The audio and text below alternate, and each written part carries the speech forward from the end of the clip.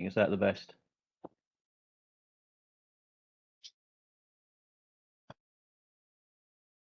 Can we start? Xenia? We're live. Good. Good morning. A warm welcome to the EIC Info Day on the Work Program 2026. My name is Robert Schroeder. I'm the head of the communications of the EIC. I will be hosting the first part of today. So today, in today's Info Day, we will go through all the elements of the work program in detail. There will be various people presenting. But before we get started with the content, next slide, please. I'd like to go through a couple of housekeeping rules. For information, today's Info Day is web streamed and it is recorded. We will make all the presentations and the recordings available after today in the next couple of days. Everything will be available on the EIC website, so you can always come back for reference if you have missed certain things. Important, of course, today is that we do not only present, but we also allow for questions that you may have. It's important to know that only we can answer questions through Slido. There will be QR codes which will show shortly, and for every session that starts, so you can always connect and there you can ask your questions. After today, we will also update all the frequently asked questions. There's already a document online, but we will update it with today's questions and also the questions that we will not manage to answer today. All of this will be available on the website of the EIC in the next couple of days. Next slide, please. As mentioned, this is the QR code, so please scan it with your phone, or you can also go to slido.com. When you enter Slido, it's very clear that you can select the session that you are interested in for the question. So please have a look at that. And important, if you have questions, please look at the questions that already have been posted and like those. The ones that with the most likes will go to the top of the list and will be answered first. If questions are not answered because there is not time, as I mentioned, we will look at them and we will include them in the frequently asked questions document that will be made available later on. Next slide, please. This is the agenda. As you can see, we will be covering all the main elements of the work program today in different sessions. So, of course, if you're looking for specific information, consult the agenda and make sure that you're on time for these specific sessions. For information, tomorrow we will also have a specific info day on the EIC Accelerator challenges. And on Monday, there will be another info day on the advanced innovation challenges. So these will not be covered in detail today, but will be covered in the following info days tomorrow and on Monday.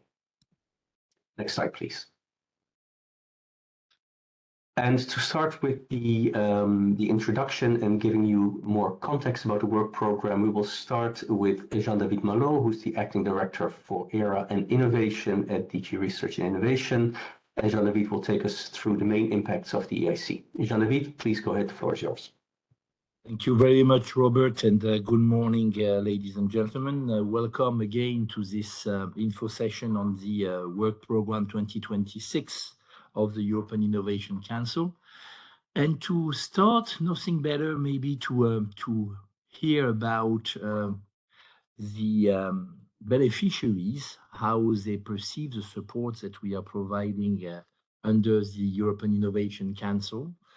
And as you can see on this first slide, you can see that a number of them with these three stories are in fact praising the support that they have received, be it, for example, in the case of Sun Oyster, regarding the EIC funding turning into a lifeline, so transforming, in fact, their solar technology from prototype to scalable product, or Lotzi Orthopedics, who gain credibility, which is absolutely needed in order to attract international investors and enter the global tech market, or even Ipronics, which is also a story that shows that how the EIC in fact connects startup with corporate, with investors, with regulators, helping them to grow faster and to reach a global value chain. So this impact are in fact regrouped in a key documents that we are publishing on a yearly basis. We can move to the next slide, which is in fact our EIC impact report.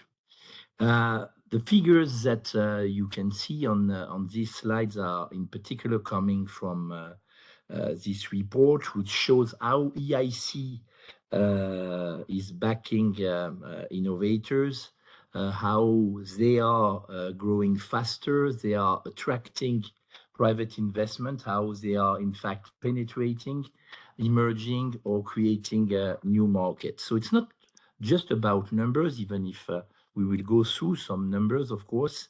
It's about EIC support that can change, in fact, the trajectory of European innovators and strengthen Europe's position in the global innovation race. So you can see, in fact, that we have, since 2021, supported more than 700 deep tech startups and SME, investing around 6 billion euro in deep tech innovation.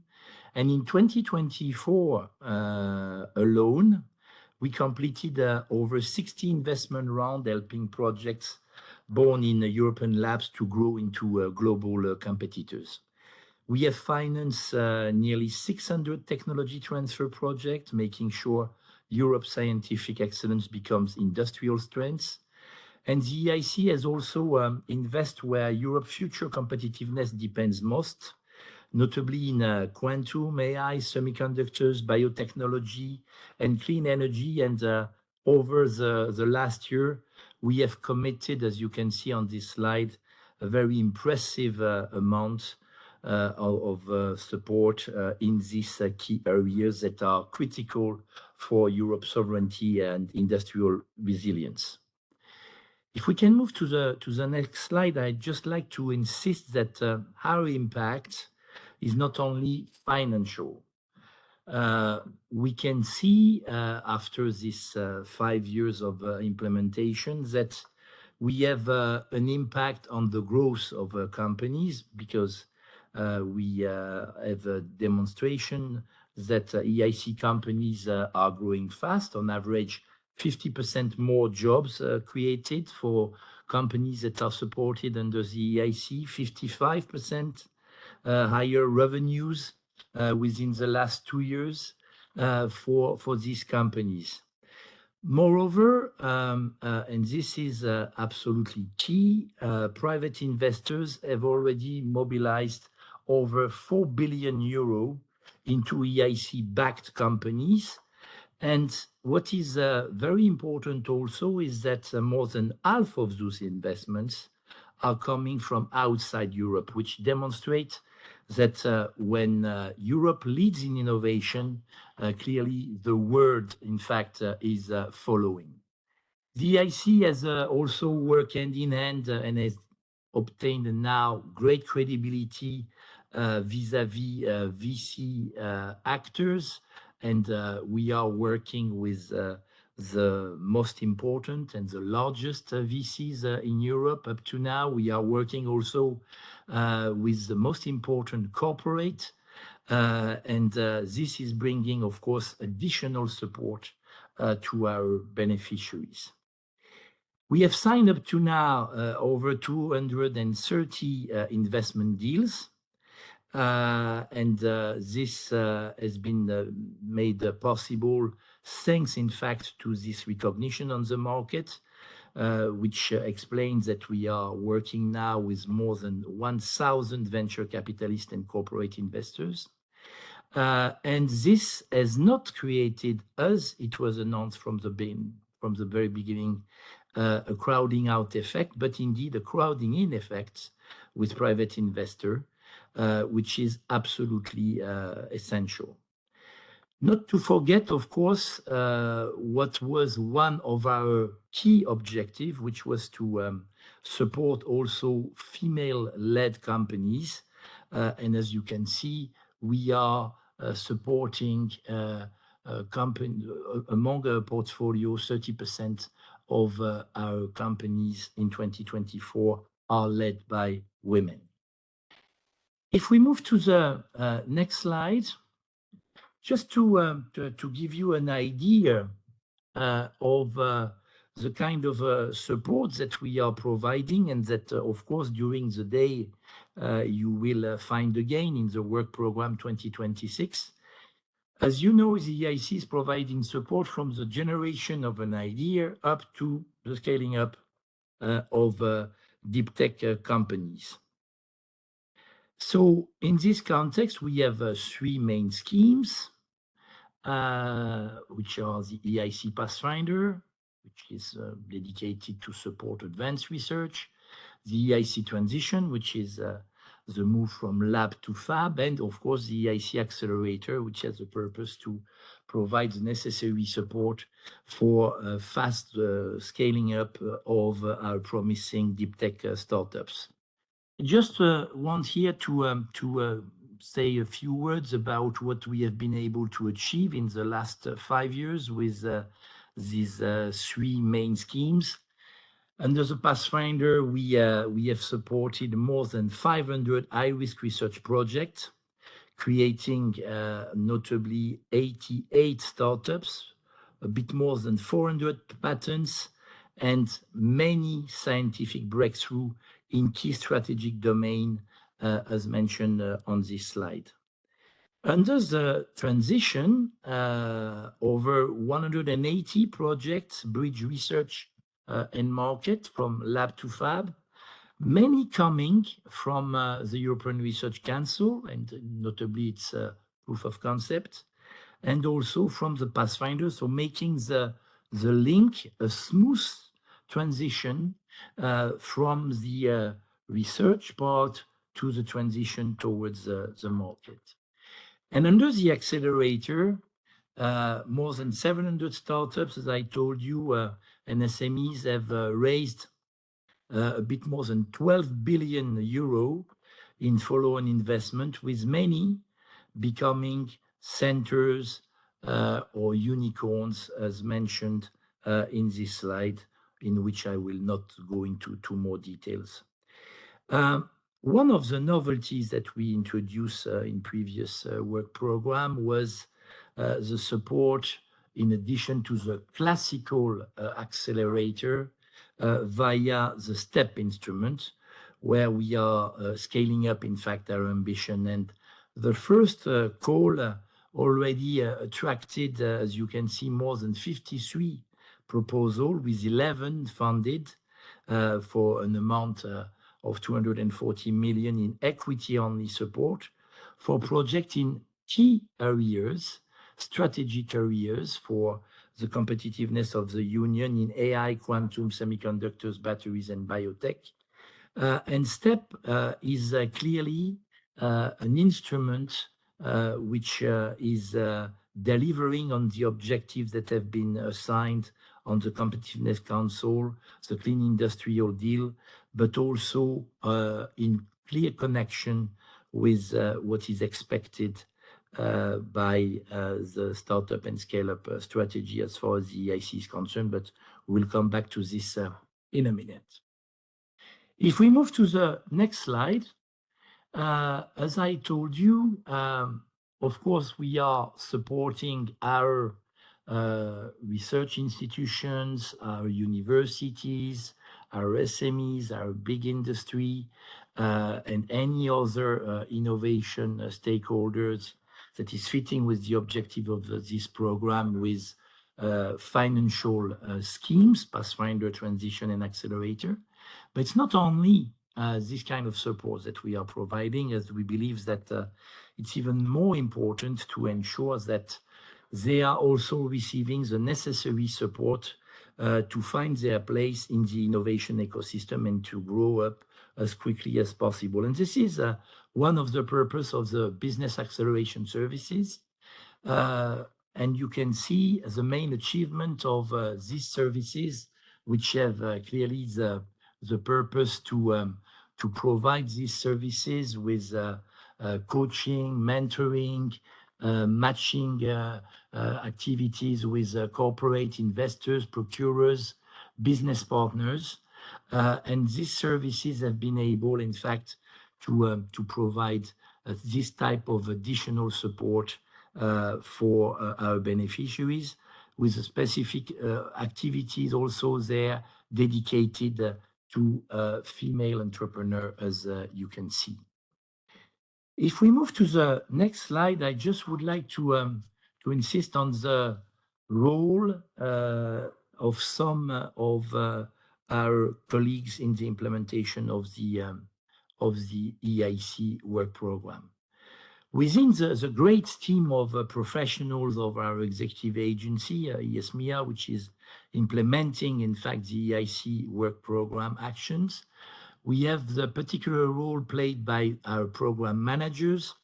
Our program managers are at the heart of the visions that we have developed regarding the support to the identification of emerging technologies, the interaction between researchers and startup, and how to ensure that projects can have a direct connection with opportunities in the market as quickly as possible. They are contributing with their network and with their knowledge to the development of challenges. And in particular, they are playing a key role in the design of the first ARPA-style project, and that we will launch this year, and on which you will learn more today. But they are also contributing beyond, in fact, building visibility and community impact. They are also contributing to key reports that are mentioned here on this slide. We can move to the next slide. These first words on the impact that have been reached by the EIC in the last 5 years explain, in fact, why the EIC is so present in a number of key policy documents and initiatives that have been published in the last months. The EIC has been clearly recognized as a tool that can contribute actively to the leadership of the Union as far as technology is concerned, and with the view to contribute to the EU competitiveness. And in this context, be it in the context of the Draghi report, but also in the recently published EU Startup and Scale-up Strategy, it has been recommended to not only reinforce the support to the EIC in order to reinforce, in fact, our deep tech companies, but also our emerging technologies support, but also to do it with the necessary means and with specific tools, be it via an increased proposal of the budget in the proposal of the Commission for the next FP10, be it also by reinforcing the ARPA-style approach of our support to advanced research and the transition, in fact, to the market, be it also on the role that the EIC can play in order to support activities that may have dual use or that could be related to defense activities. And all of this is demonstrating that the European Innovation Council, which was one of the main novelty, as you know, in the current framework program, has been able in only a few years to find its place in the innovation landscape and to start to answer to some of the main challenges that our innovators are confronted with, and who could contribute, in fact, to the competitiveness, the sovereignty, and the resilience of the European economy. So it's with all these figures in mind and all these policy objectives that I would like you to have a look at the proposals that we have introduced and the challenge that we have introduced in our work program 2026.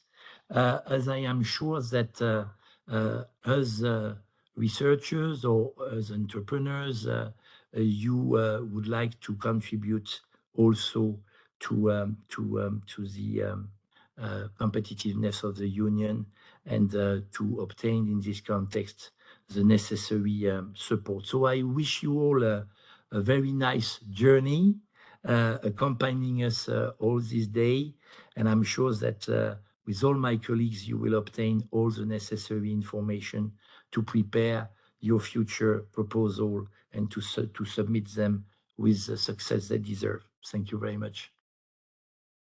Thank you very much, Jean-David. And then we will continue to the next part of the opening session with Keith Zakira, who's the head of unit for the EIC in DG Research and Innovation, who will take us through the highlights and key novelties of the work program 2026. Keith, please go ahead.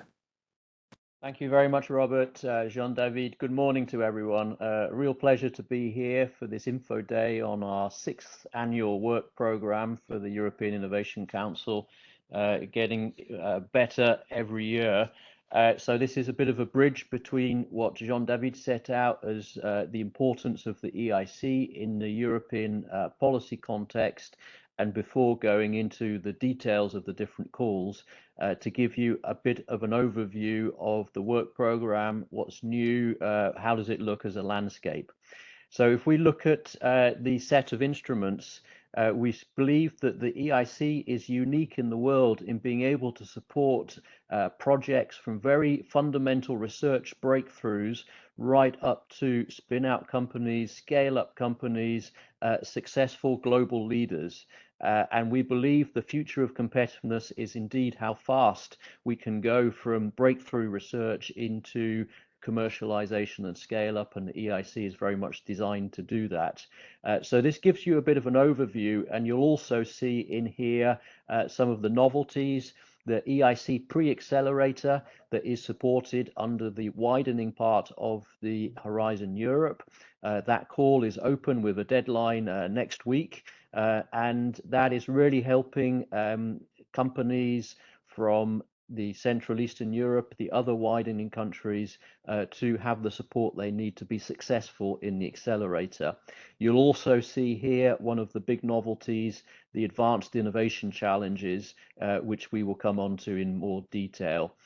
So we think here we have a super pipeline that is going through all of the stages, but also allowing projects, companies to step back as well. We have many accelerator projects that are involved in the Pathfinder scheme because they need breakthrough research as well. So we hope this is also a very much a holistic ecosystem. If we move to the next slide. So let's start with a look at the budget. So here you'll see that the overall budget for 2025 or 2026 rather is a little bit over 1.4 billion euros. So despite our needs for more budget, this is a bit flat from the budget in 2025.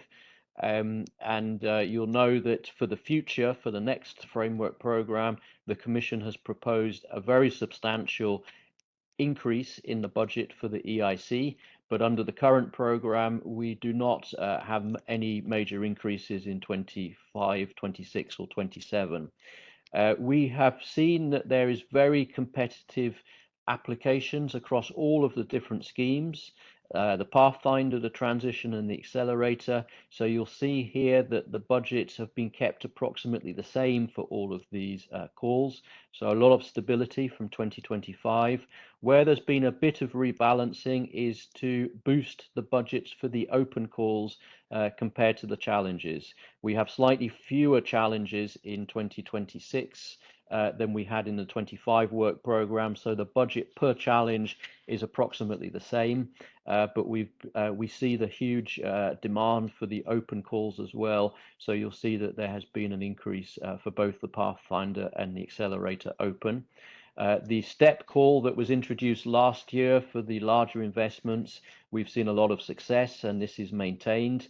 And then, as mentioned, we have the new Advanced Innovation Challenges, which is a staged call. So there is a limited budget for the first stage in 2026, but there's a follow-on budget for the successful projects in 2027 that we intend to be much more substantial.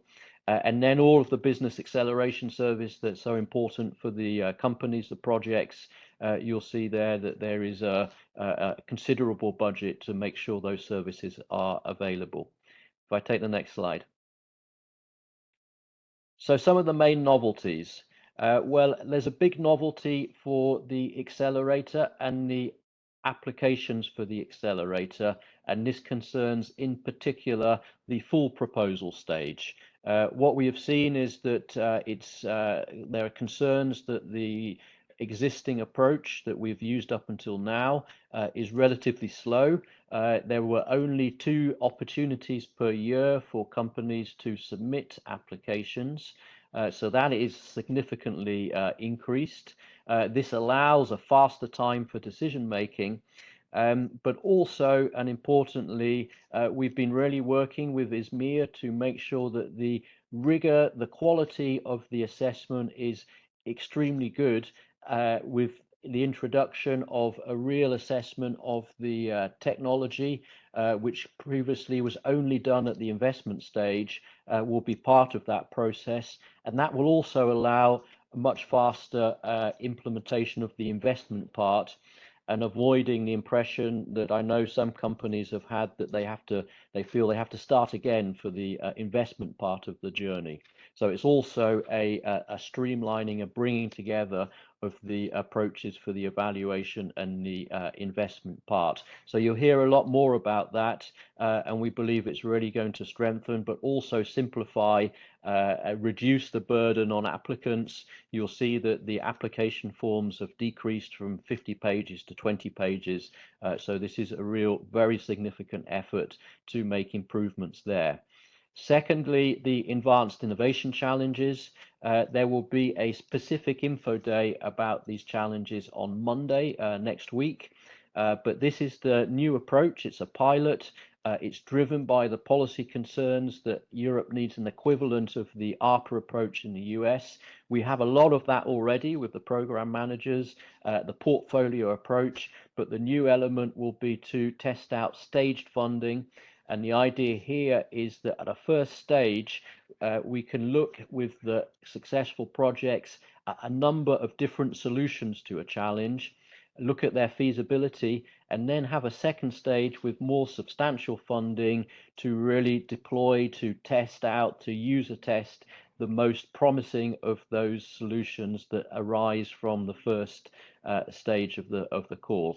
This is something that is done in the ARPA approach in the US. It's also done in Europe. I know in Sprint in Germany, for example. So we've been drawing the lessons from this, and we believe this is an important approach for the future in order to support in the best way disruptive deep tech innovations, where we really need to open up the different options in terms of solutions to challenges.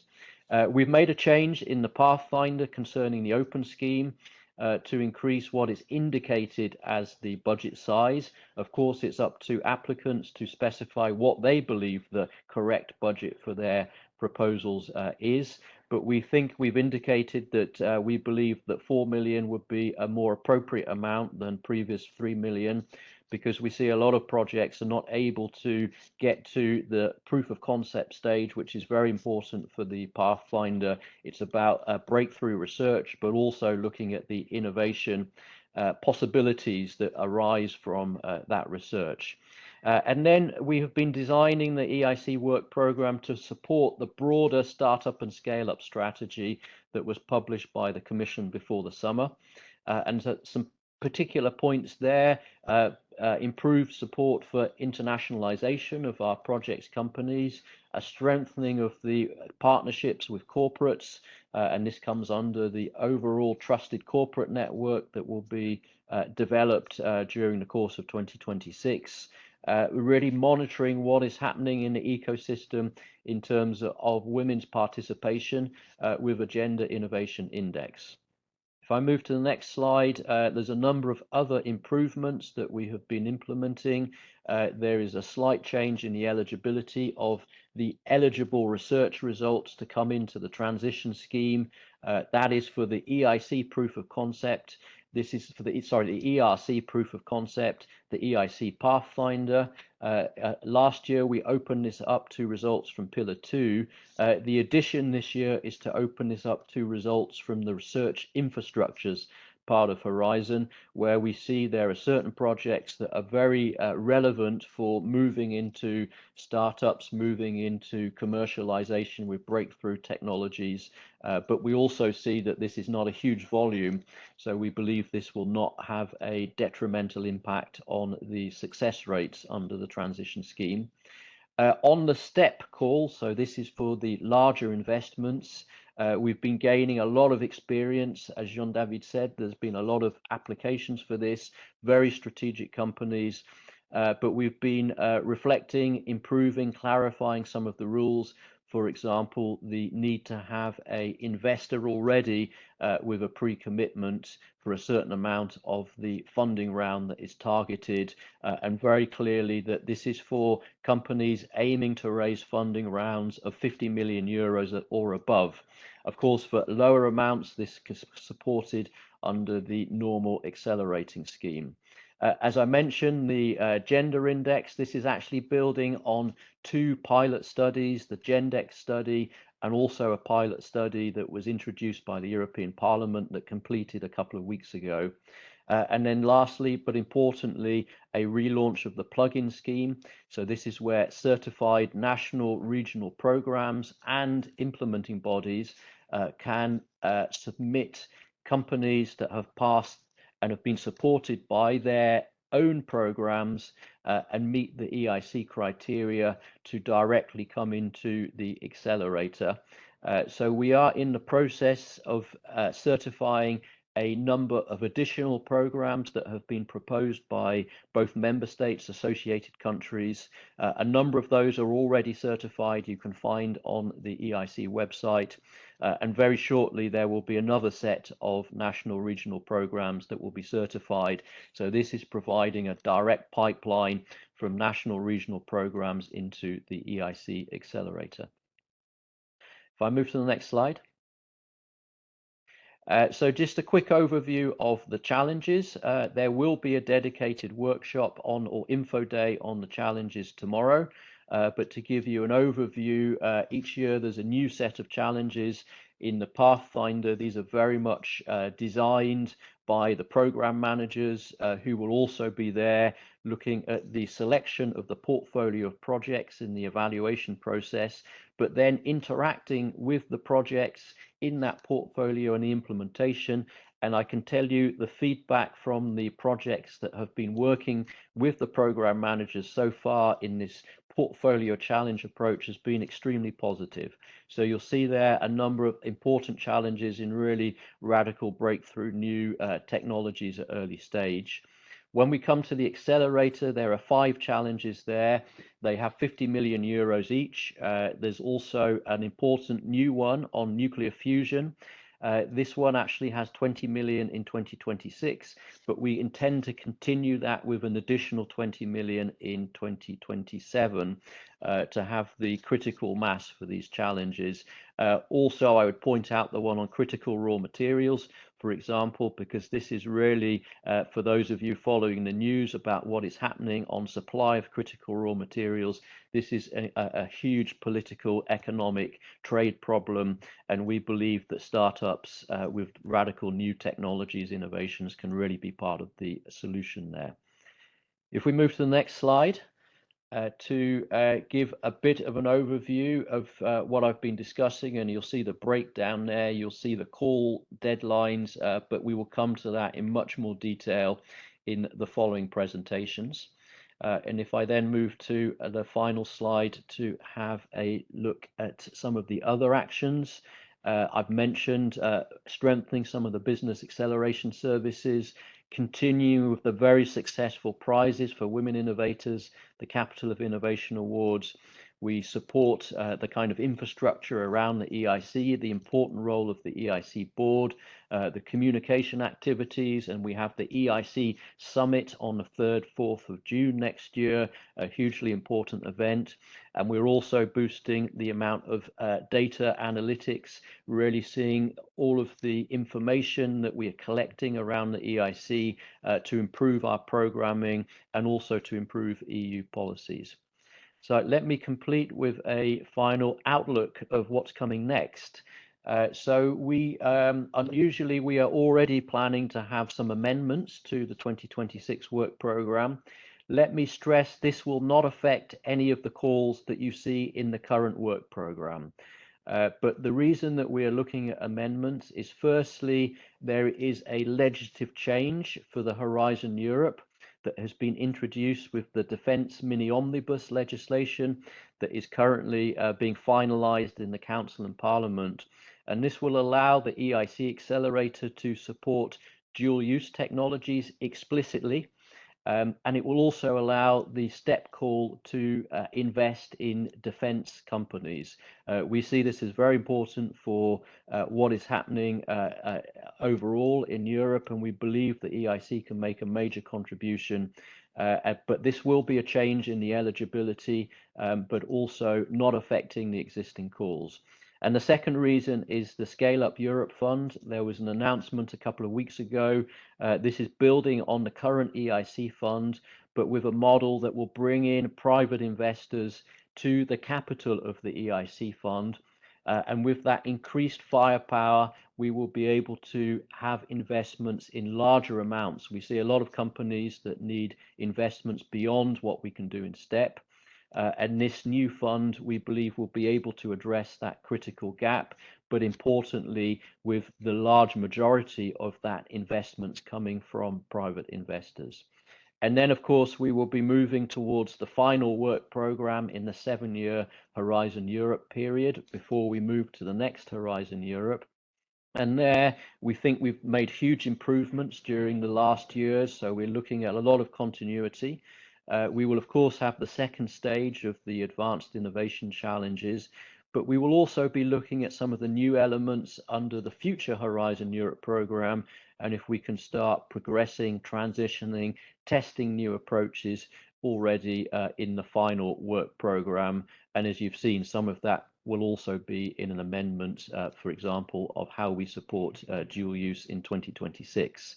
The EIC board will continue its important role. We are shortly to announce a new membership of the EIC board, bringing together researchers, innovators, and they will be advising both on these developments in the final work programs, but of course also the transition. So lots of exciting times ahead for the EIC, as well as the opportunities that are being discussed today. So let me pass back to you, Robert, to go into the detail of all of these opportunities. Thanks very much for your introduction and sharing these highlights of the new work program 2026. And indeed, now we'll go into more detail in the different sessions on the main parts of the work program. Just before we go into the next session, which is on the Pathfinder, again, a reminder of the Slido. So at the end of the session, you will be able to ask questions only through Slido. So please go to the either the website or scan the QR code, and you will be able to select Pathfinder or later on the different sessions to put in your questions. And again, as a reminder, please like questions that are similar to yours. So we will, the more likes a question has, the earlier it will be answered by the colleagues at the end of the session. So with that, please, let's go to the next session, which is on the EIC Pathfinder. I pass to Darina Botsova, who will be the moderator of this session, who will introduce the speakers. Darina, please go ahead. Thanks, Robert, and good morning to everyone. Very pleased to meet you. My name is Darina Botsova, and I'm Program Coordination Manager in the EIC Pathfinder unit in EIC MEA. And I'm here to present you and lead you through the journey of the Pathfinder story today. Here with me are Timo Halanti, who is the head of unit of the EIC Pathfinder, Greg Ambrosievich, deputy head of unit from the Pathfinder, and also Anne-Marie Sassen, who is the head of unit of the program manager's office. Please go ahead, and just to let you know that this session is recorded, as Robert repeated in few instances. I see that there are several questions already in Slido, so it's recorded and you can ask your questions via the QR code that you will see in Slido. Please go ahead. So we will look at the different aspects of the EIC Pathfinder in session. And in the next slide, we can start looking into the details of what it is. So with EIC Pathfinder, we fund research that is developing the scientific basis that underpins breakthrough technologies. So the technologies word should be in bold as well, actually, on this slide, because that's the aim. And we support the earliest stages of the scientific, technological, or deep tech research and development here, with all the times at the aim being building a new cutting-edge direction in science and technology that will then disrupt the field and a market and create new opportunities. So it's really kind of a goal-driven research, which should realize the innovative technological solutions that identify, develop, and scale up the breakthrough technologies and disrupt the innovations in Europe. Very special kind of a program, and even if we have an open scheme that supports projects in any field of science, technology, application, it has to follow this kind of a technology aim focus in its thinking. And then, in addition to the Pathfinder Open Scheme, we will have EIC Pathfinder Challenge Scheme that supports portfolios of projects within a predefined thematic area with the aim of achieve specific objectives for each challenge. And in this session, we will present these both. I will start with some statistics first from the past calls so that you have an idea of the game as it goes. And we have been operating these since 21, and you see on this slide a lot of numbers, but the key taker is maybe the right-hand column, which is the most interesting usually for the applicants, which is the success rates. And so we started with 6-7% success rates, and I wanted to draw here your attention that in the open scheme, the calls that we had this year, the success rate was already dropping to 2.1%, which means that 2 proposals, more or less, out of 100 submitted could be funded. So like in many other programs in Europe at the moment, there is a fierce competition for funding. In the challenges, the situation is a bit more positive. We were funding across different challenges 8% of the applications received in 24. In 25, the call is still under evaluation, so we don't have the statistics yet. But in the challenges, it's also important to realize that we fund different topics, and the success rate varies a lot between the topics, from maybe 5% to 15, 20% even. But let's go into the details of what the programs are and how they function. And I will present now the Pathfinder Open, and then Greg and Anne-Marie will follow my steps with the challenge presentation. So in the Pathfinder Open, why would you want to apply to this program? You should apply if you want to realize an ambitious vision of a radically new technology that has a strong potential to create new markets or address global challenges. So we are supporting very early stage development of such future technologies. It's an idea that you have. And if you want to measure this with technology readiness levels measurements, then we are talking about very low levels, starting from 1, but aiming towards level 4. We welcome high risk, high gain science towards technology research. So it means that there can be a very high risk in achieving your idea. and in particular, it should include deep tech components. The research that we would be funding should then lead into the foundations of that new technology that you had in your vision. It's important to understand also that even if we are very open to all scientific fields, all application areas, we have some boundary conditions that you have to meet. First of all, we fund under open scheme collaborative research. So it's not one entity alone, not one researcher alone, not one legal entity alone. We look for interdisciplinary research so that it's going across different fields that meet the following criteria. First of all, you need to, in your proposal and in your project, have a convincing long-term vision of a radically new technology that has the potential to have a transformative positive effect to our economy and society. So we are not looking for curiosity-driven research where you just want to study a phenomenon without having any idea where this might lead into, and that you would look at that in the later stages. No, you need to include this vision in your proposal. The proposal should propose concrete, novel, and ambitious science towards technology breakthrough advancements towards that envisioned technology. And as I said, high risk, high gain research approach is what we welcome here. The expected output, what your project should deliver once it's completed. So what is it that we would be funding? So at the end of your project, you should have delivered a proof of principle that the main ideas of your future technology are feasible, and that you are able to this way validate the scientific and technological basis of that technology. You should have been able to include top-level scientific publications in open access.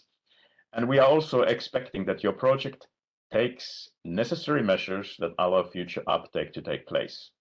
This means that you have to have included and taken care of adequate formal protection of the intellectual property rights.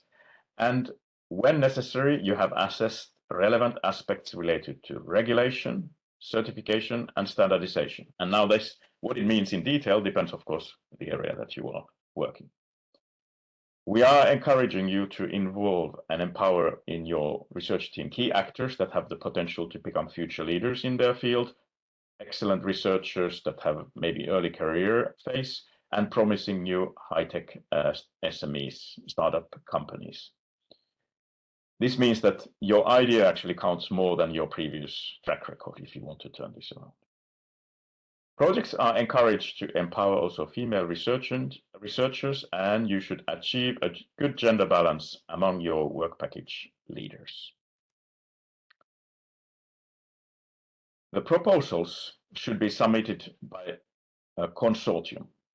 In Pathfinder Open, there is a coordinator who makes that step, and there needs to be minimum 3 legal entities that are independent from each other, and they need to be established in different countries as follows. One of the 3 needs to be from an EU member state, and 2 other ones need to be independent again, and they need to be established in member states or associated countries to this program. In addition to this core team, you can have then further participants as well. There are no rules on the type of organizations. They can be universities, research organizations, small and medium-sized enterprises, startup, bigger industrial partners, or even natural persons. We have this very open approach because innovation can be triggered, can be driven forward by different type of actors, wherever they might be, and we don't want to, let's say, dictate such conditions to you.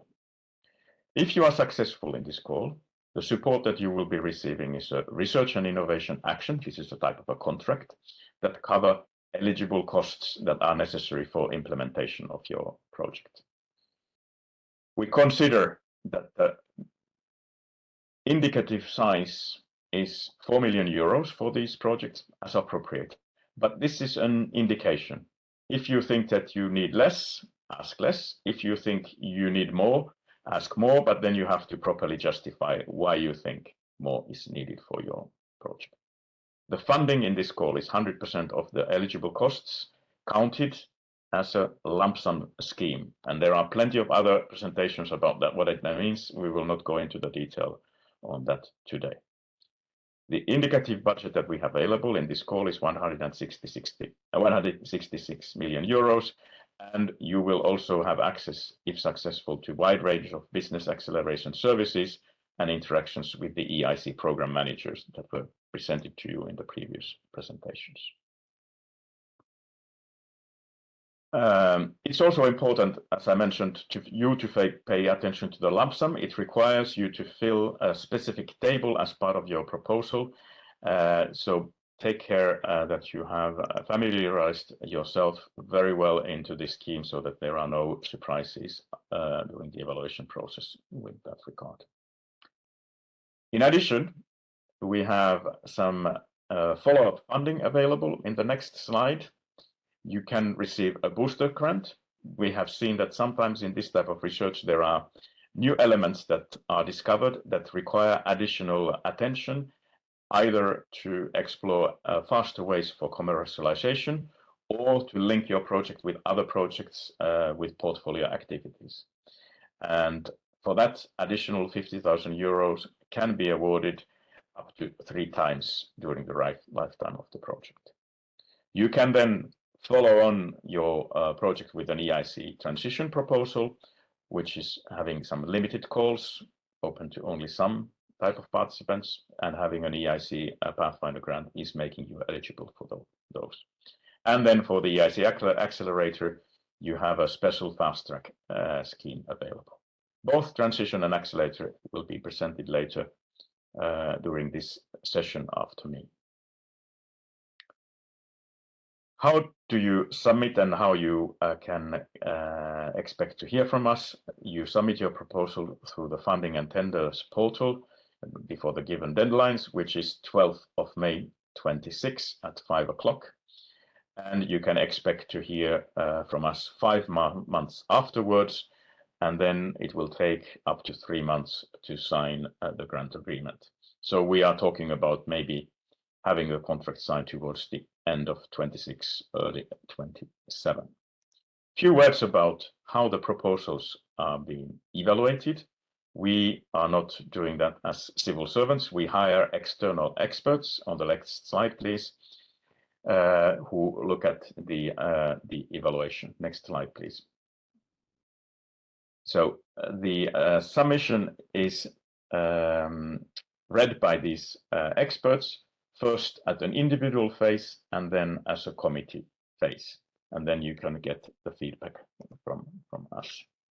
The experts will look at, on the next slide, the evaluation criterion, which are excellence, impact and quality and efficiency of the implementation, and they will score each proposal according to these criteria.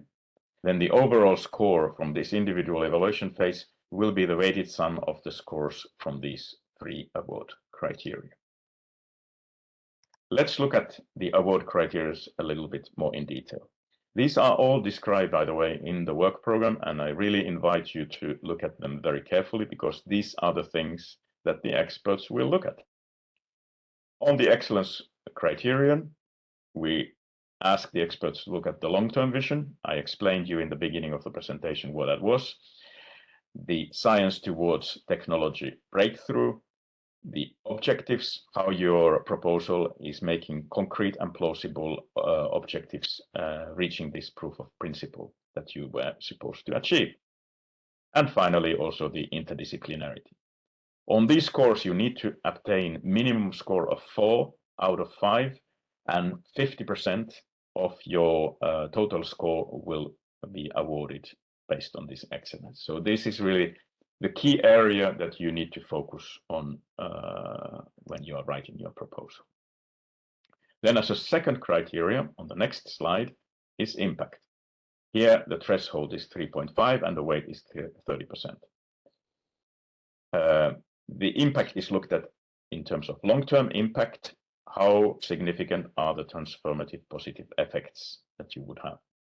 The innovation potential, and then the communication and dissemination as well. On the quality and efficiency of the implementation, threshold is 3 and the weight is 20%, the lowest of the 3. Here, the attention is on the work plan, allocation of resources, and quality of the consortium. Once the evaluation committee takes over from the individual phase, it's important to realize that you have another group of experts. So we had first 3 experts reading your proposal, and then another group of experts looking at it. So you will see there is quite a team at, having a good read of your proposal. The final score and the final commitment and the final decision of your proposal will come from this committee phase, and it's based on the consensus discussions on your proposal. It can, of course, happen that the final score is equal, and on the next slide we explain what happens then.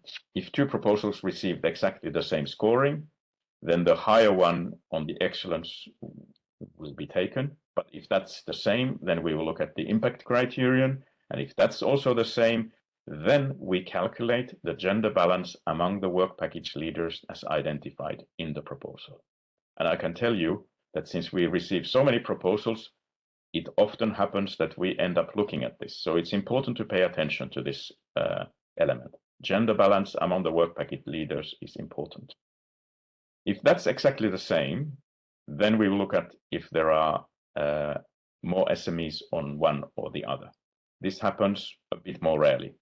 And if that's exactly the same number, or if in both proposals there are none, then the number of EU member states and associated countries represented in the proposal will be calculated. That's more rare. I will conclude here, and I will then pass it to Greg, who will present you the Pathfinder challenges together with Anne-Marie Sass. Thank you.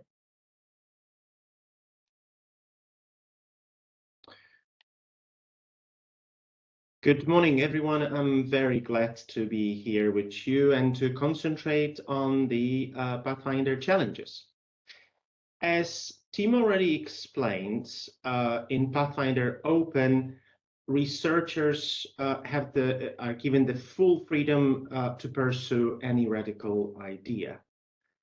In challenges, however, we are here driven and we target a limited number of strategic areas. And these projects, this proposal should be built on new cutting-edge directions in science and technology. They should aim at disrupting current market or create new market and creating new opportunities by realizing innovative technological solutions grounded in high risk, high gain research and development. Out of the proposals, a portfolio of projects will be created by program managers who are the architects of these challenges. They curate these portfolios, and they are here to explore different perspectives, competing approaches, or complementary aspects within a specific portfolio of projects in one challenge. Next slide, please. What are projects expected as an outcome? The outcomes are clearly defined in respective challenge in the challenge guide. It should end up with top-level scientific publications in the project during the implementation. It should ensure an adequate formal protection of generated IP, but also assess any relevant aspects related to regulation, certification, and standardization during the implementation of the project. Projects are also encouraged to involve and empower within their teams key actors who in the future have the potential to grow in specific areas. And here we looked at specifically at early career researchers, promising high-tech SMEs, and including, of course, their startups. We particularly encourage here female researchers to make sure that they are part of the gender balance in the proposal and they become work package leaders. Let's move on next slide. The challenge guide is the so-called Bible for all applicants in this program, and they very carefully written. They contain very carefully written objectives for each of the challenge. It includes the technical information supporting the objectives and the so-called portfolio considerations that are used for the final selection of proposals that will be funded. And the challenge guides are published on the website that is given here. Let's go to the next slide. I'll be very brief here. There's 96 million euros foreseen for challenge call in 2026, 32 million euros each, and they deal with fascinating areas ranging from energy storage, energy generation in number one. Number two is dealing with fascinating issue of aging, and here we're looking for biotechnology-based or pharmaceutical intervention that will delay or revert the process of aging. And the third one is looking at AI systems that will go beyond current traditional deep learning and reinforcement learning paradigms. Anne-Marie, why don't you move on with your three challenges here in 2026? Thank you, Greg. Good morning, everybody. I'm happy to present on behalf of the program managers a brief description of these three challenges which are on this slide. But I also want to mention that we will organize an info day about these Pathfinder challenges where all the details will be explained by the program managers themselves. So that will be in March 2026, a little bit before the opening of the call. And you should watch our event page to see when exactly it will happen and then participate to the info day, hopefully, if you're interested in these challenges. So if we go to the next slide, the first challenge that I want to explain is developed by Paolo Bondavalli, our program manager for advanced materials in energy. And the challenge here, it has to deal with the problem that we are using more and more sensors everywhere with the rise of Internet of Things. So all these sensors are small systems somewhere out in the fields, and all these sensors, they need energy to carry out their function. Since in these fields there is no real energy supply, this is often delivered by batteries. And you can see here on the slide, we need to change every day around 80 million of batteries. So that's an enormous amount.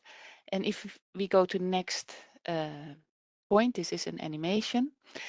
And so what we need to find are really, on the one hand, solutions that can reduce the energy consumption of all these sensors so that they need less energy, but also that they are energetically autonomous and sustainable.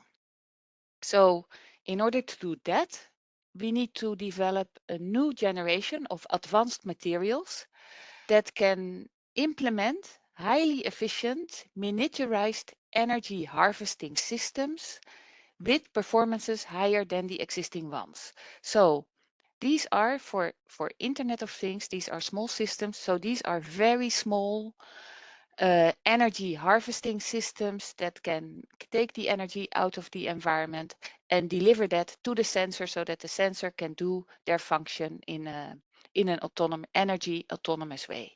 If we go to the next slide, we can see here then the specific objectives of this challenge.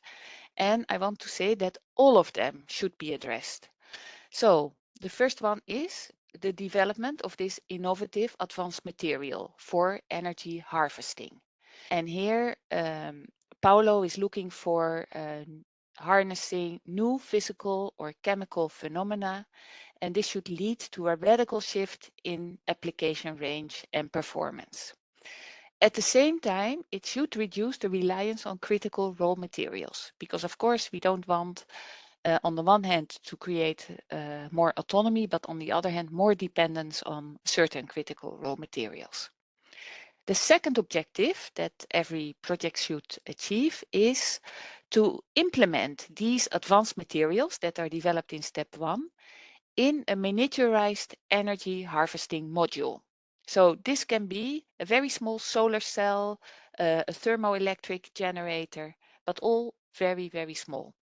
Then the third objective is to integrate this miniaturized energy harvesting module in an energetically autonomous system. For instance, this Internet of Things systems or a wireless integrated sensor network. And then finally, the fourth objective is to benchmark the harvesting modules in representative use cases in a laboratory environment. And this should lead to in an energetically autonomous system at TRL 4. And so we expect that as an outcome, but also then this new generation of advanced materials for miniaturized energy harvesting modules. So that's the first challenge. Now I want to move to the second challenge, which is biotechnology for healthy aging. And this one is developed by our program manager for biotech and health, Ursula Simmons. So, well, we all know that we are living in an aging society, and by 2050, the share of people who are 85 years or more is expected to double, or even to more than double. So we all get older, but our the time that we are healthy is not as long as the time that we live. So the lifespan in general in the EU on average is 81 years. So that's our average age that before we die. But we are starting to get health problems on average when we are 63 years old. So you see there's quite a big distance of time when, if the results of these challenges would be there, hopefully we can alleviate some of these health problems that people have. So many of the diseases that exist are age-related, so they will happen more when people are getting older. And what is also happening with age is that people get more than one disease at the same time. So if we go to the next slide. During the last decade, a lot of breakthrough results in biotechnology have happened that are related to understanding better the mechanism of aging. And therefore, the time is now ripe for this challenge, where the specific objectives are that we projects should propose a proof of concept in one of the following 3 areas. So here it's not necessary to address all 3 areas. You can choose one of these areas. And the first one is to develop an innovative, preventative, or therapeutic biotechnology-based or pharmaceutical intervention that can prevent, delay, or revert the onset of a specific age-related disease. The second one is to develop a biomarker-based tool to enable the responsible deployment of aging-related intervention.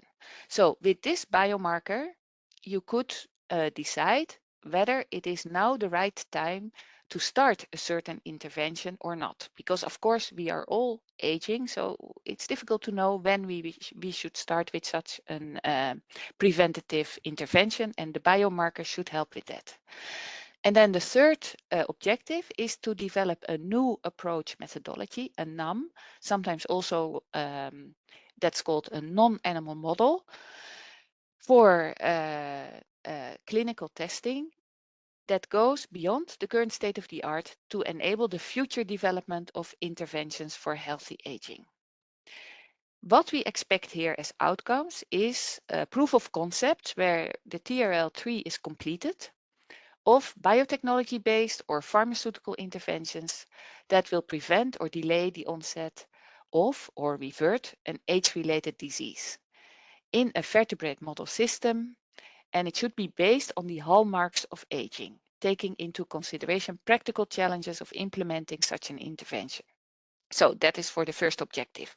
For the second objective, what we expect as an outcome is tools to facilitate the development or adoption of the interventions above, such as proof of concept validation of biomarker signatures or suitable preclinical models. And then the third expected outcome is that we develop approaches to address the shared regulatory hurdles and societal challenges linked to aging-related interventions, thereby facilitating their adoption. Because, of course, there are quite a number of ethical implications of this type of research. If we go to the next challenge, it is called Deep Rep, Deep Reasoning, Abstraction and Planning towards trustworthy cognitive AI systems, and it has been developed by our program manager for artificial intelligence, Heidi Carré.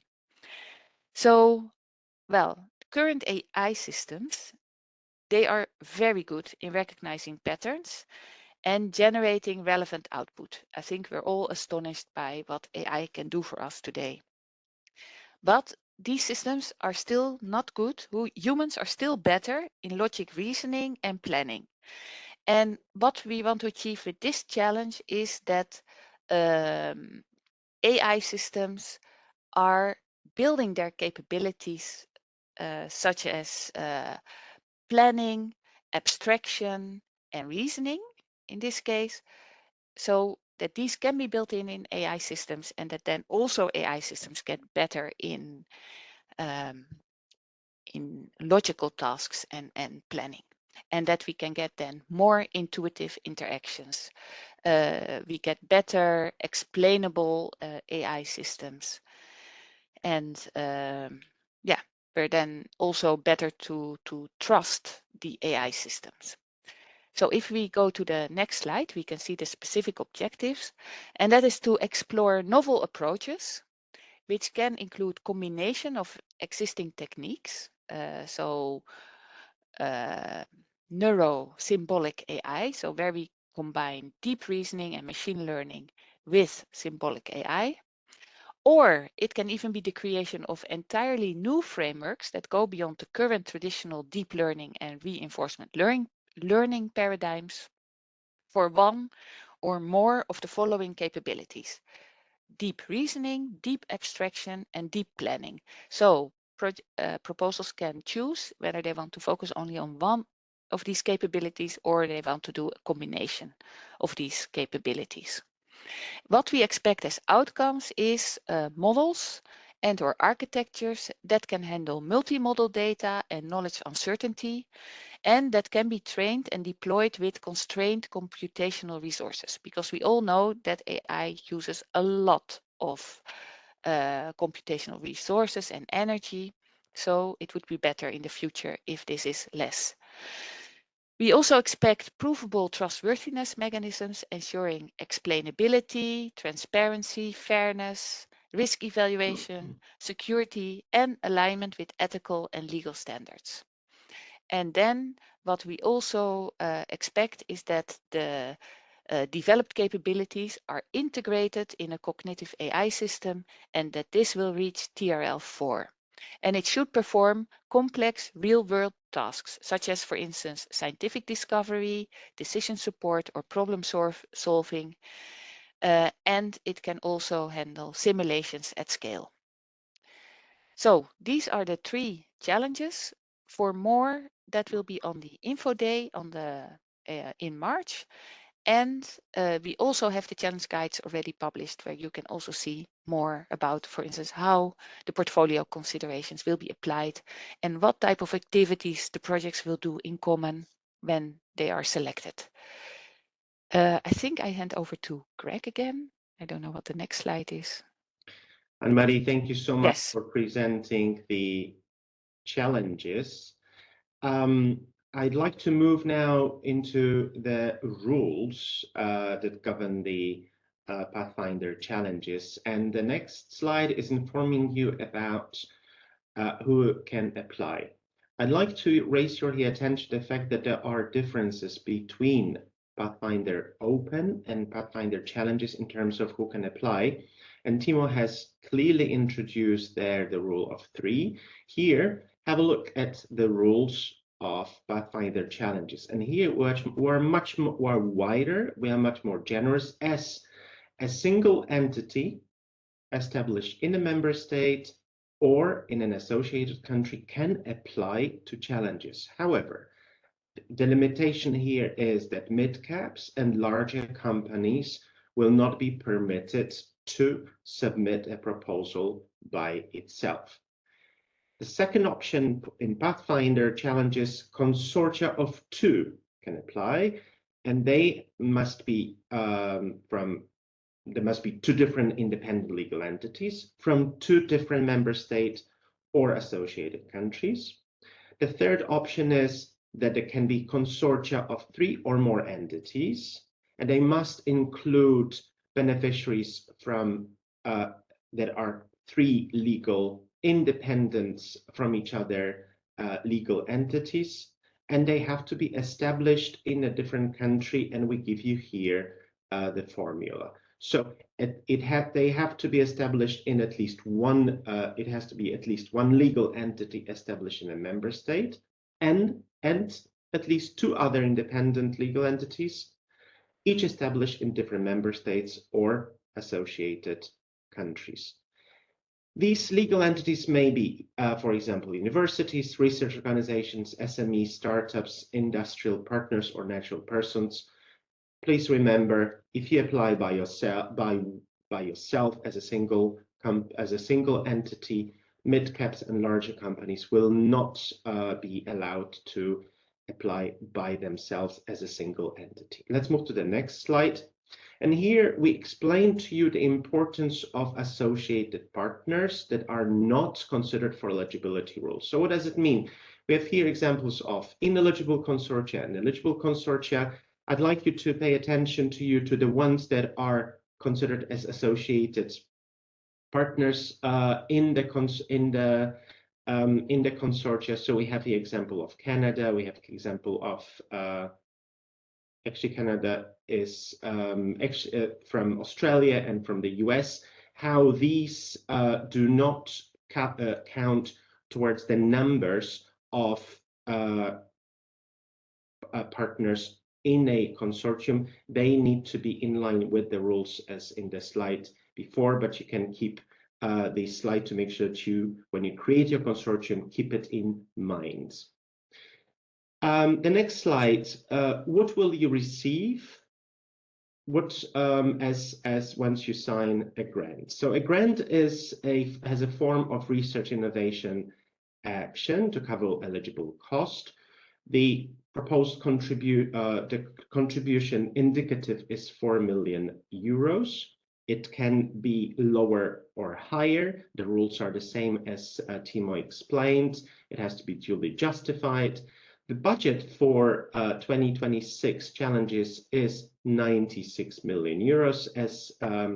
As we saw before, it's 32 million euros per challenge.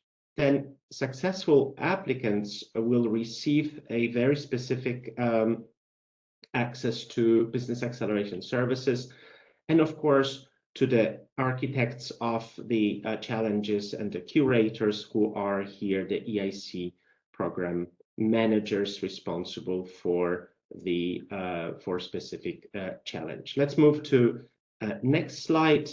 The funding rate is 100% of the eligible cost Now, the eligible cost will take the form of a lump sum, and the applicants must propose the amount of lump sum based on their estimated project costs that need to be submitted in a specific file in the application.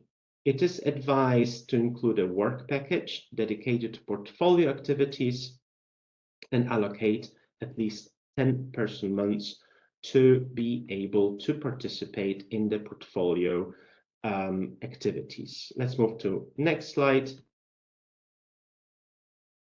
As you know, applicants submit applications on the funding and tender opportunities portal. You will be informed about the outcome of the evaluation within 5 months from the call deadline. If your proposal is selected for funding, you can expect your grant to be signed within 8 months after the call deadline. And in 2026, the call will be open in July 2026.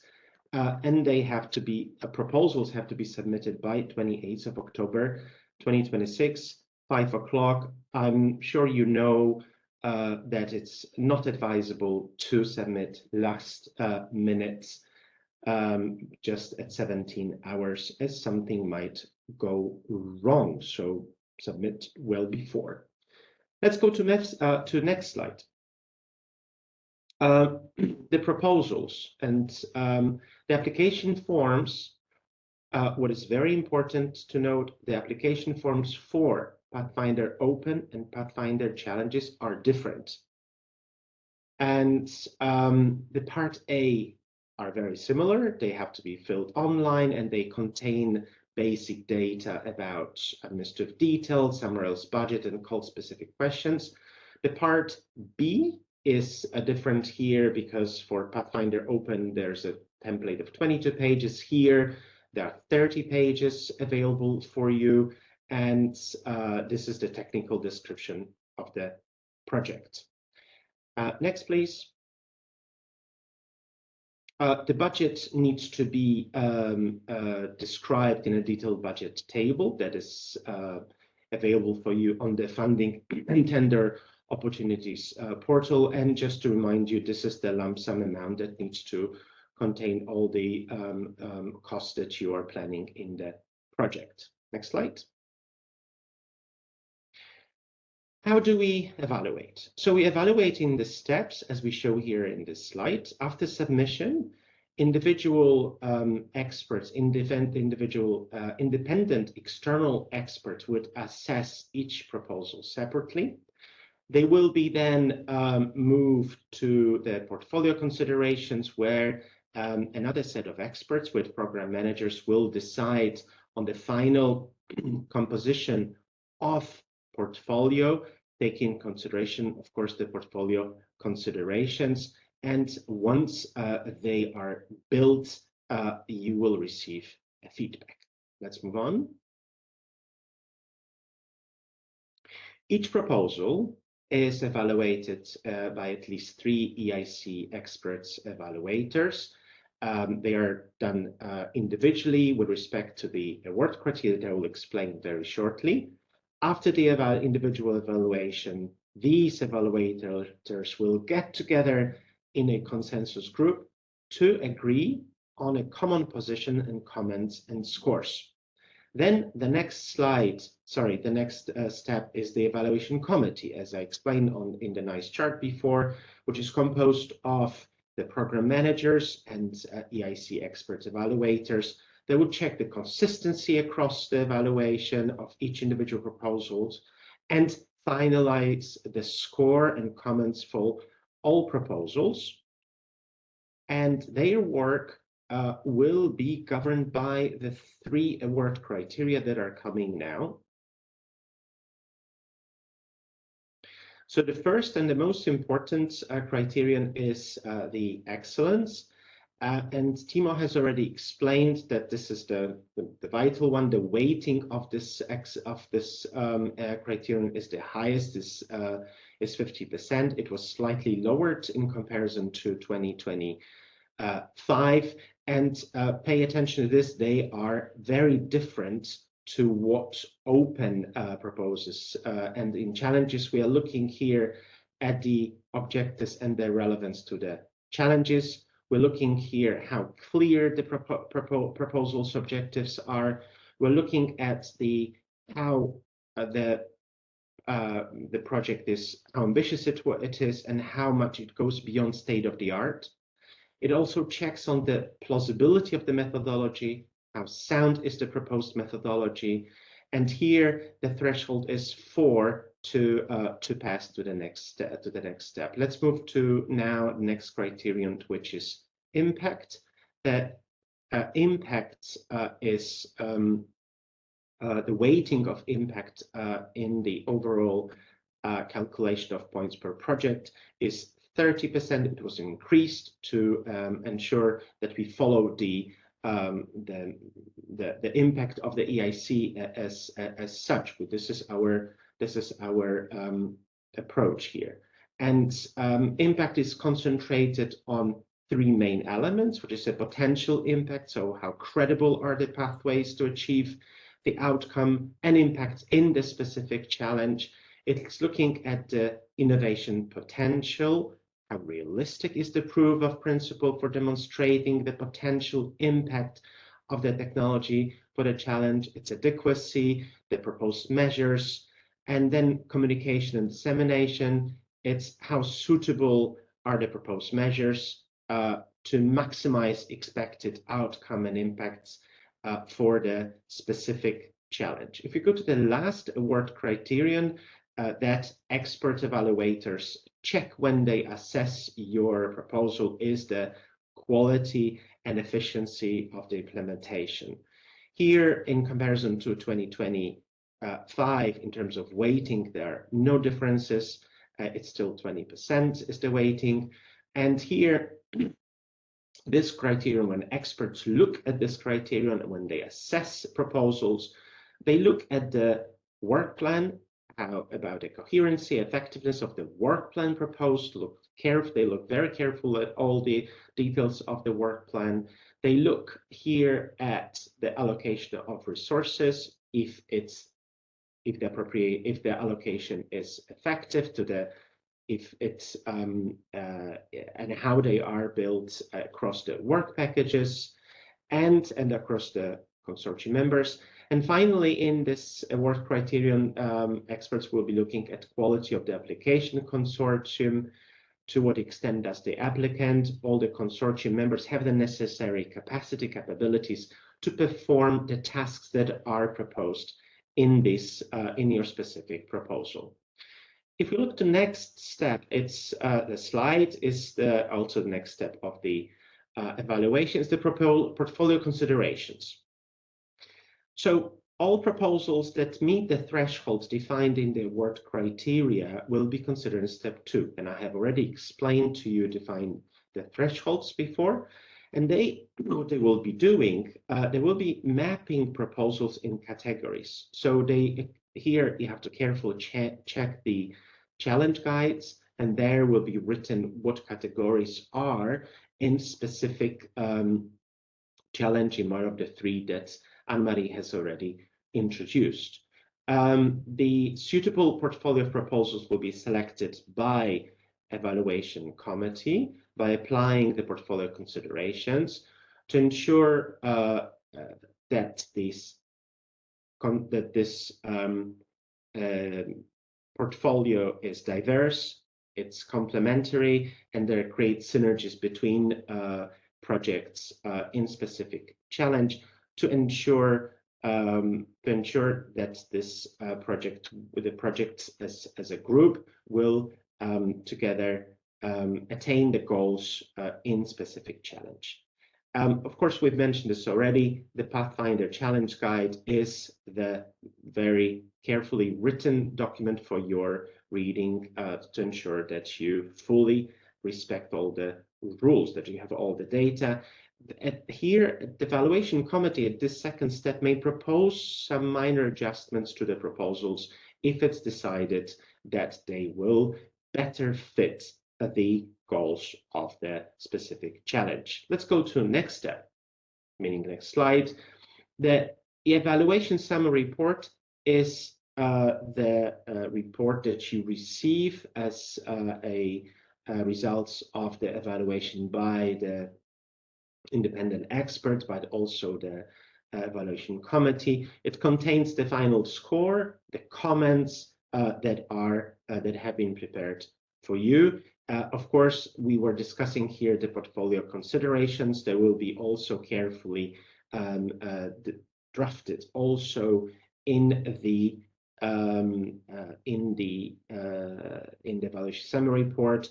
Details, comments about the budget will also be part of the evaluation summary report. Let's go to the next slide. What happens after proposals is evaluated and retained for funding? That will be the moment that is very important to all the ones who will be starting working as the ones who were retained for funding. You will be contacted by project officer, but also by the EIC program manager to get the first instructions. The program managers will contact you regarding the planned portfolio activities. The challenge strategic plan will be drafted, and during the execution of the project, you will be continuously in interaction, will be supported by project officer assigned to your project, as well as the EIC program manager who is assigned to specific project portfolio, who will oversee the project portfolio that I have already explained. And this is the last slides. Can you move to the next slide, please? Exactly. This was my last slide about the challenges. And the last slide with the one more slide is for Timo. Yes, thank you. Let's look at the next slide. And indeed, we prepared this summary table, and I was looking at the Slido questions actually, and it's good that we have this slide because I see that there were many questions related to this. So in summary, in this session, we covered 2 instruments, Pathfinder Open, I presented that, and then Greg and Anne-Marie were presenting the Pathfinder challenges. In both, for the projects, we have this indicative funding of 4 million euro or more if you are justified, or if you don't need 4 million euro, you can also ask less, and many people do, actually. In both calls, there is a funding rate of 100% for all types of participants, whether you're an SME, university, big, small company, you can participate, and the same funding rate applies to everyone. And this is calculated in this so-called lump sum scheme, where I invited you to look at other presentations, because due to time restrictions, we have no time to go into the details how that works. We have 2 calls opening next year, in February for Open, and Challenges is opening in July, and these close in May for Pathfinder Open and in October for Pathfinder Challenges. In Pathfinder Open, we have a shorter proposal part. The part B is the part where you are describing your actual project. Part A is the more administrative part. So in Pathfinder Open, we have 22 pages maximum limit. Any extra pages will not take into account. In Challenges, the proposal is a bit longer, 30 pages. That's because there are additional requirements related to the portfolio activities, and we are also more precise from our side with a challenge guide in terms of what we are looking for you. So it's kind of a response to what we have written. So we expect more details being provided. We also explained you very carefully the rules. In Pathfinder Open, you have to have a consortium, minimum 3 partners, from minimum 3 different member states and associated countries, of which one needs to be a member state. And then in Pathfinder challenges, we are more open.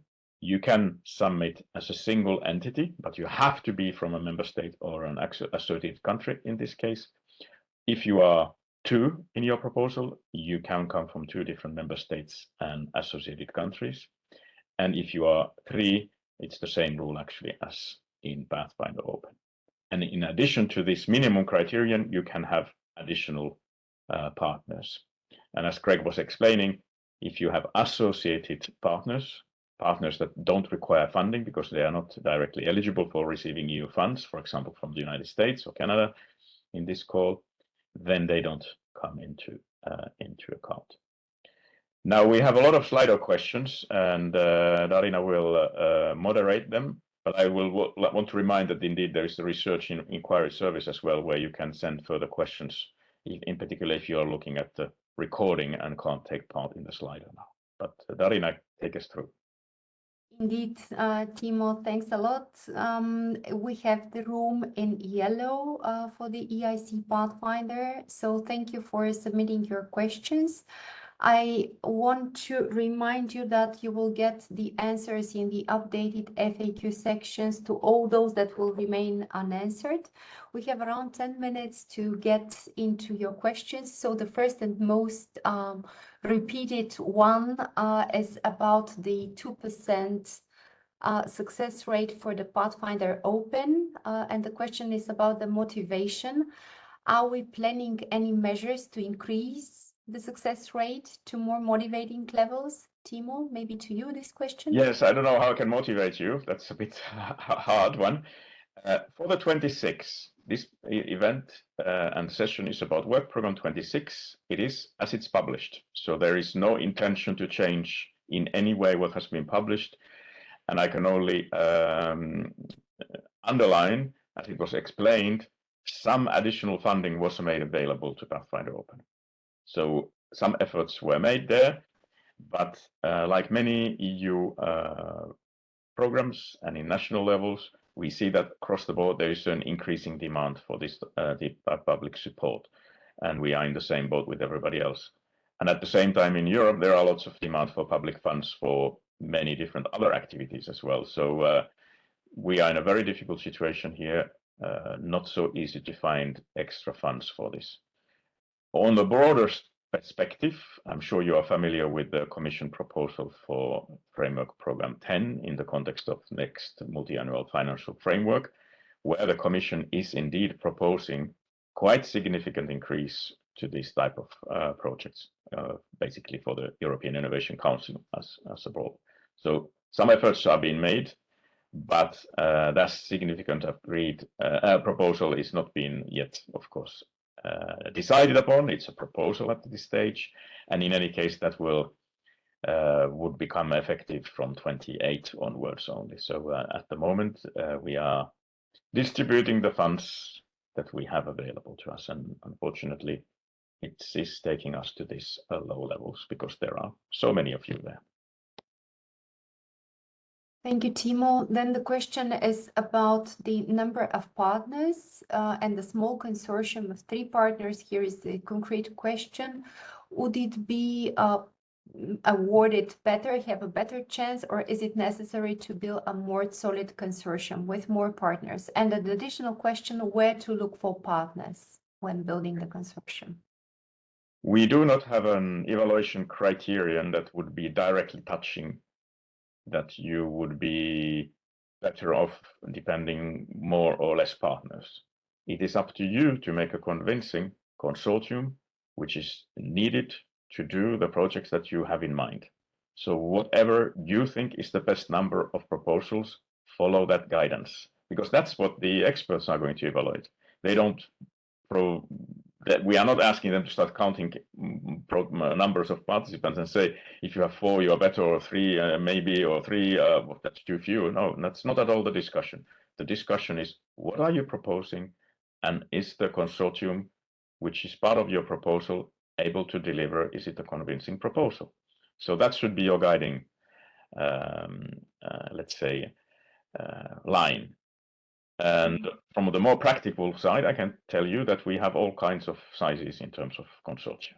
We have some projects with 3 in open. We have also, but this question, I'm not sure if the question is about challenges, but also in the challenges, you could have 1 proposal alone, as we explained, and we do have that sometimes. So it varies, and it depends what is the convincing case. But when I look at the proposals being submitted, quite often there are more than 3. But you know, that's because people felt so. It's not that because we asked. So can I link to your to the other question, which is 2 questions below? How about an industry partner? yes, Does this let's link it to that, and I will also answer to the point on the where to find partners. So as I said, you can include an industrial partner. We are not specifically asking for it. We encourage SMEs to take. That's a statement in the work program, but again, there is no scoring criteria somewhere that would say you get 0.28 extra points for that. No, that's it's. We are leaving that for the experts to judge. So it's up to you to see if it makes sense to have an industrial partner. I would advise you not to add partners for decoration, so to say. If you think that let's add this partner because it would look nice, but if it's a partner that has nothing sensible to do in a proposal, probably that will have a negative effect on your consortium and your convincing proposal. So be careful and think what is best, what is needed, what are the best skills and expertise that your proposal requires. And then indeed there was the question about where to find these partners if you don't have them yet.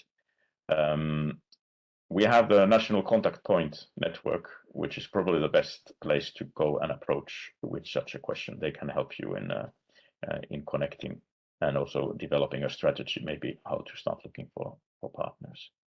Another way is, of course, very direct, rather than going to a website or additional advice.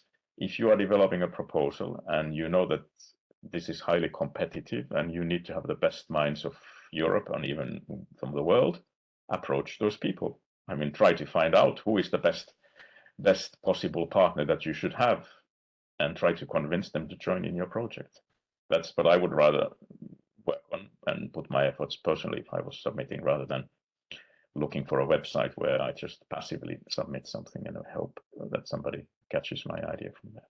Thank you, Timo. And certainly, if we're talking about website, the funding and tenders portal is the first place to go. Question to Greg about the resubmission, the proposals that were in Pathfinder Open submitted, and they were indicated for resubmission. Are they treated differently? Greg, if I can ask you for a short answer. Yes, the Pathfinder projects proposals can submit their proposals to, once they submit to open, they can resubmit to challenges. Be careful about the different templates and their length and the rules and word criteria. And here it's important to know that we do not have any extra points or fewer points in case a project is resubmitted. Thanks, Greg. And I would like to ask to both Anne-Marie and Timo this question about the portfolios. How does a portfolio from past challenges influences the likelihood to new proposal to be funded in the same thematic area in Pathfinder Open? Anne-Marie, if you can start. Yeah. So in Pathfinder Open, if the proposal is resubmitted, it will then compete with all the other proposals in Pathfinder Open. If it's the best one, it will be selected, but that's independent of that it addresses a challenge which was in a previous work program.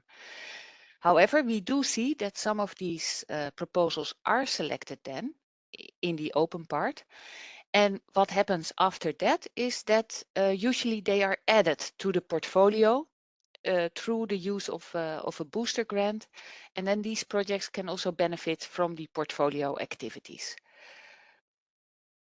Yeah, and I would like to add, of course, that it's impossible to us to be so precise. What is the likelihood? I mean, I don't know how we could give a precise answer to that. However, I draw your attention to the evaluation criterion, which includes a novelty.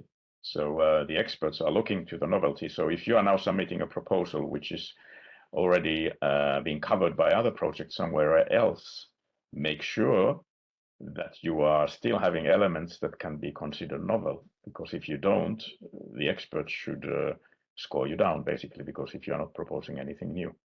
And in particular, in this case, you would know that there is a challenge ongoing and you would know what was selected maybe there. So try to go beyond what was happening there, because you are, of course, also submitting the proposal in later stages in time, which means that the science has moved on. So you should really upgrade your proposal. So don't just resubmit exactly what was there a year ago and think that you have another go at it. The world has moved on.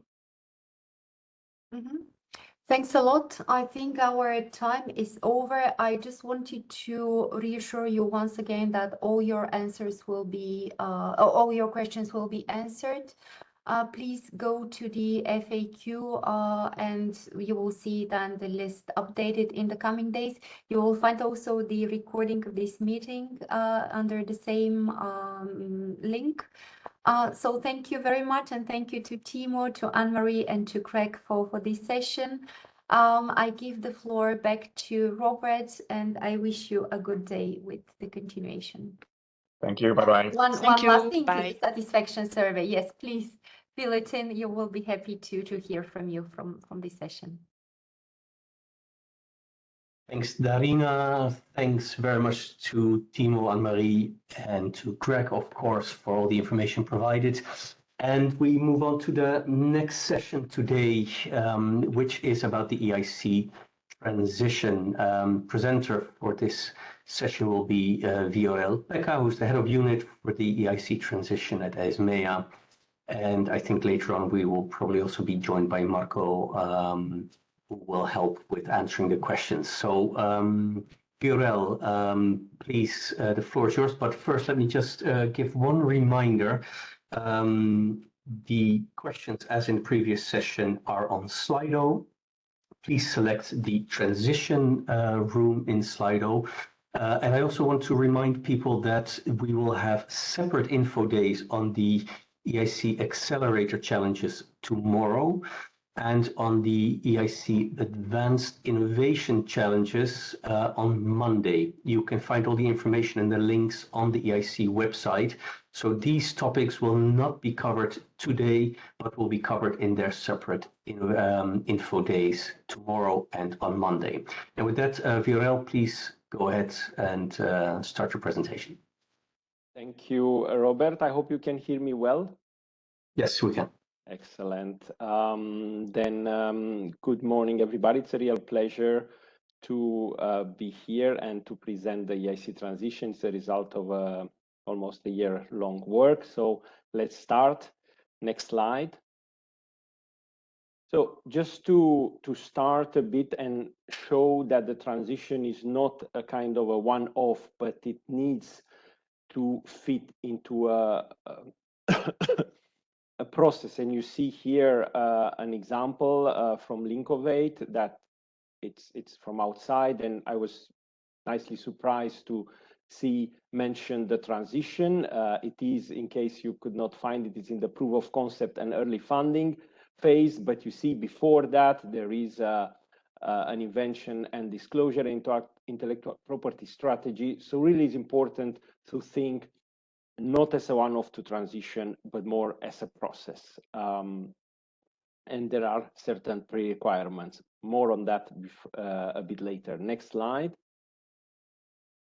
So why do we need the EIC transition? Or in other words, what is the problem that the transition is trying to solve? So there are several kind of reasons, and across the years, the EIC president mentioned at the launch of the EIC, the well-known issue that we have in Europe, namely that the so-called European paradox, that we are excellent in making science with money, but we need to improve on the other direction and close the loop. Also, Mario Draghi, in its report, made this very clear, and his point is that not that we lack ideas, but that we are failing at the next stage. And there is also a study, I think it's not so old, 1 year and a bit from 24, which looked into the ERC, let's say, research result, and they found that one, they are excellent or have a higher propensity for innovation, and unfortunately that US companies, especially startup, are the biggest beneficiary of these ERC results. So this is where EIC Transition is focused and is trying to help. Next slide. Before you start on your, let's say, endeavor, it's a bit like you want to build a house. It's very important to get the foundation right. Otherwise, any fine-tuning and finishing, it will not work if it's not put on the good foundation. So that's why it's important to start from what I call elements of a good transition proposal. The starting point, it's really important that you have a TRL level that is not too low, is not into the Pathfinder or ERC there. The whole program allows TRL 3 or 4, but my strong advice is to start with TRL 4. Only if you are sure that there are no big risks that will kind of materialize or explode in your face during the project that unfortunately we've seen in quite a few of our projects, then and then you can eventually proceed with TRL 3. But my strong advice is go with only if you have achieved the TRL 4 and you know at least the technology is well proven in the lab. And then what is important, the second very important aspect is that you are not only maturing the technology, clearly as you go out of the lab towards TRL 5 or 6, you need to think to mature your business aspect as well. That's why it's really important that every proposal have this dual track, technology track and business track. The relation between them is flexible, anything between 730 to 3070, but it's important you have them both. They start more or less from the beginning and they interact with each other, because of course your performance in technology influence your business plan, for example, and your added value, and the other way around. And then you should try to end in TRL 5, but better TRL 6. Why? Because also the accelerator you will see in the afternoon is starting now only at TRL 6, but also your chances to attract investors will increase if you are able to demonstrate that you are at TRL 6 in a relevant environment. Next slide. And then if that is right, it's really important that you are asking with a very clear and unconditional yes to these 3 questions. They are not there just for a rhetorical purpose. They are really important. If your technology, obviously novel technology, is ready for the next step, this hints to the TRL level, and you have done what I call the homework. In other words, you have performed some early market or end competition exploration, and it's important to do this beforehand. And to mention this in your proposal, and just in case that you find there are no competition, well, you need to explain this, but also to ask yourself, am I in the right market, and am I targeting the right market? Why am I alone there? Am I seeing something really that nobody else in the whole world haven't seen? Possible, but it's also, you need to answer this. And then obviously the team, as we moved from TRL 4 to TRL 6, your team needs to evolve. Obviously, you will need researchers, that's clear, but you will also need other people then with that have other research than other background than research background. Next slide, please. So we cover why the EIC transition, and obviously we want to move the technological boundary of what is possible. And we want to support you. We are the only one who's supporting you, a kind of a follow-on support. Who can apply? This is very important because the transition is a restricted call. It's not like Pathfinder or Accelerator. You can only apply if you have an eligible, or if you have a project results, obviously a positive one, but from an eligible scheme. And then obviously Pathfinder and Horizon 2020 FET are eligible, and they are part of the EIC, obviously. Sorry, but then ERC POC as well from the beginning, and a novelty of of the work program 26, not 25, as is wrongly mentioned, there are the research infrastructure. Okay, this is really the novelty in work program 26. And then, of course, the pillar 2 and 3 of Horizon 2020 and pillar 2 of Horizon Europe are eligible. They were also eligible in the last year. Also joint undertakings are eligible. They become eligible in 25, but only for their direct grants, not for financial support to third party. And again, European Defence Fund is also eligible for quite some time. What support you will get, our overall budget is 100 million, so it's not a lot compared with the scope, so the competition will be fierce, I can tell you. Our call will close on 16 September 2026 at 5 o'clock. We'll open in the beginning of 26. You can apply for a grant between €500,000 and €2.5 million. No more, no less. In other words, it's not possible to ask 200,000, for example, or 300,000. We had a few exceptions like this, and as opposed to previous year, you cannot ask for more than 2.5 million. Really, 2.5 million, it's maximum. And then you become eligible for the booster grants for innovation activities. Only one booster grant. Next slide. Just to highlight here that with figures that transition has become very competitive. If in 2021 we had 18% success rate, this year we are estimated around 7% success rate, and for sure next year will be even a bit lower. So really, that's why what I mentioned before about this question, and you should not just try to apply because I have the opportunity. You need to be ready and to make sure that you are satisfying the condition. Otherwise, it's really a waste opportunity for everybody. You see, for example, for 25 on the left lower part, we had, like usually, Pathfinder FET. A lot of our applicants came from there, from ERC, and a bit of a change compared with last year. That means 24. We have an increase in pillar 2 applications. Okay.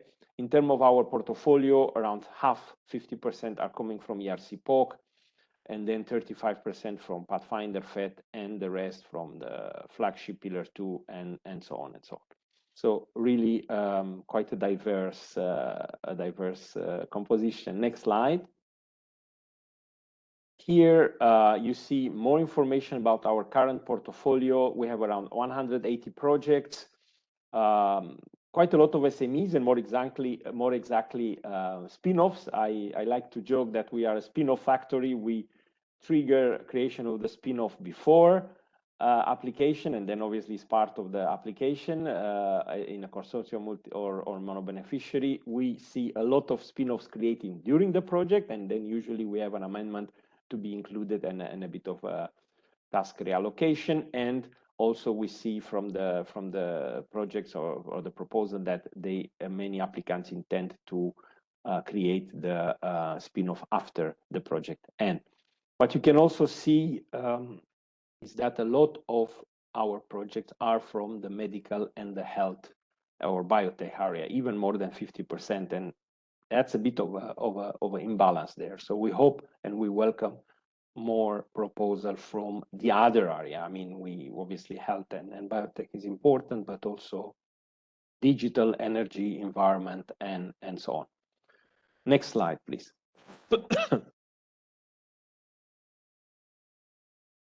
Obviously, you can apply only if you meet eligibility criteria. As I mentioned, the TRL level, strongly recommended TRL 4. There are certain programs that in the past were eligible, like for example, the ERANET, the joint undertaking FSTP projects, the co-funded partnership, and the EIT KICS. These are not eligible. Should pay attention about the temporary restriction. You can only apply with an ongoing project if it has been started for at least 18 months, and this is a minimum. Usually the projects are towards the end of the project, and also you should do some preparation. More on that a bit later. And then if the project has finished it needs to not to be more than 2 years or 24 months from the grant end of the grant till the call closure. The ERC POCs cannot submit more than one proposal. That is clear. And please do not forget and do not neglect to specify in your proposal what we call base or link project in terms of what is the grant number and the acronym.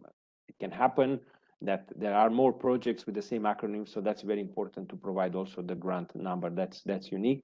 And then also mention where the results are stored. There is usually this weathering period reporting, Horizon Result Platform, Innovation Radar, and Cortis. So that's very, very important.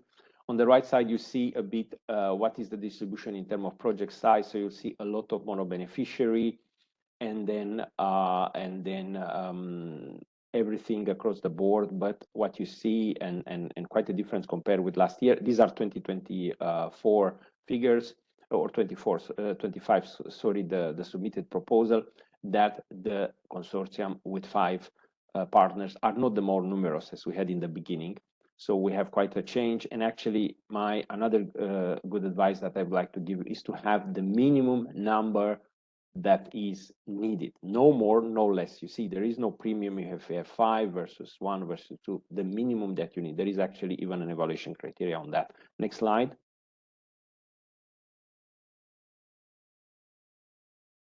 Yes, so another advice that I really want to give you is that obviously you will have questions. So first you need to read the work program text very, very diligently, and then you will no doubt have some question. Your first port of call is our extensive frequently asked question.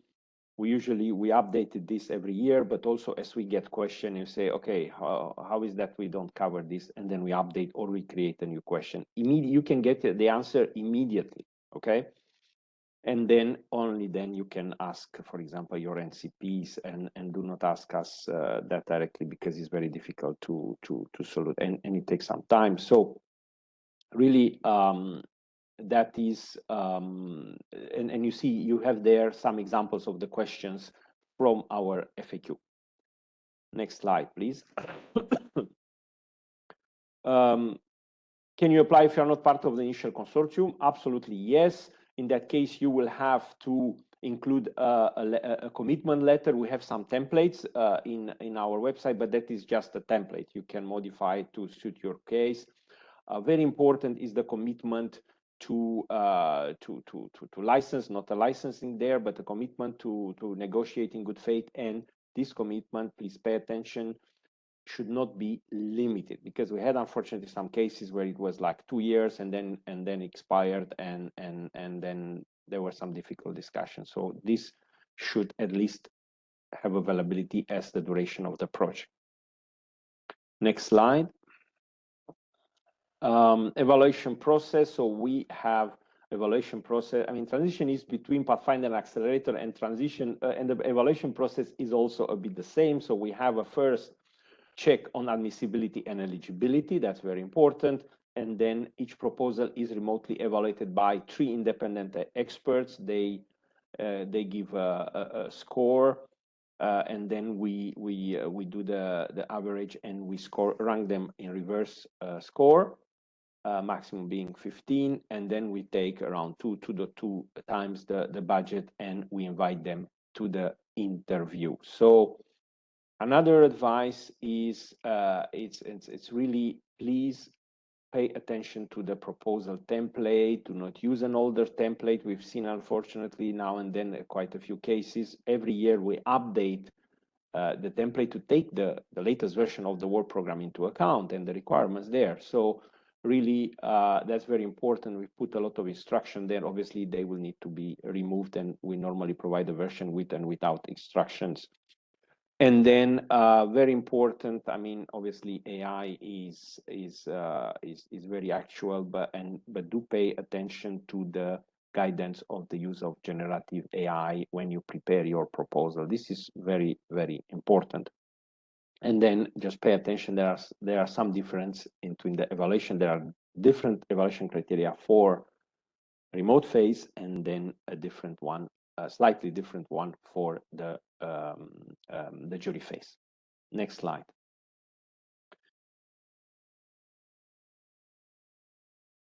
Talking about the jury phase, you see on the structure of the interview, which will take more or less 2 hours. But in the beginning, there will be some preliminary checks, so you need to prepare your IDs, if you are several of them, and bear with us until we check. It's very important, and it's written in the work program that only the ones that are involved in the proposal can attend to the pitch. And then you will go into the waiting room, and then there will be a briefing. There is a briefer for each proposal, which is one of the jury member, and then you will have the opportunity for 10 minutes to pitch your proposal in front of the juries, up to 6 persons, and the program manager, uninterrupted, except that you will get a sign when you have, I think, 1 minute, and then there will follow a Q&A session of 35 minutes, roughly 35, 40, where each jury member and the program manager, if there is one, will have the opportunity to ask you questions, okay? And then after that, we will thank you, and there will be another period where there is a discussion, deliberation, argumentation between the jury member, and the ESR is written. In brief, that's the interview, and you will see there in terms of who participate. I already mentioned the briefer, jury member, up to 6 jury member, and then there is a moderator, which is one of my colleagues, and then the program manager or a PO from 2026. If the program manager cannot attend, can provide feedback, can provide questions about, for example, a previous project or other projects that are relevant for the proposal at hand. And obviously there may be some observers. For example, we have always an independent observer, but myself or other colleagues can also be there, but we'll always keep silent. Next slide. We are offering you, apart the grant, about the LEC funding, many other opportunities. Obviously booster grant I mentioned, but also the business acceleration services and including coaching. What is very important to take into account is that from now, basically, the coaching for transition beneficiary is really mandatory. Okay, so take this into account. The idea is to start with coaching during the first year. Take this as an insurance. I always give example when in at least in Belgium, where I'm sure in many countries, when you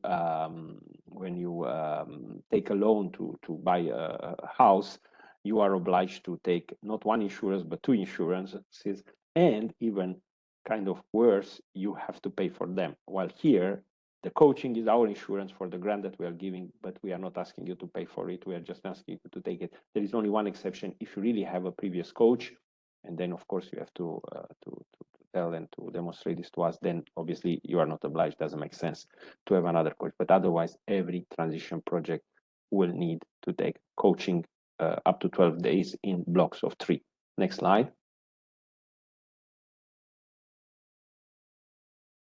I mean, obviously you will need to read in detail the evaluation criteria. These are most important.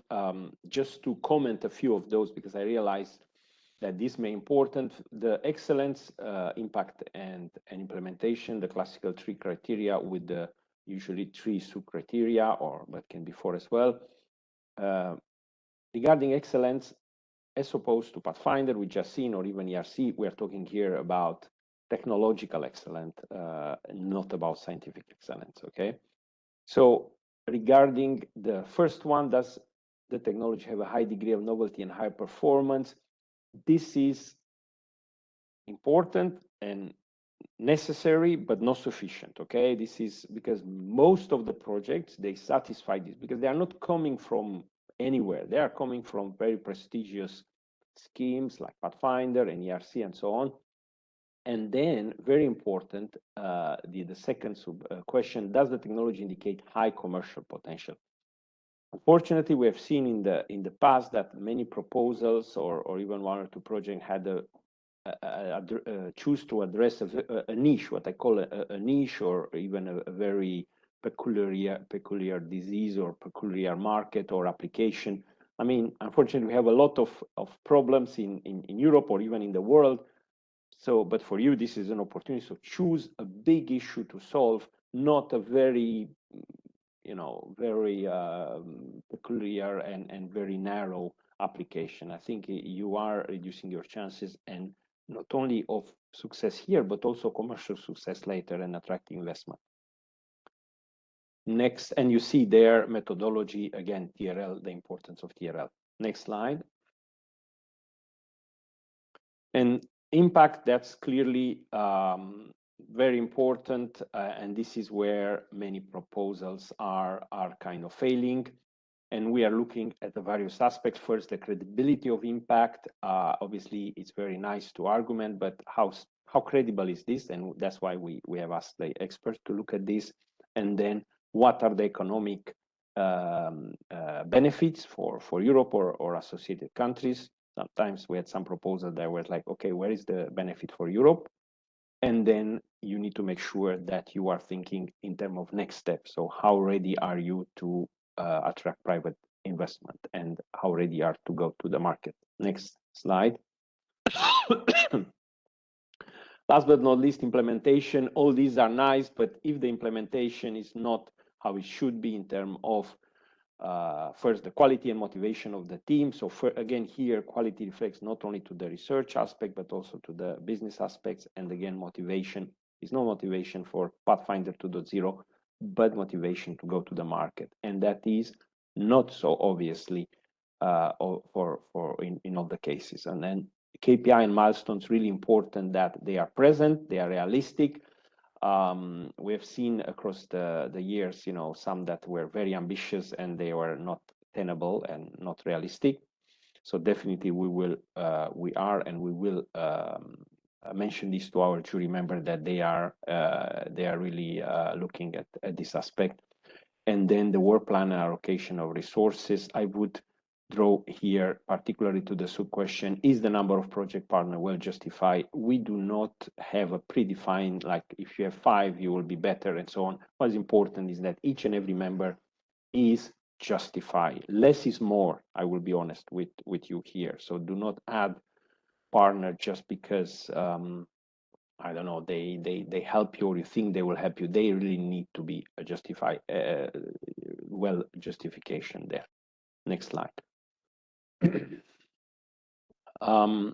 very important, and we made this clear in the and it's there. I think it's Annex 2, if I'm not mistake. There is also I think for the jury member criteria for a jury phase also made a very clear reference to the capacity.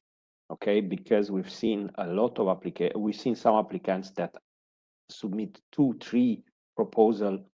I don't know for what, just they think that they increase their chances. I can assure you this is not no increase of chances. The quality is better to focus on one proposal, to have a proposal very good and to give it an appropriate time, rather than try to pepper spray your chances across 2-3 proposals. It's in nobody's advantage. Okay, and then of course, if you have already projects, please make sure that you have this capacity, because the resources are always limited. I haven't heard anybody saying we have unlimited resources. Okay, and expertise even more. Next slide.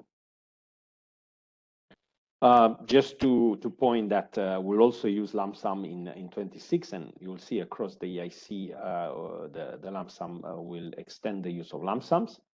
Next slide.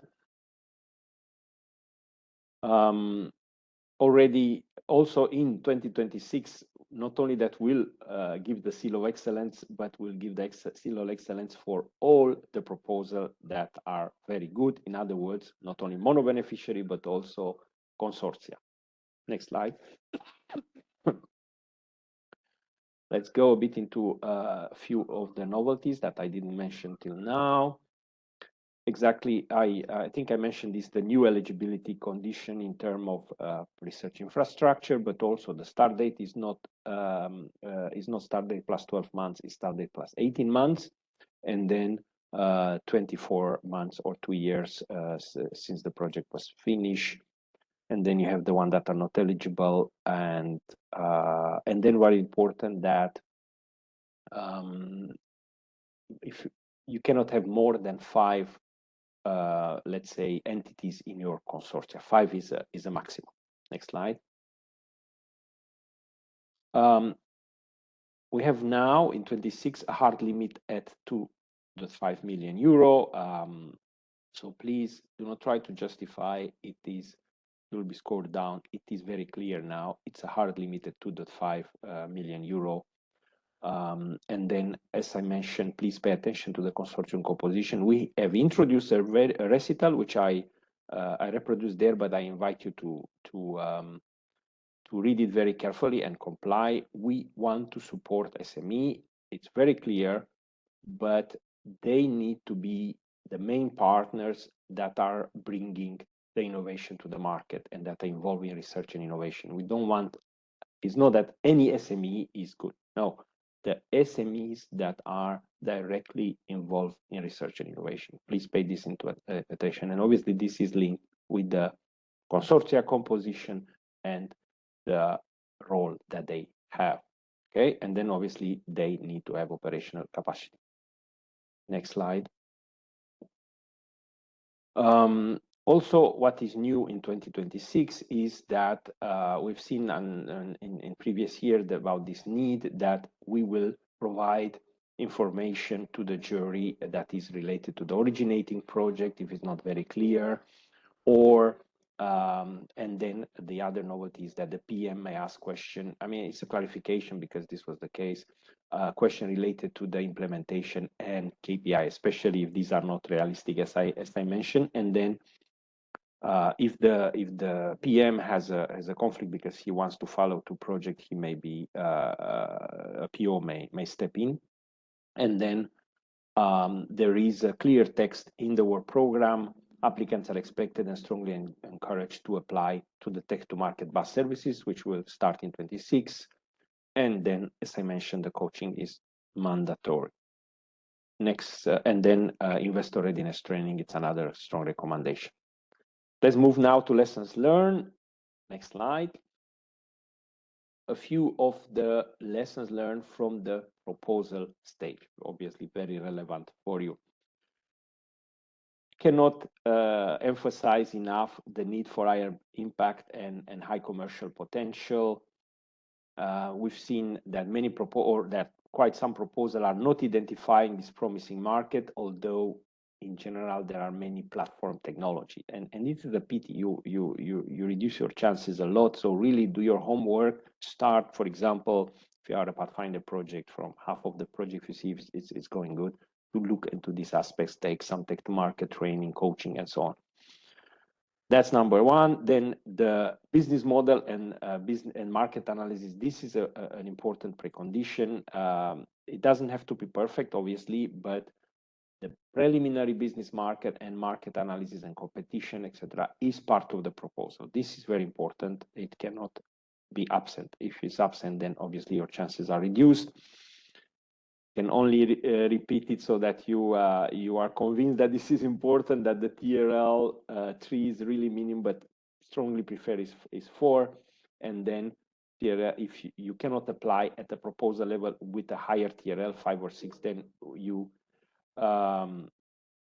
go for Accelerator. And then we have seen, unfortunately, especially in the last year or so, some issues around IPR. More exactly at proposal stage, the commitment to license should be very solid, and not for a year or two. It should be at least for the whole duration of the project, and should be really honest. Okay, next slide. Now regarding some lessons learned from the transition. We've seen that milestones are not realistic or not positioned correctly along the project life cycle, especially for health. You know, very ambitious, put early in the beginning, and then project not even started and say, oh, I do, or even in 1 or 2 cases during the gap, oh no, I want to push, and then the project starts in a kind of a bad atmosphere. I mean, if you say I want to do it in month 7 and then you come and say month 11 or month 20, I mean, what does it say about how serious you are? Okay, and honest. And then what I've seen from the projects, unfortunately, is that the spin-offs receive a license that is too narrow, only not even in the domain, but subdomain, or the university or RTOs want to take high equity in those spin-offs. I think it's a lose-lose situation, because it's a bit like with the tax. Then you reduce the chances of success, hence the chances for your revenues. Okay. And as I mentioned, underestimate or overpromise how long will take them, especially the health domain, the project in the health domain. I mean, if there were under 3 years, almost all of them, if not all of them, I think exceptions are less than a handful, ask for amendments. And then we have a very difficult discussion. You should not assume that the amendment will be granted without any question. It will depend. So it's better from the beginning to be honest and to do, and many applicants we see underestimate how long will take to achieve certain milestone. I mentioned already niche application markets, members of the consortium with weak role. This is quite clear, not a good idea. And then we've seen another lessons learned. It's a real pity, is that for the non-core components, some projects choose to build this one and obviously bring some members into the consortia instead of buying an off-the-shelf solution. Okay, I mean, this is a recipe for risks, for failure, and then we have a much more difficult discussion. So really, if you have something that is non-core, cryostat or cryogen or even a laser, whatever, if that exists on the market, or you can take a professional service like to do it for you, then do it. It's one risk less. You gain time, and I'm sure you will not save any money, you know, if you do it yourself. On the contrary. Next slide. Okay, so what are some strengths and weaknesses of the go or no-go proposals, especially for the jury phase? On the left-hand side, the successful one, you will see novelty. It was one of the strong strength, but I can tell you most of them are, most of the proposals are novel and disruptive. So that's kind of absolutely necessary. Okay, if you don't have it, then you have an issue, but it's not sufficient. Then what you see, the theme, and then the understanding of the market, it's and the market and the competition are the next strong point. So that's what you, and even more, if you look at the what are the weaknesses of the no-go proposals, then you will see that, for example, the lack of understanding of the market and competition is the #1 weak level. This is very clear. Then you have to do your homework. There is no way around it. Better wait, do your homework, and then apply. Next slide. That's another example here. So you see on the upper side you have the TRL scale, and then, as I mentioned, EIC Transition is a follow-on scheme. You apply with the promising result from Pathfinder or ERC or many others, and not directly. And on the business aspect, it's something similar. Okay, for example, if you are coming from ERC, you cannot apply directly. You need to pass via an ERC POC, and actually, this is one of the success determinants of the ERC. That's why there is no by mistake that almost 50% or 50% of our projects are coming from ERC. It's because they are passing via POC and they are doing this homework. Booster grants for the Pathfinder, take to market bus, but there are also in your local ecosystem, most of the cases, there are a lot of support measures. Okay, so I think it's very few cases that you say, oh, I have nobody to do it. If not, you have take to market bus. But what is important, we are not saying exactly you should take this or that, but you should prepare yourself, like I say, roughly in the second half of your project before you apply to transition. I mean, you can apply, but your chances will drop dramatically if you don't do this preparation. Next slide.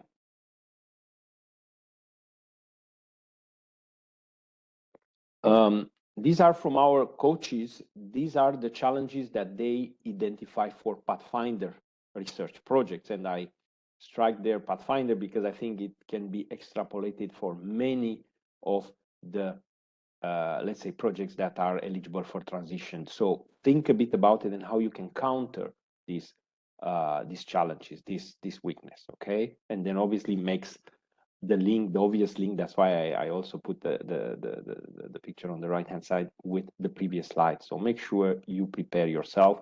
I remember a very old poster. They were saying they went to Himalaya or without oxygen,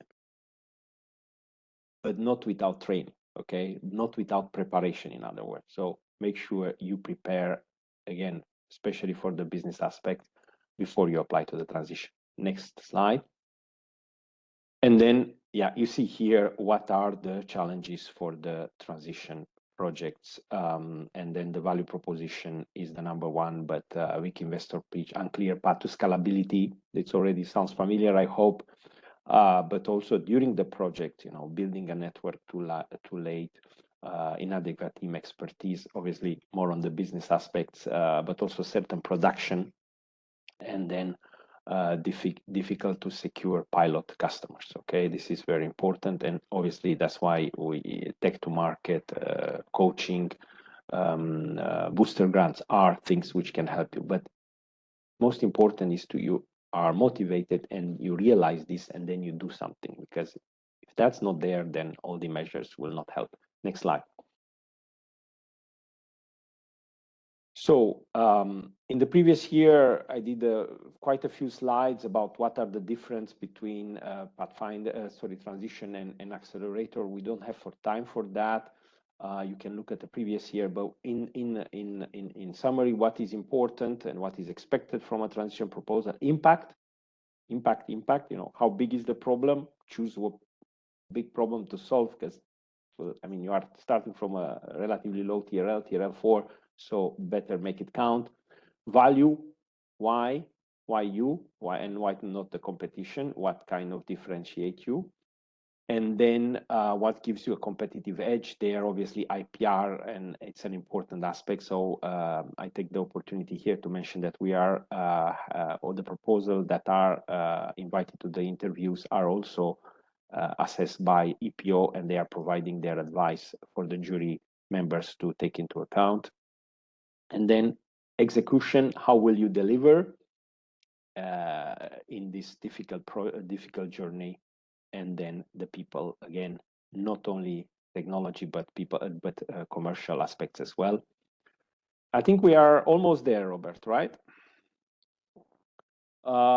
Just some ideas for you regarding the pitch. We do not have any, if you want, any template for the pitch. Is a classical pitch, but you see there a potential structure for you. I would say 10 is better, or it's a maximum rather than 12, because you only have 10 minutes. So it's important to stay in time. Next slide. Many of the NCPs, and I think we also get the question, ask us, can you give some example of the question? Well, each Q&A session is different because it depends on your proposal. So there are no standard questions that one can share with you. But these are some kind of what we look around, obviously, in the past, and we say, usually we have question about business model or business plan, especially if it's not clear, about the state of the art, about the project team, who will do this and that role. Obviously, IPR is important. If you do not justify the TRL, then you will have questions about TRL. I think for many proposals, the regulatory and certification are very relevant. So if this is not clear addressing the proposal, or is not something is not clear, then the jury member will ask that question. So usually everybody's trying to cover, I mean, together they try to cover 360. And in general, I mean, okay, you are a consortium, but you are from a same proposal. They are 6 + 1.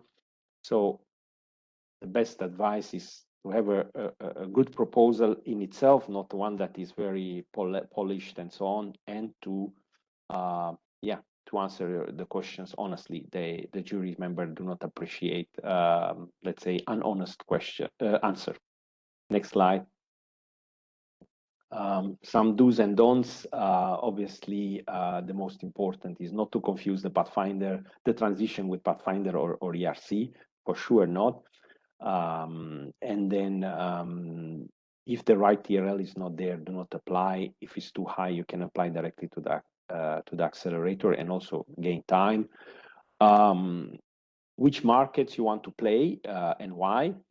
Obviously, again, transition is a follow-on call, so mention the link or projects. Normally this is the case, but still always we have 1 or 2 or 3 projects that are forgetting to mention this. And obviously with most of them we detect them at eligibility, but if not later. So this is very important to apply only if you have eligible link projects. And then IPR is very important. It's not a must to have a patent or something, but the IPR strategy is important, okay? And most of our applicants do have even more than 1 patent. That's clear. Next slide. And then some positive encouragement to finish on a positive note. As I think I mentioned, do prepare in advance. Definitely you can apply without, but the chances are not great. And then you can ask, we strongly advise to consult your NCPs. They usually give, and we train them and so on, and they've seen a lot of other proposals, so they have a lot of information. Respect the TRL level and take into account both the technology and the business aspect, and mature both of them during your project life cycle if you are selected. And I think that's all, Robert, from my side. Excellent, Viorel. Thank you so much for all your information, very detailed and very complete. We go and quickly start with the Q&A section. First, I just want to raise again, questions go through Slido. You can still add questions. For information, once more, all the presentations will be made available after today on the website of the EIC, as well as the Q&As, which we will update with the questions that we discussed today and also the ones that we do not have the time for. So everything will be made available that you hear today on the EIC website afterwards. So don't worry if you've missed something, you can still retrieve it. And that goes for all the sessions of today. So let's start with the first question. And sorry, before we start, one last comment. Please, in the Slido, look at the questions. If it's similar, if a similar question to your question is already in there, simply like it, and with more likes, it will go to the top, and we will discuss them earlier. We have about 15 to 20 minutes time for the questions, and also Marco Giorgini has joined us to answer the questions. So Viorel and Marco, I will go through the questions, read them out, and then please give your comments. So with the first question, let's start. When will the list for the 2026 projects that give access to the EIC Transition funding be made available? Viorel? Thank you very much, and welcome, Marco. Look, we will try to do this as soon as possible, but you have to understand that now, for example, now we are under evaluation of transition, then we'll go immediately to GAP, and we'll have the advanced innovation challenges in parallel as well. So for sure, this will be ready when the call will be open. I forget the exact date, somewhere March, April, but again, if we can do it earlier, we'll do it. But it's really no hard commitment, but our best effort to be ready. For example, last time was not easy because it took us a lot of time to extract the the georing undertaking projects. Okay, so this is okay. Hopefully, will be easier this time because georing undertakings are already there, but research infrastructure. So sometimes it's not easy to produce this list in itself. Not to mention that we are very busy because we have a very short time to inform and time to grant. So, and the latest at the end of, before the call is open, but we'll do our utmost to have it a bit earlier. Thanks, Uriel. And we pass to the next question. Why does the EIC Transition only notify the coordinator's email about interview invitations and not specify which proposal was selected? Because a coordinator can have been submitting more than one proposal. Marco? Yes, I can take this. Well, this year we decided to inform the coordinator earlier than last year, and we didn't give yet the slot of interview date and time, and therefore if you have submitted more than one proposal and you are invited for the interview, you still don't know when, in which date and time you will have your interview. But we take this as a suggestion for next year to be more precise when the first information come. Thanks, Marco. Viorel, for you, the next question. In 2026, will Transition also support dual-use technologies? Very good question. So you probably are aware about the changes with Defense Omnibus, but these will be mostly for Accelerator. There is no change from this respect in 26 compared with 25 and before regarding the transition. Obviously, European Defense Fund, as you have seen, is one of the programs that is eligible, but only for defense for civilian application. That's quite clear mentioned in the work program. Let's see for FP10. Obviously, it's very different. You have seen the proposal, but not now. Yeah, thanks, Uriel. And the next question, I think you've covered in one of your last slides, is the interview by the jury, also focusing on the business side of the proposal. Marco? Yes. No, essentially, it's not focused on the business side. It includes many questions about the business side, but the jury are actually open and can ask any question about the proposal. Often there are questions about IPR, which stage is the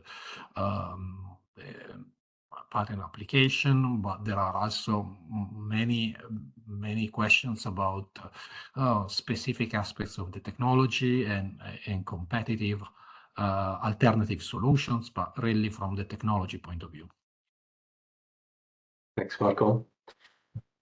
The next question, to apply to the EIC transition, is it a mandatory condition to have proven results from other projects by Horizon, like Research Infrastructure Program, the Pathfinder, the ERC Proof of Concept, Pillar 2 projects?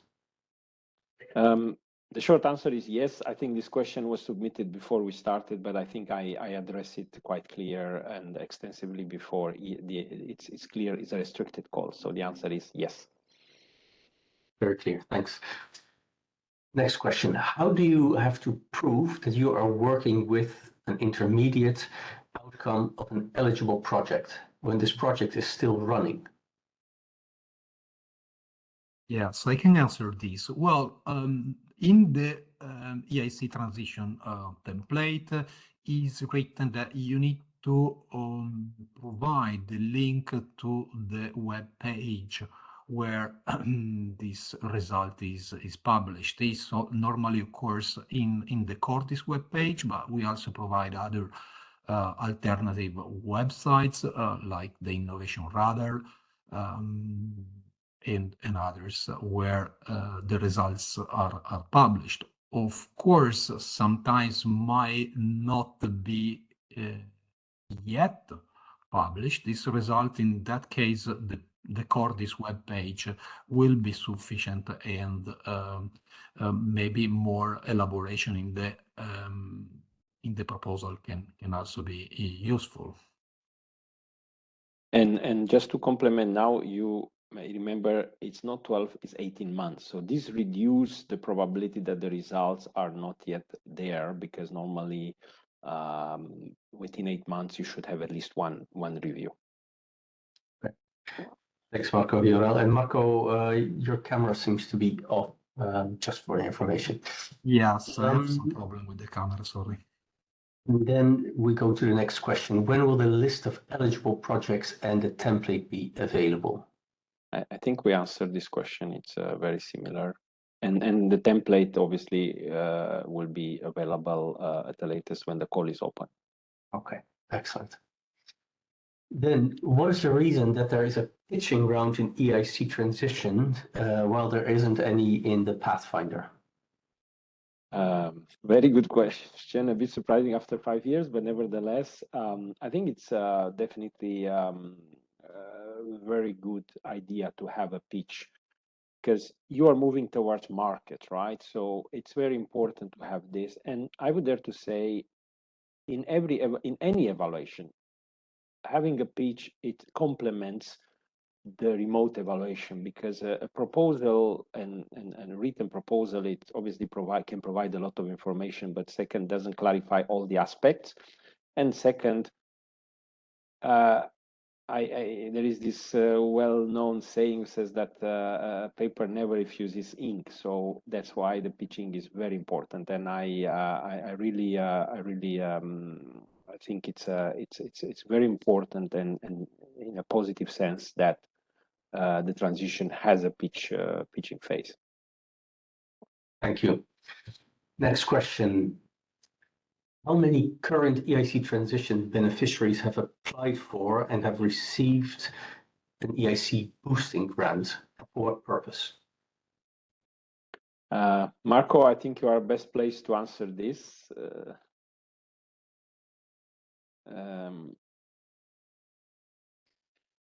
Maybe Marco has an issue with this connection. Viorel? Yeah, so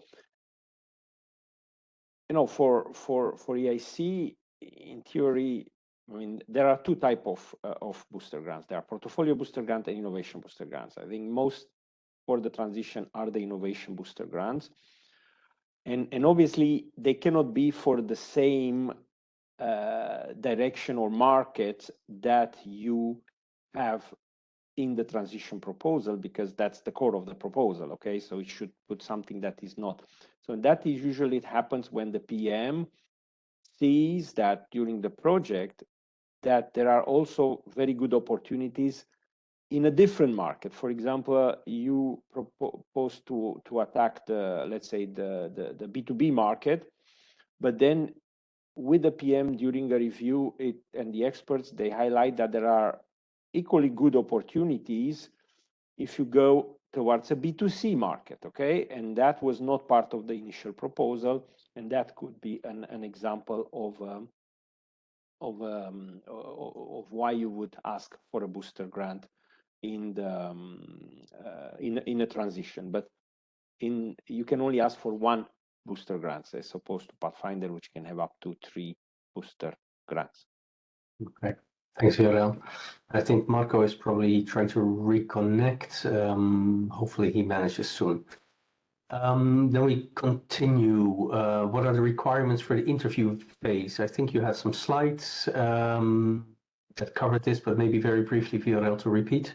Yeah, I mean, I put there is a dedicated slide that gives you a suggestion how to structure the slides that you will use during your pitch. Okay, but in general, any kind of structure that fits your situation, and also you can look on advice on the web, it fits. We do not have a very strong template. We give you this just for your information, to facilitate you.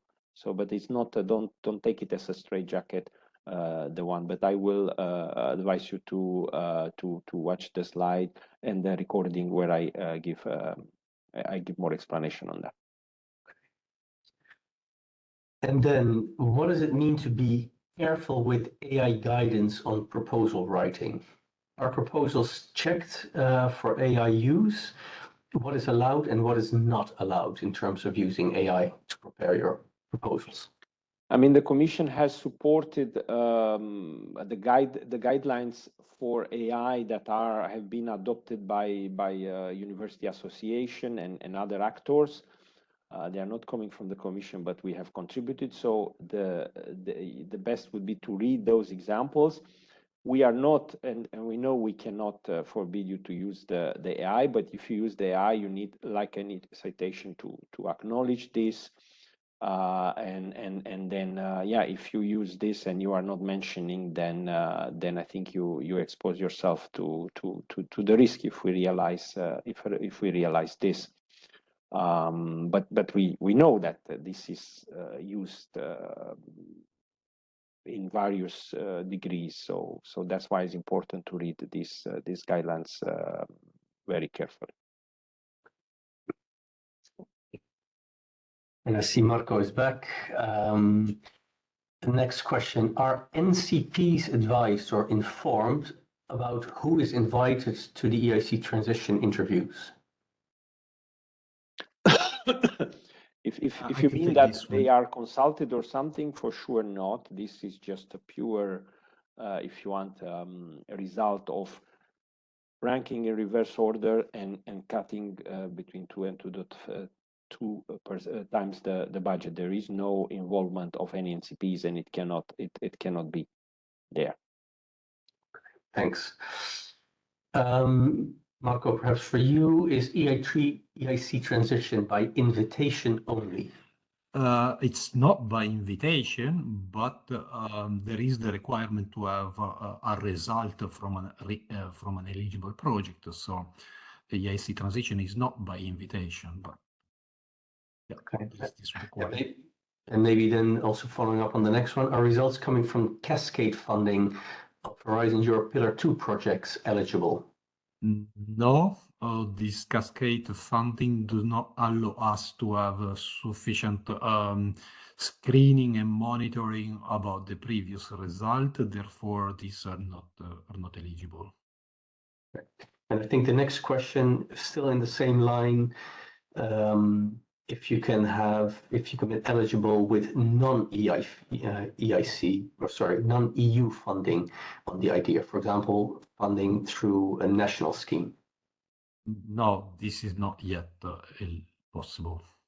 There is a proposal in this respect in FP10, which personally I welcome very much, but is not yet the case. I mean, we've seen the budget is compared with the eligibility, it's already very small, and so it's not possible. But this will hopefully, if the member states agree and the Parliament agree with the Commission proposal, this will be from 2028, from the first year of the FP10.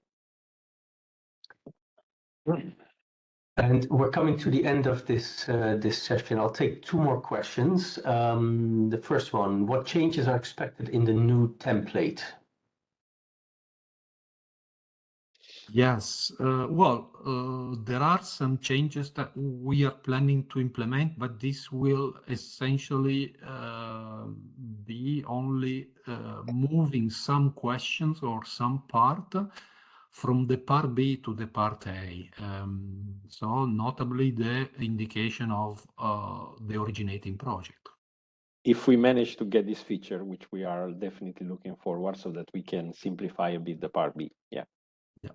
Okay, good. And then the last question for now, can the funds be used for outsourcing services in software programming and engineering? Well, that's a very specific question, Marco. I don't see barrier in doing this. Of course, this will, if this software programming and engineering is a part or a significant part of the task, this will configure as a subcontracting, therefore will need to be already mentioned in the application, in the application proposal. Probably it's not very clear what is in at least what I understand in outsourcing is this is like you have a private company, they want to outsource to whatever, India or I don't know what, usually a cheaper country, their development. I hope this is not what we are talking. We're talking more like subcontracting. Okay, then that's a different source story. Right. So with this, we'll conclude this Q&A session and the morning part of the EIC Info Day. Thanks very much, Viorel and Marco, for your presentation and answering the questions. Before we really close, please have a look at the satisfaction survey, scan the QR code that you have in front of you, and we will start again at 1 o'clock sharp with the next session, which is about the EIC Accelerator, followed by Step, and then 2 other presentations after that. Again, all presentations will be made available on the website after in the next couple of days. Slido, please already have a look at the questions that are in there, like them to push them upwards to be answered earlier. And with that, I wish you a good lunch break and see you again later this afternoon. We start again, as I said, at 1 o'clock sharp with the EIC Accelerator. So see you back then. Thanks very much. Bye. Thank you, Robert. Bye, everybody.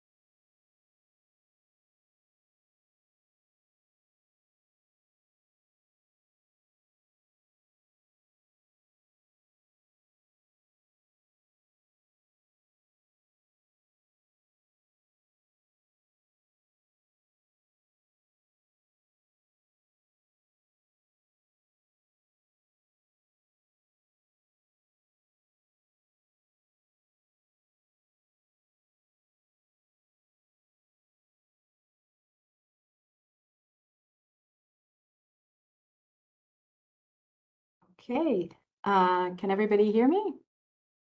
It's okay.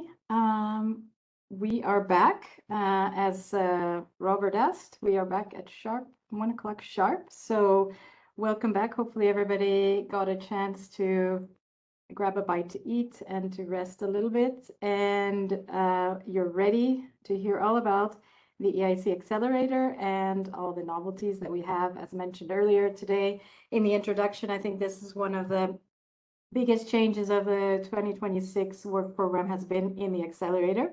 So we will have quite a bit to share with you. So we have a few colleagues here to share the presentation. We will have Denisa Perrin, which is our head of unit for the Accelerator. We have Andre Lintu, who is our deputy head of unit. We have Neil Griffin, who is our project advisor and call coordinator, main call coordinator for the EIC Accelerator. And I will be your moderator today. I'm also working in the evaluation sector here at the EIC Accelerator. And since we have so much to present to you today, I will also be doing part of the presentation apart from the moderation. So I think I will start and then hand over to Neil shortly. But just to give you an overview of the EIC Accelerator. Now, if we go, yeah, okay. So again, if you want to start looking at the questions in Slido and give a thumbs up and like to the ones that you're interested in, and try not to repeat some of the questions so that we can, we'll have a lot to cover. I see we've already gotten a lot. So let's get started with the presentation of the Accelerator. So what we're looking for. We're looking for the startups and SMEs that are looking to scale up, high impact innovations, and can create new markets or disrupt existing ones. We want them to be based on scientific discovery, or what we call deep tech, and they should be breakthrough. There should be a breakthrough element, novelty element to the innovation, and they should be high risk. They should be innovations that are looking for a lot of funding over a long time frame, and they're too risky for private investors to come in alone. So they need the EIC fund to de-risk them and then catalyze it and bring in other investors so that they will cover the remaining amounts. So if we go to the next slide, what we offer either blended finance, and this is a combination of a grant that should be under 2.5 million and an equity component, which can be between 1 million and 10 million. And this is a novelty compared to last year, where the minimum was 500,000. This year we have raised it because we know we have over the years found the experience that we need to start with a higher amount for it to make sense for EIC fund to invest and the type of companies that we're looking for. So this is the main element. One of the main instruments is the blended finance. However, there is still an option to apply for grant only. The grant only, as it implies, is only a grant by us, but the company is still expected to have the same objectives of scaling and coming to the market. And so they should present at the time of application what other kinds of finance they will have on their own to finance this scale up, this market deployment element. So if they're not taking the equity from the EIC fund, how are they going to finance that element, that part, the market deployment part? Otherwise, we also have an equity only option. And here we don't need, the applicants don't need to have a previous grant, and they can apply for equity only if they need to focus on some, they've already done their research and their development, and their TRL 6, 7, 8 elements are already done. They can focus more on the market deployment with the equity only. But next slide, I think, goes into these options a little bit more. Well, okay, here we outline again for the grant component. We offer less, let's say the maximum is less than 2.5, so you can go to 2.49999 million. The costs are, the eligible costs are reimbursed up to 70%, and small mid caps are not eligible for grant only. We offer, in addition, for the blended finance, the 1 million to 10 million in investment. This is usually in the form of direct investment, but there are options for quasi-equity. And the EIC fund takes a minority ownership with usually a maximum of 25% voting shares for the company. And the EIC fund is really a patient capital. It's not focused on a very quick return on investment. We are willing to wait a bit longer, usually target of 7 to 10 years with a maximum of 15. But we have more information on the fund later on in the presentation. So again, which option of funding type to choose? So the grant only is, again, all of these funding types, you need to have the same objective of, bringing the product to the market eventually and having the scale up vision and plan. So with the grant only, you ask only for the grant from us, but you need to prove that you have sufficient financial means for the deployment and scale up part, the TRL elements. And the grant only is mostly also, we get a lot of applications from the UK who is not eligible for investment components. So that's an option for them. Now, the grant and investment, this is when the company needs support to finalize some of the technological developments to bring the innovation from TRL 6 to TRL 9, for example, and then to have the deployment and scale up funded by the investment component. That's the most typical combination. Then we also have the investment only option, which is if you're looking to fill the funding gap and you're looking for rapid scale up and you don't need the grant. So those are the options. Next slide. Who can apply? It's a mono-beneficiary scheme, so only a single company, so no consortia. There is a possibility to have some subcontracting and affiliated entities, but the main beneficiary who will get the funding is a single company. And this follows the definition, EU definition on SME. So we look for SMEs under 250 employees with the 50 million turnover and less than 43 million in balance sheet. There is also the option for the small mid caps that is under 499 employees. And again, this is not an option for the grant only, but it is for the investment only or the blended. Next slide. Who can apply? There's also a natural person who can apply, especially at the short proposal stage, which we'll get into later on. But this is really for a company, a person. It could be a situation where the company is from a member state or associated country that is looking to establish an SME. And then by the time that they would sign a contract, they would have the SME set up. Or it could be somebody who's coming outside the EU or associated country and who wants to relocate the SME into the EU or associated member state, associated country. So again, this establishment would need to be done by the time they submit the full proposal. So at short proposal, it's possible, but then once they submit a full proposal, we need them to be established in the EU or associated country. Next slide. So we have two different funding schemes or topics, let's say, to our call. We have an open topic, which is open to any field, let's say, within the innovation spectrum. So it's really a bottom-up approach. So anything, as long as it's innovative, breakthrough, deep tech, and high risk, it can fall under the open. Or we have also some challenges which are meant to support projects, and they're in the very defined thematic areas, and we'll go over those in a little bit. And there's also a whole day presentation tomorrow from our program managers on the challenges. Next slide. So we will go into how the process works to apply and how we select proposals.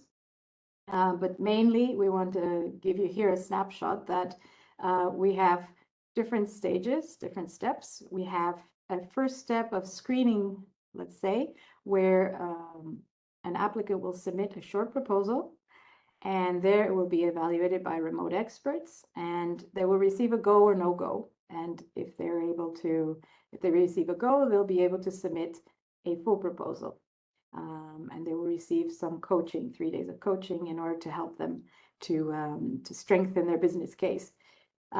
So if they are successful at short proposal, they submit the full proposal will be evaluated by a technology expert, which will really go into depth assessment on the technology level, but will also evaluate the other evaluation criteria on the market and on the investment risk.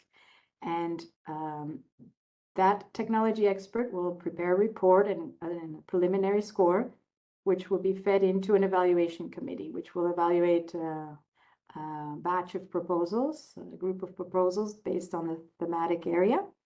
And those, out of those proposals, those with the highest score will be invited to interview. This will be a ranking with scores. So all of this whole step here of the full proposal has been completely revamped compared to previous years. So for those of you familiar with the past, this is quite different.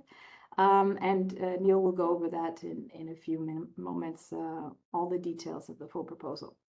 So those who are ranked at the top of the list and are invited to interview will then come to interview with a jury panel of jury members. And there they will pitch their proposal, they will answer questions from the jury, and the jury will come out with either a go or no go to propose for funding or would be rejected. So this is a nutshell, but we will go into more detail in a moment. Next slide. Just to give you an idea of what the accelerator has done so far. We've had until now since let's say 2021, 545 contracts with a grant component, or 944 million euro in grants dispersed. We also have projects from the EIC fund, which have an investment component, also coming from the Horizon 2020 pilot. And there we've invested so far 1.4 billion and further capital from the EIC fund for 1.2 billion. Overall, just to give you a magnitude of how many proposals we received since 2021, we've received about 17,000 short proposals and about 12,000 full proposals. Out of those, we've selected for funding 743 and for 1.7 billion in grants and 3.3 billion in investment requested. Now, between what is proposed and we select and what they request, and then what is actually disbursed and agreed and managed is a bit different. So that's why we have a bit different figures between what is submitted and what is selected and what is actually carried out in the end for many different reasons. Okay, next slide. To give you an idea of the impact, I mean, we have an EIC impact report, which is published every year, usually around the EIC Summit. I think these figures are from last year's report. So here we show how the Accelerator has incentivized over 12 billion euro in follow-on investments in its portfolio companies with a combined valuation of 47 billion. So we have around 80 companies that are Centaur and about 6 that are above 500 million. And good news for female founders, 24% of our EIC portfolio companies have female founders. Next slide. Okay, so that's sort of the introduction and to get you familiar with what our target companies and applications are. And now Neil will go over what is new in 2026 and really take you through the process step by step. So thank you, Neil. Thank you very much, Susanna. So yes, the whole point of the next few slides is really to go through the novelties for the 2026 call and just to bring some awareness to what is happening in the new work program. So just as a kind of an overall view, We're looking at simplifying the process for you as applicants, and just to kind of get more to the point of the evaluation process. You'll see that in the templates. They're a little bit shorter in terms of the actual the page lengths, and also the criteria is also very pointed, and that has a good correlation to the evaluation form. So that's in terms of simplification, it's really on the applicant side to try and increase the frequency of the batches, and also this this idea of the technology expert. So we'll get to that shortly, but just to give you an overview. So we also have more frequent batches, this idea of a due diligence, a technical expert at the application stage, to then kind of complement what would normally happen afterwards under the old calls that this due diligence would be carried out post-evaluation. There's a slight increase in the budget for the open call from 384 to 414 million. And then we have, obviously, as we do every year, new challenges. So that will be explained in more detail tomorrow with our program managers. And then a small but not an insignificant point on the Part A submission forms is a slight change in the interface, primarily. Next slide, please. So as I was saying, tomorrow there will be a dedicated sessions for the challenges. You can find the links there. So just to be aware, just in terms of the actual budgets, these are the indicative budgets. There is a degree of flexibility if they're either not used, that can be transferred over, but primarily these are the budgets set per challenge. Okay, next slide. So, as was alluded to, the short proposal, there will be a new updated submission template. And what we've tried to do there is to make sure, to simplify the actual questions being asked and making them more towards the point of what we're looking for, and then making sure that they're actually they're in line with what the evaluation criteria. I think in the past, we would have let the narrative be a bit more flexible. So it can make it difficult for you as applicants to know how to write the best proposal and make sure that the experts understand what you're saying. This is a little bit more focused and reads more like a questionnaire.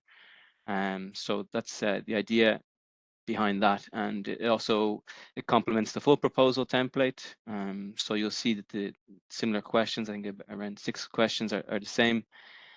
So it's just that extra step with the full proposal and more detail. In terms of the number of batches per year, so we're talking about batches rather than cutoffs, and we have 6 batches per year, which will roughly be every 2 months, more or less. But that does not mean that there will be an interview session after each batch. So we're only going to have 3 interview sessions in the whole year. So indicatively, I'll show the dates later on, May, October, and then February 2027. So just to be aware of that.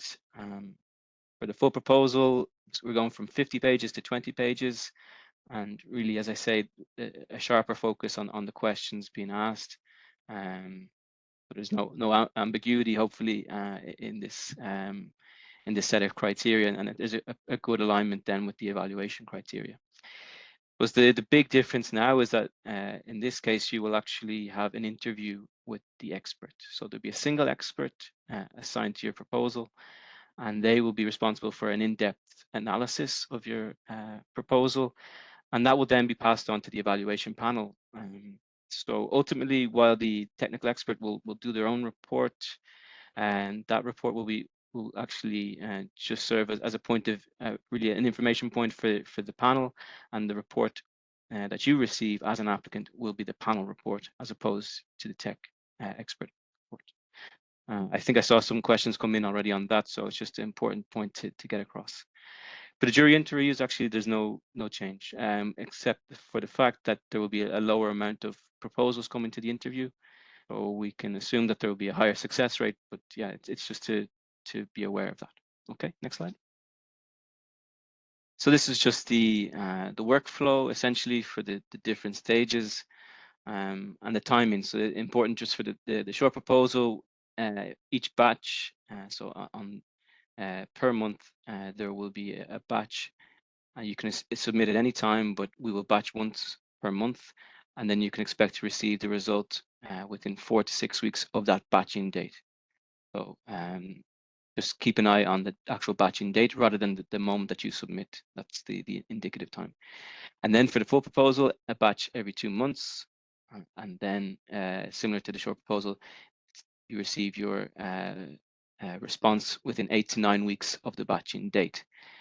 Important to bear in mind for that you only receive the report from the panel if you have been rejected at that stage.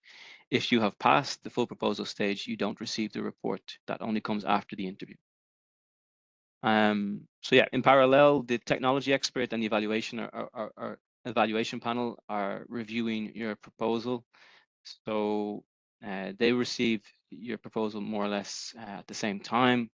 But the evaluation panel will take place at least maybe 3 weeks after your interview. So while your involvement may not be ongoing at that stage, the evaluation panel will be continuing their work for at least another 3 to 4 weeks. And at that stage, once they finish, then you receive the outcome. And then we aim to have the interview, as I was saying, most likely May, October, and February of 2027, and then you should receive your result from that within 2 to 3 weeks of the closure of the interview week. Okay, next slide, please.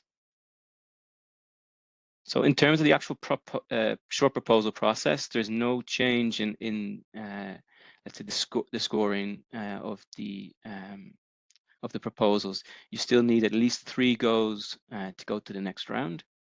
If you have anything less, then it will be rejected. You can resubmit based on your remaining resubmission limits, which are still essentially a 3-strike rule since the 1st of January 2024. So yeah, if you pass that stage, then obviously you will receive, you'll be allowed to go through to the next stage into the full proposal. You'll receive a link for that in your evaluation report. Okay, next slide. So just going back to this, the novelties idea in terms of the part A for the short proposal, we have this what's called a dynamic form. It's essentially just a new user interface. In terms of if you have filled out an application before, it won't be too new in terms of what the actual information is being sought, but yeah, from an interface, it will look slightly different, but yeah, it won't be a huge element, but just to be aware. As I was saying, this simplified submission template. So from 11 items, let's say that we're in the old template, to 6, and the emphasis is on presenting more factual and evidence-based information. There's no more questions on the company mission and vision. I think that was one of the questions that's come up in the Slido so far. So this is, yeah, more the focus on, as I was saying, more factual and evidence-based elements. The IP strategy is presented to an extent in this short proposal, but no FTO, so no freedom to operate document is requested at this stage. So it's still a relatively simple template overall for the short proposal. And yeah, this one-to-one alignment between the application form and the evaluation questions, that's one of the kind of the key elements for this year's short proposal template. Next slide, please. So you can read these, I think, more in depth in your own time, but it's just to have an overview of this alignment between the submission question you see here and the evaluation sub-criteria. So it's just we're trying to make sure more or less that they are completely in line with each other, and that there's kind of no room for ambiguity in that sense. So it's clear to you as an applicant, and it's clear to the evaluator what the expectation is. So yeah, I'm not going to go through each individual question, but you can see here. So we have the question novelty breakthrough, the TRL level, and the IP. So again, there is no FTO required, but you can give information on that. Then the next slide. Yes, so on the next slide, you see just one question on the market opportunity. I think previously you would have seen a couple more questions on that on the impact side. So again, that's a reduction in the evaluation criteria. Next slide. And finally, yes, the implementation and need for union support. So again, this obviously a question on team. It's important still at this stage. And then the risk level of the investment. So that's an important element that's been added in for this template. Okay, so if you go then to the next slide and bring to the full proposal assessment. So as I was saying, this will be a new template, but there are other elements that are still to be considered. So what we are retaining from the current setup is a pitch deck, pitch video. It will be a lump sum document for those of you applying for blended or grant only. There will also be the implementation plan is a separate document this time. So previously it would have been integrated into the Part B.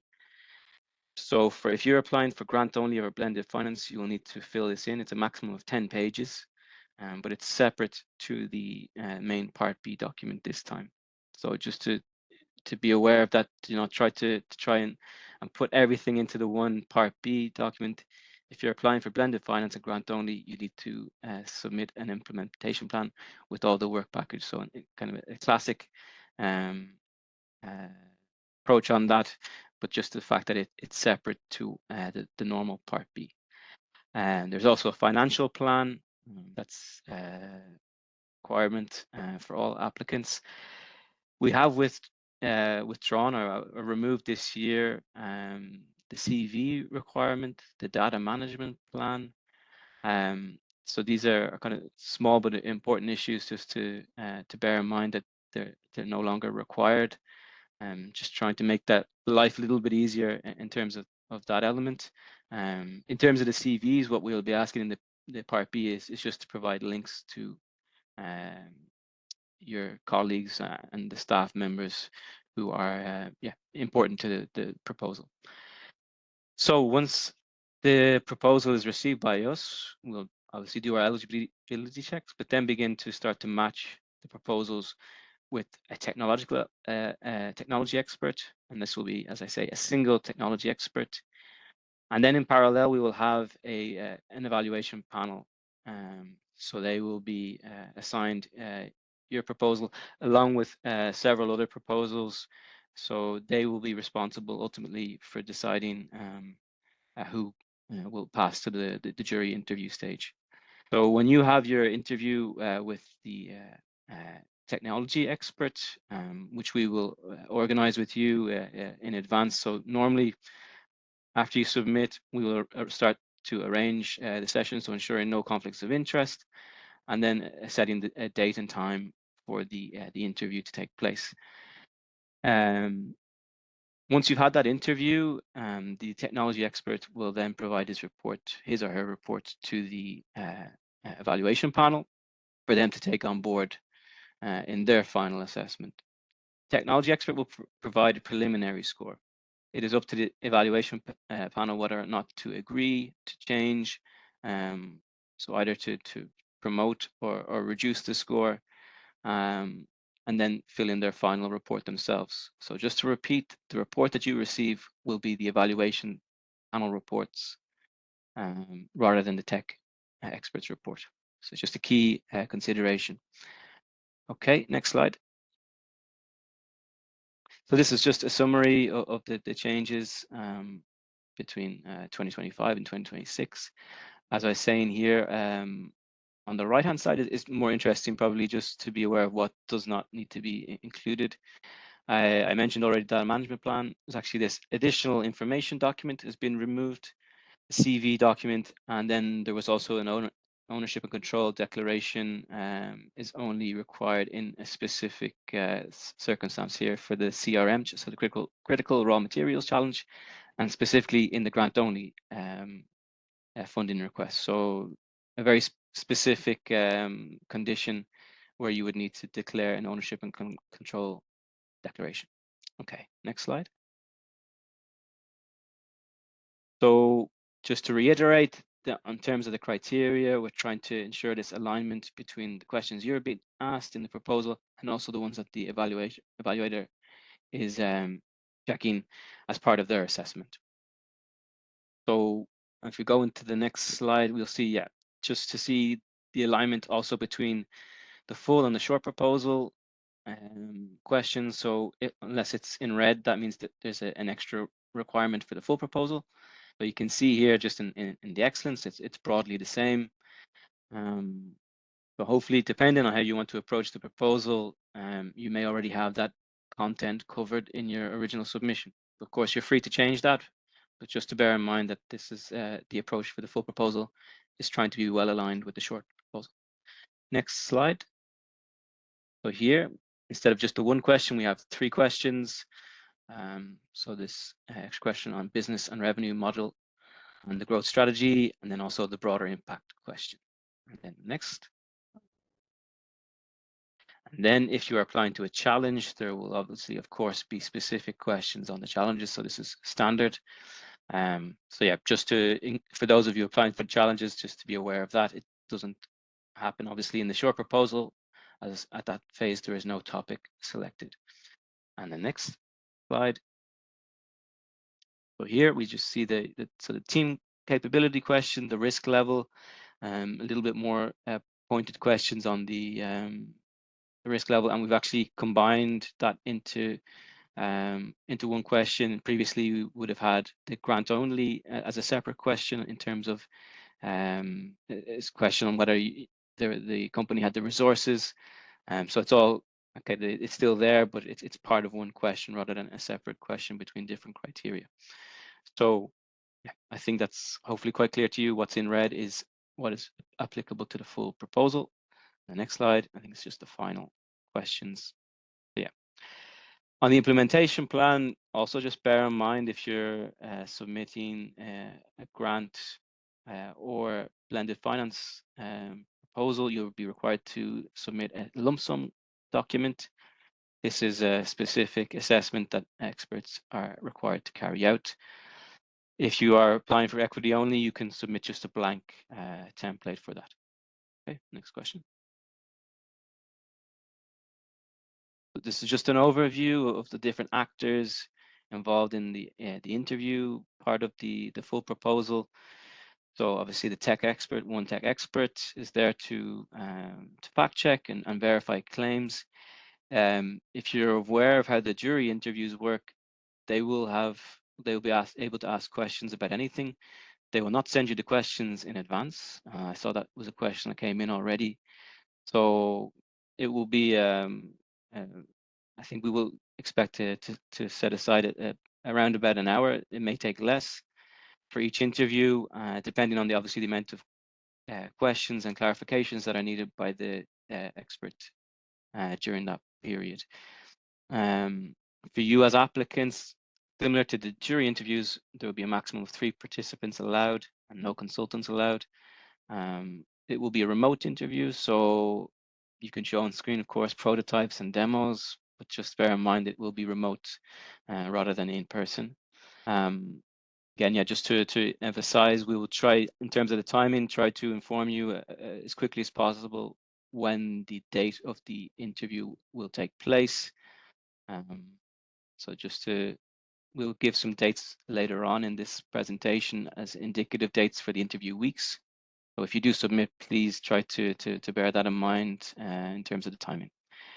Then yeah, in any interview, we'll also have an ISMEA representative there as a moderator. So similar to the jury interviews, we will obviously keep an eye on ensuring that the rules of the interviews are being followed.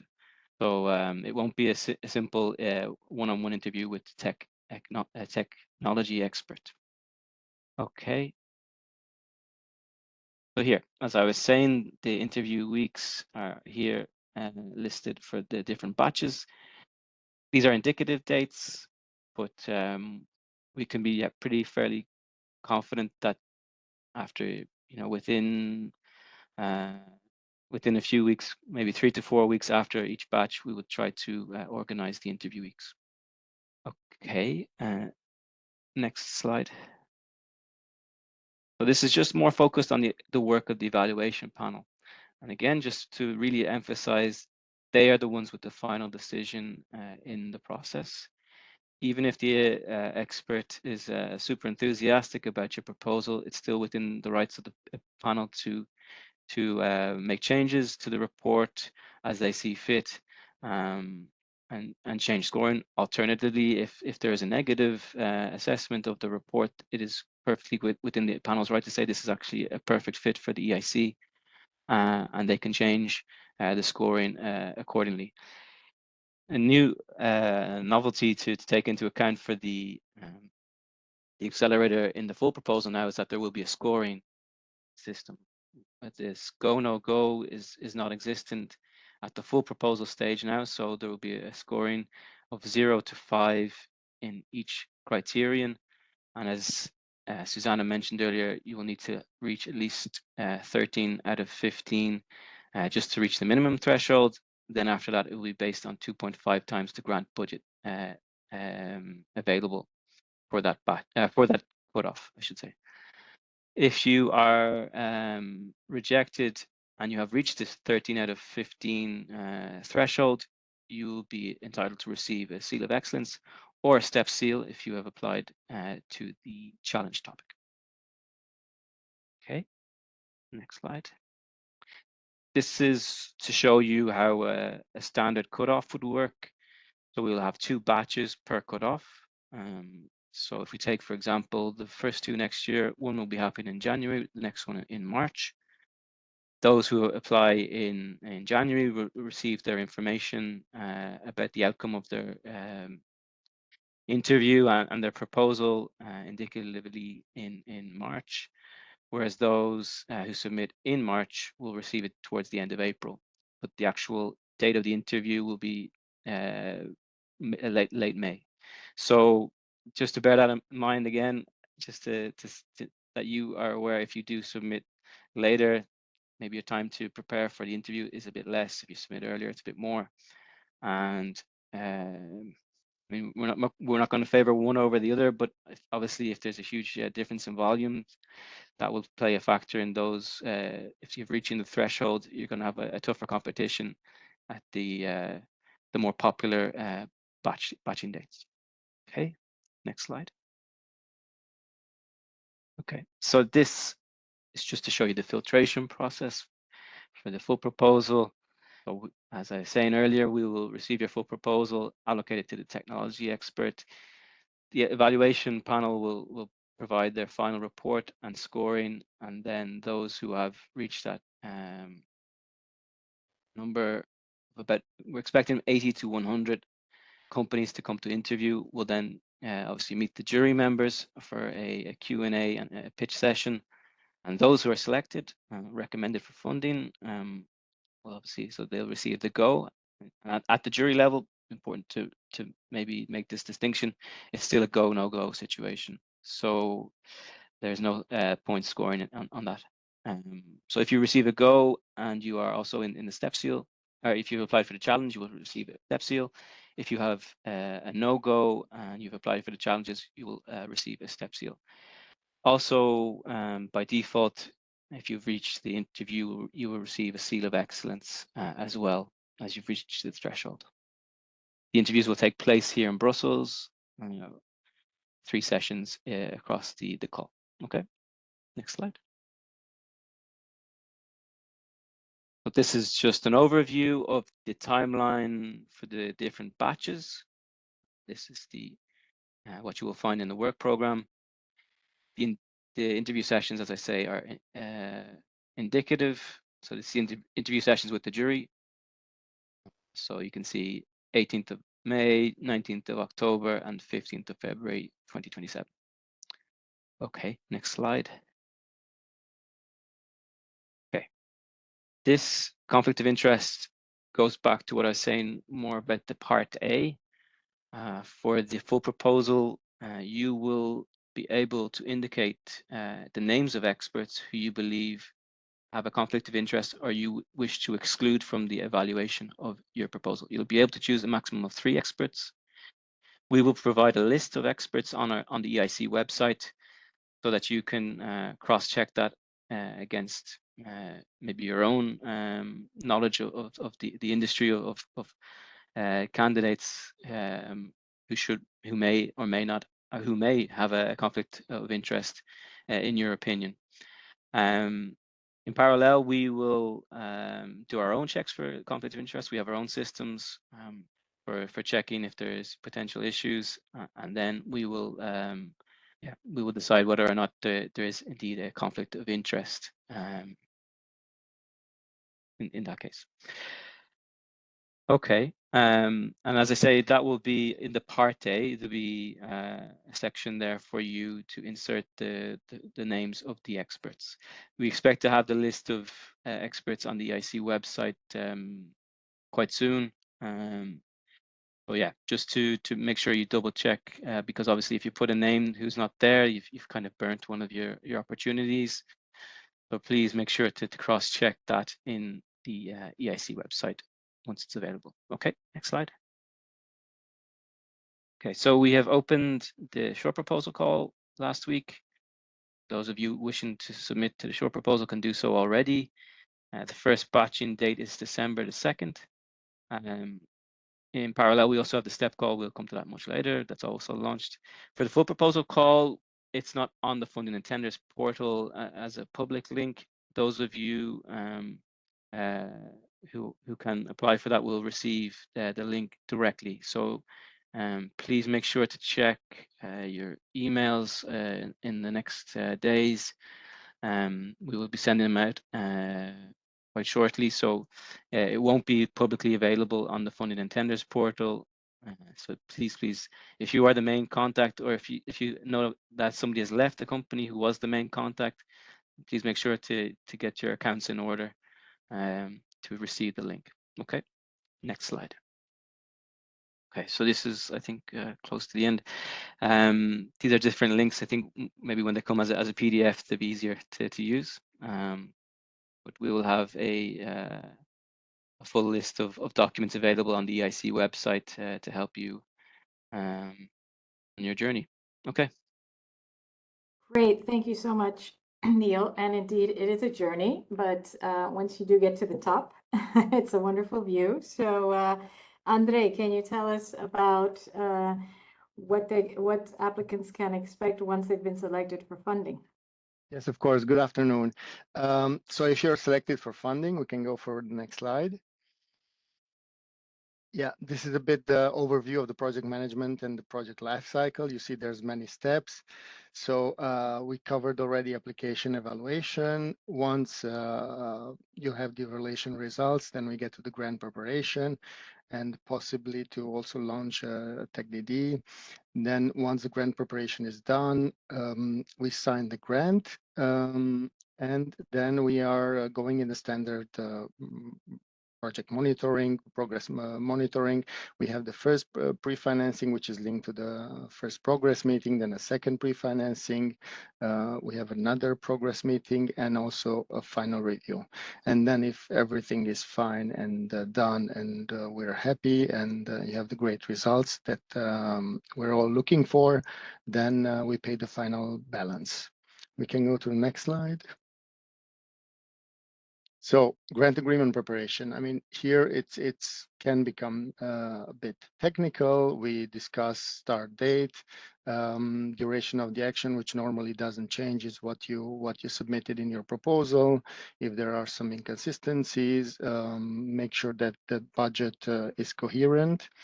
Then the reporting periods are set and the pre-financing rates are also set, which are quite standard. We will get to them maybe in the Q&A because we can cover it there. Then we make sure that the deliverables and milestones are in order, and again, checking for technicalities, that the descriptive is there, also the dissemination level, to make sure that you understand what it means that they're public, that they really then will be seen by, can be seen by the public, and also making sure that a sufficient number of deliverables are there, and we can have a good reporting and progress. However, very important, we're still in the no negotiation approach that we are in under Horizon Europe. We can go to the next slide. Now, again, a bit more on technicalities. The validation is done by our colleagues from the Research Executive Agency.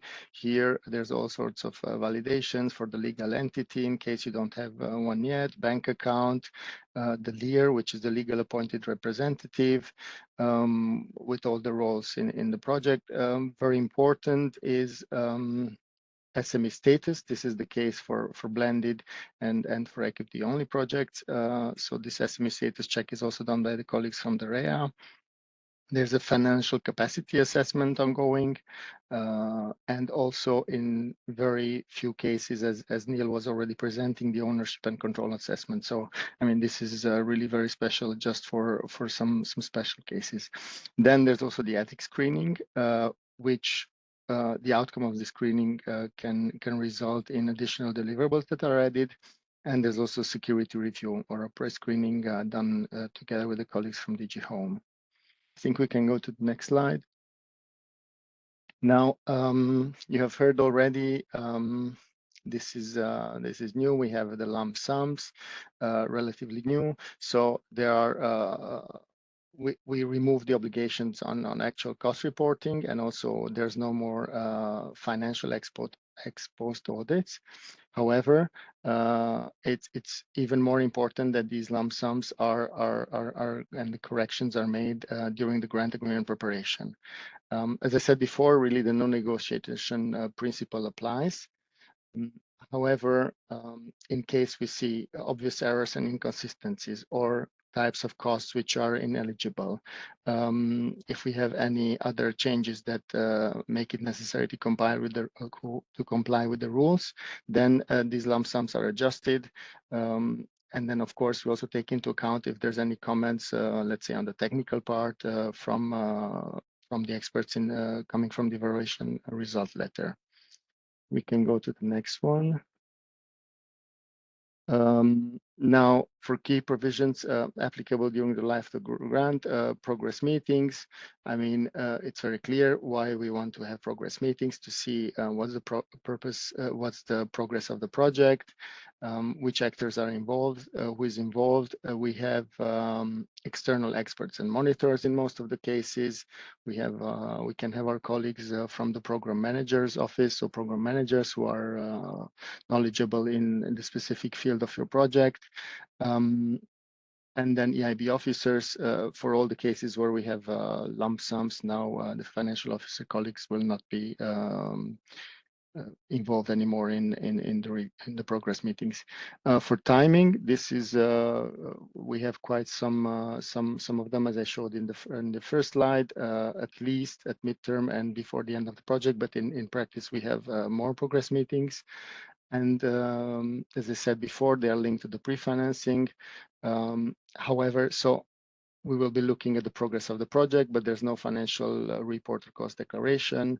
You only have to say how much you used from the pre-financing, and then of course the technical parts are checked in these progress meetings, which is the main. So the work that you were supposed to do and you were describing in the description of action. We can go to the next slide. Now, what is applicable? These are some important points. Within 60 days after the end of a reporting period, you have to submit your report.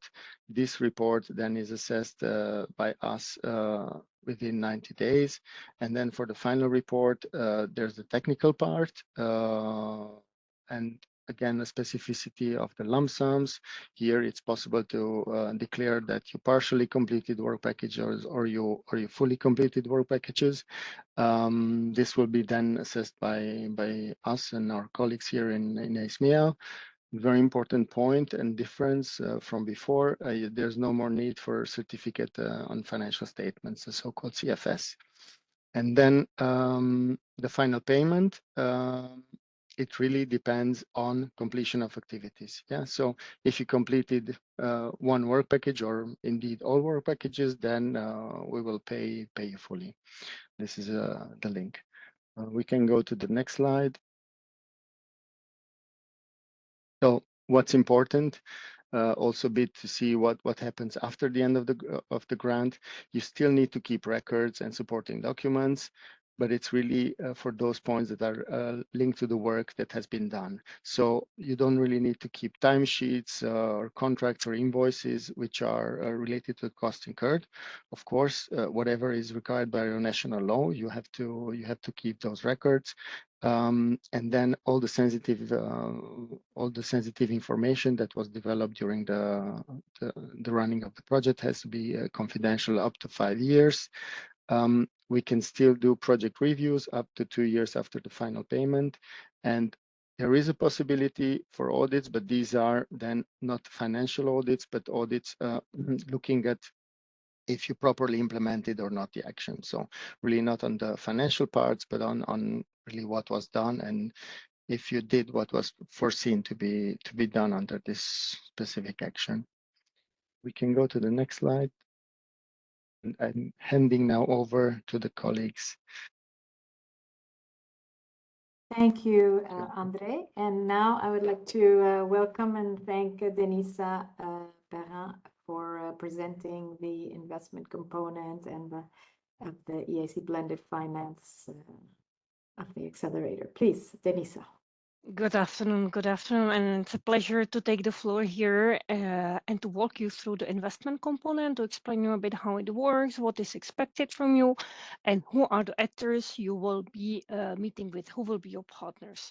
So we work together in indirect management with our partners from the EIC Fund.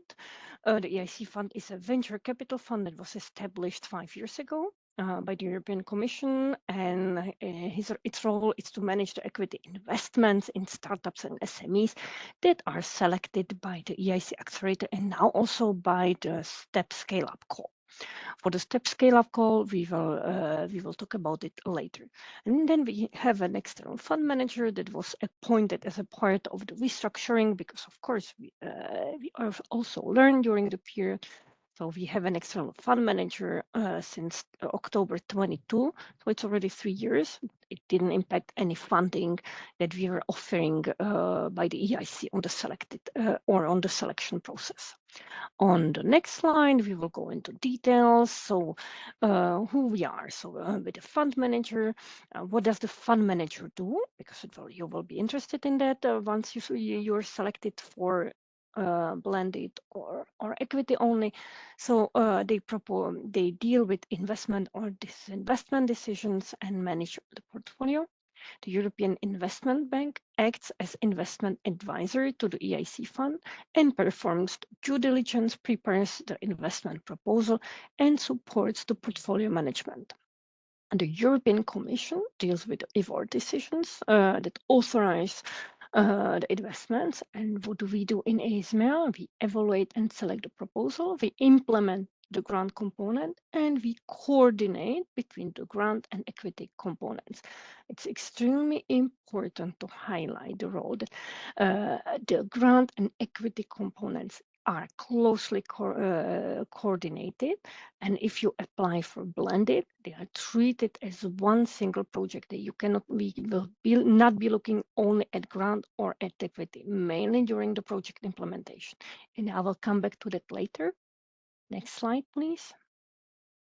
So how does the EIC fund works? Currently, it's got 2 compartments for the Horizon Pilot and for the Horizon Europe. I mean, so far, the figures are evolving, but at present, we had 702 proposals that were selected for equity investment, amounting around 4 billion. We had almost 5 deals approved, 3 billion. The EIC fund recommended investment in 313, or we concluded investments in 313 companies. And the average amount of investment per company is slightly above 4 million. And the multiplier effect that we count here as ratio between the initial amount invested and the total amount mobilized is 4.5 times. Meaning that the EIC funding has catalyzed additional private funding of 4 billion for the EIC companies, which is quite impressive. On the next slide. What do we fund? We are really looking at early stage investments, so seed, startup, scale up. from 1 million. This is something that is new in the 26 work program. So the minimum of equity is not a half million, it's 1 million. It's a mistake, and we will share corrected slides. To 10 million under the EIC Accelerator, and from 10 to 30 million under the Step. And it's mainly for equity or quasi-equity. The investment is intended to finance market deployment and scale up of the technology. And what we want to do with the money, with really this investment, is to crowd in co-investments from investors and follow-up investments in EIC funded companies to really reach at least the 3 to 5 times the level of the EIC funding. This is something that is absolutely important to be able to crowd in co-investors. So this is something that you will hear often. On the next slide. So how do we work for the equity funding? So what we can do is to reserve follow-on capital to invest in subsequent series or for grant only. We are going for patient capital, so really capital that is deployed over 7 to 10 years, usually reaching maximum of 15 years. We target minority ownership stakes between 10 to 25%, and sometimes up to blocking minority in cases where we identify or are identified by the European Commission as strategic interest of the EU. And we will come back to that also in some questions and answers. And the objective is also to provide value to companies beyond financial support, really to walk the companies through their journey and provide them what we call the smart money. On the next slide. Once you're selected for the blended finance, and once your company is what we call assigned, or the project is assigned to the EIC fund, what the EIC fund will do, they will do a technology or what first before you're assigned. So we start with the technology due diligence. My apologies.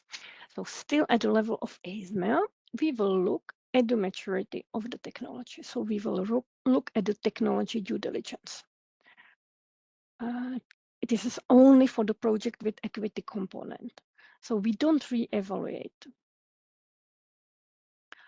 But this is something that we had so far, and it completely changed in the 26 work program. So the technology due diligence will not be done automatically for projects selected with equity components in 2026. We will see whether sometimes we just need to complete the equity component, any elements from the technology due diligence of, or when we will see, for instance, that there was a long time span that happened between the evaluation and the time that the company is ready for investment and is ready to be assigned to the EIC fund. So we will do a technology due diligence. This is really important to understand the technological maturity of the company. That's why we reserve the right to either redo it if needed, or to complete certain elements. This is really the objective, is to provide the EIC fund with all the necessary information to be able to make an informed decision for investment based on the proposed technology. It is an essential element for the due diligence and for the investment recommendations. The experts running the due diligence is exactly what Neil explained, how they are selected. This is the same. And the scope is really to focus on the validity protection attributes of the technology and their capability for market traction, competition, positioning, opportunities, and so on. On the next slide. So once we assign the company to the EIC fund, what the company still needs to do. So there is an initial assessment whether the company is ready or not for the equity. If the company is ready for the equity, the company will undergo a due diligence that is run by the EIB in their role, by the EIC fund in their role of the investment advisor.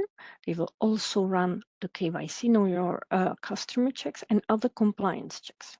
Based on that, the investment officer will issue an investment proposal.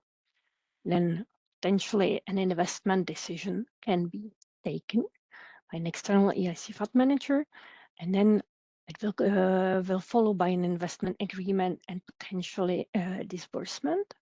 And then we continue with portfolio monitoring and management. And in red, you see who are the actors there on the right, on the next slide.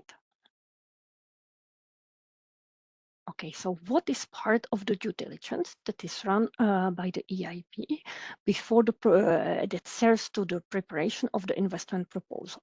It's really the risk assessment, compliance, and KYC. You will be, we are looking at product and technology, market competition, commercialization strategy, business plan, and financial projections.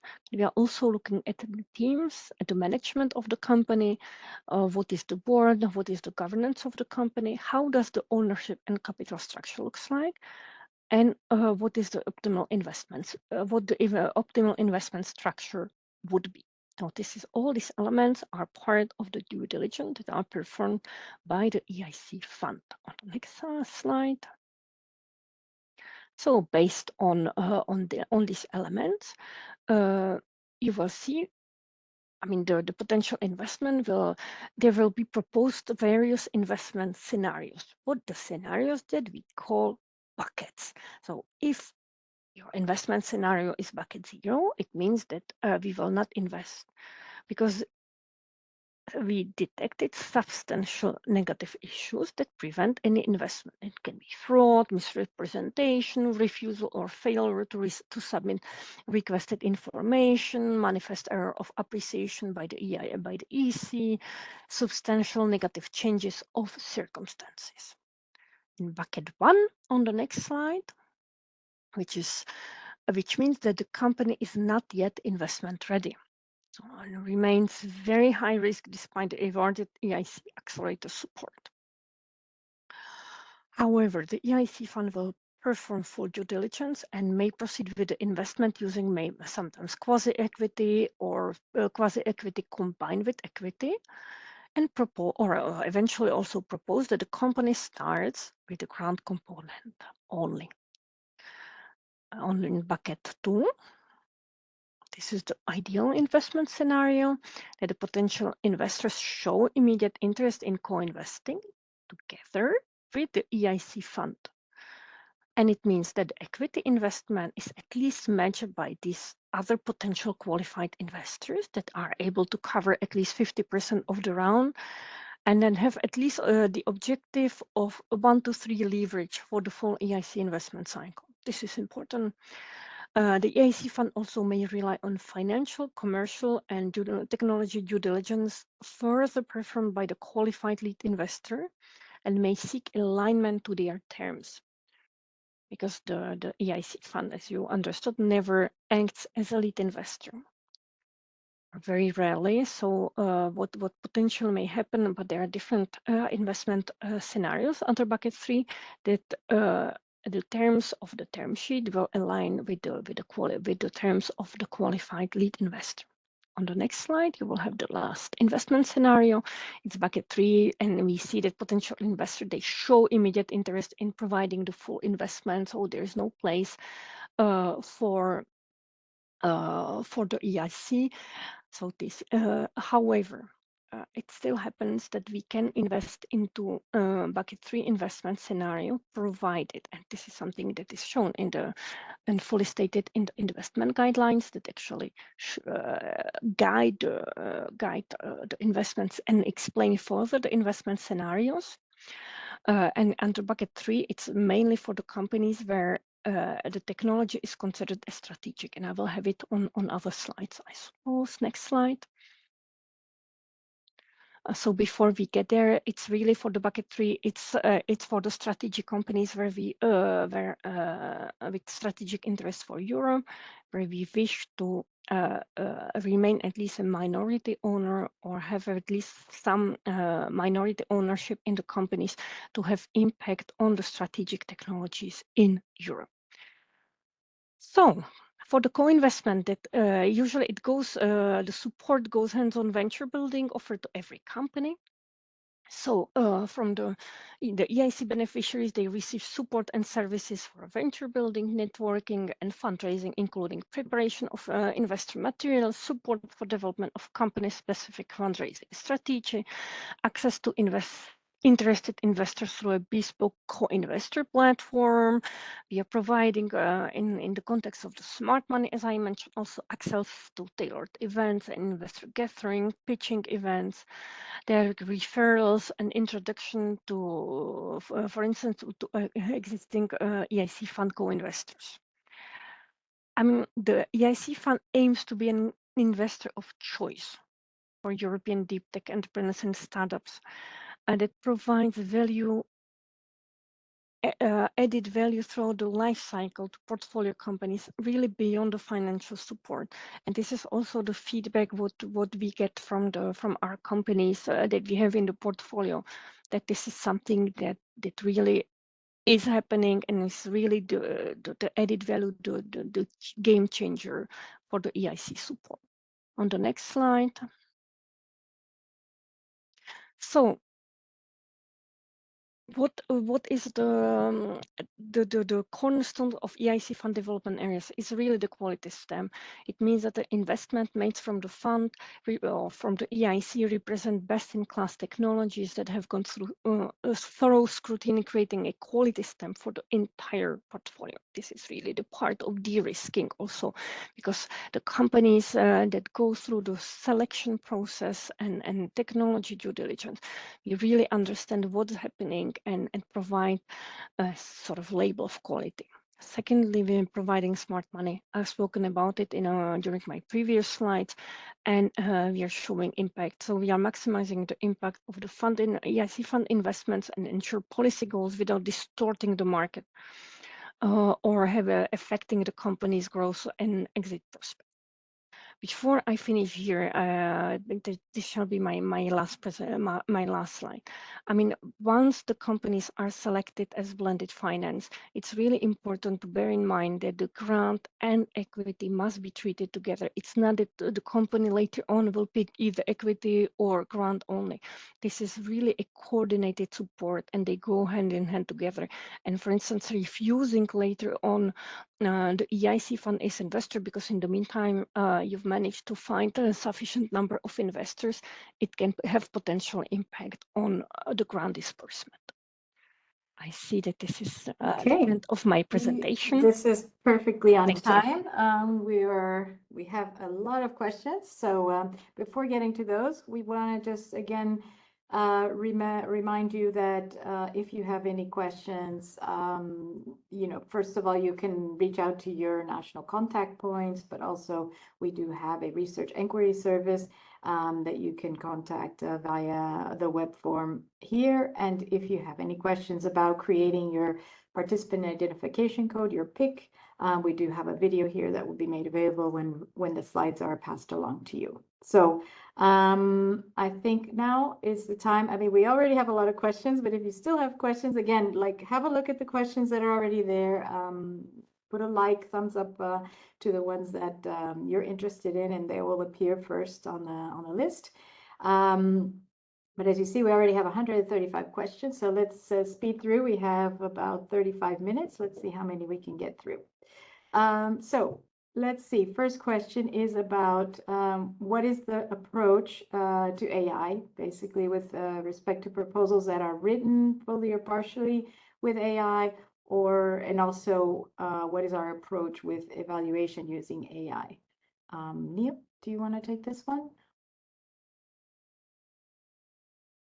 Yes, so if you go to the proposal template, there is a specific section not the very start, but I think it's on page 3 or 4, where there is a specific guidance on the use of generative AI tools for the preparation of the proposal. And there's a complete guidance there on how to approach it. Maybe just to summarize it, it can be done, but it's at your own risk if you're taking this approach, and you may include some hallucinations from AI. That's at your own risk, and that's it's perfectly within the rights of the experts to penalize that. So please check the templates, both the short and full proposal, just for the guidance on that. Very good. Okay, I mean, it's very relevant now. Is it mandatory to have letters of intent? And what if it is not possible to have a letter of intent? Maybe I can just quickly take this one. It is mandatory, as you'll see in the template. It's listed as a mandatory element, and also when you go to submit your proposal in STEP, it is mandatory to upload something in that slot. So if you do not have a letter of intent, you can upload a document explaining why not. But we would hope at this stage that there would be some letter of intent. And okay. Next, although it is not explicitly requested in the template, should a competitor's analysis be included? Neil? Or... So, I mean, this is, yeah, it's not explicitly in the template, but kind of maybe implicitly there, it may be helpful for you. We're not prescriptive in how you approach that, but yeah, bear in mind you're trying to look at if you're looking at the questions, especially by comparing your own technology to others, then yeah, naturally it may be helpful. But yeah, we're not prescriptive on that. That's the approach. Okay, very good. And what would constitute empirical data to demonstrate the novelty of the technology?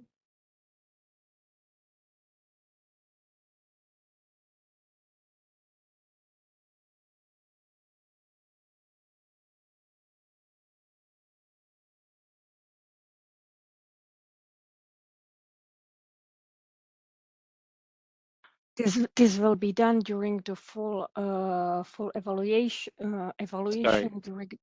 Sorry, I was muted. Sorry, apologies. Sorry. Yeah, it was just to say that we're obviously not looking for a long list of test results, because it's impossible within the template. And you can use graphs, you can use top line results of what has come through out of results of your experience. I mean, at this stage, applicants applying to the accelerator will have been expected to have completed TRL5, so there should be some evidence there to demonstrate that you've reached that stage. But obviously, there are limitations to what can be explained in a proposal. But yeah, we would expect some concrete evidence for the evaluators to work with. And also bear in mind with the tech expert, they will be able to ask you this question. So that's kind of taken into account, that the interview will be there to fact find and to try to understand better the advancements you've made with the technology. Thank you, Neil. And I think this goes along with the next question about having to demonstrate the technology has completed all the elements of TRL5. So again, demonstrating with as much, I mean, again, this also goes to the question on AI, that we want to limit as much as possible proposals that look very nice and have very nice narrative, etc. We really want concrete details. So as much concrete information and test results that you can provide, the better. That's why we've shortened the application form from 50 pages to 20 pages. So we would really want to focus on concrete information.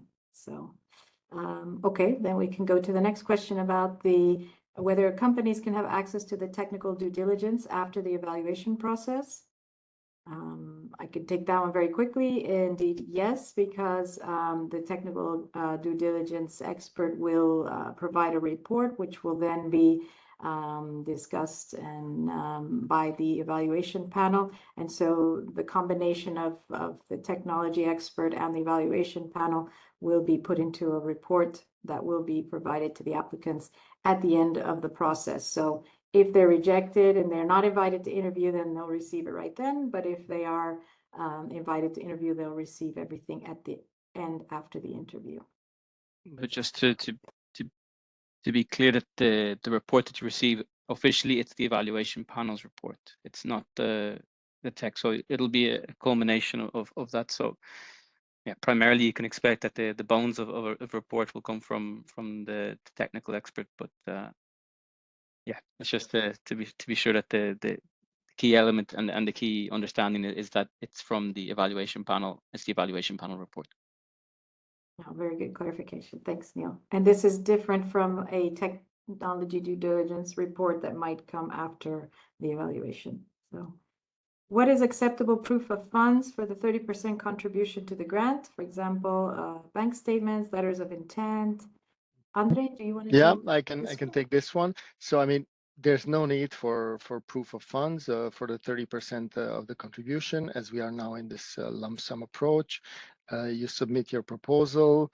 Already in that proposal, it's considered that the financing from our side is 70%. The experts will evaluate it, and if it goes through all stages of the evaluation, then this is what you're going to be reporting on. You're going to be reporting on the progress based on what you have foreseen to do as work. So there's no need on any reporting for costs or contributions. I hope it's clear. Very good. Thank you, Andre. Okay. Is the interview with a technological expert conducted for all the submitted full applications or only in cases where the expert has specific questions or doubts? Yep. No matter the proposal, as long as it's eligible, it will be invited to an interview with the technological expert. And they have free rein to ask any questions during that interview. It's similar to the jury. It's open season for them. Okay, very good. And for the short proposal template, it's less descriptive than in the past. There's no section for the company description. Is this still required for the current version? No. So for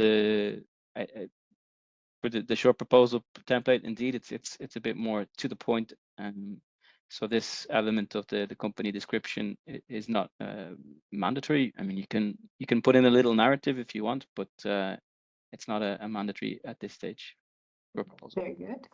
Okay, and what is the process for the in-depth assessment from the technology expert? When companies will be informed about the online meeting after each full proposal batch deadline, and who can participate in that meeting? Is there a list of available technology experts in case of conflict of interest? So I think we mentioned most of this during the presentation, but if you want to recap. Yeah, I saw this question before we came in. I tried to use this as a basis for explaining the slide. So yeah, as soon as we get the proposals in, we will try to arrange the interview with you, and in parallel checking the conflict of interest is an important part of that. Maximum of 3 participants from the company, no consultants allowed. And then we will be publishing the list of the technological experts on the EIC website in due course, hopefully in the next week. Very good. Is there an advantage to submitting to the first of the 2 batches with the same interview date? So is the chance of success higher?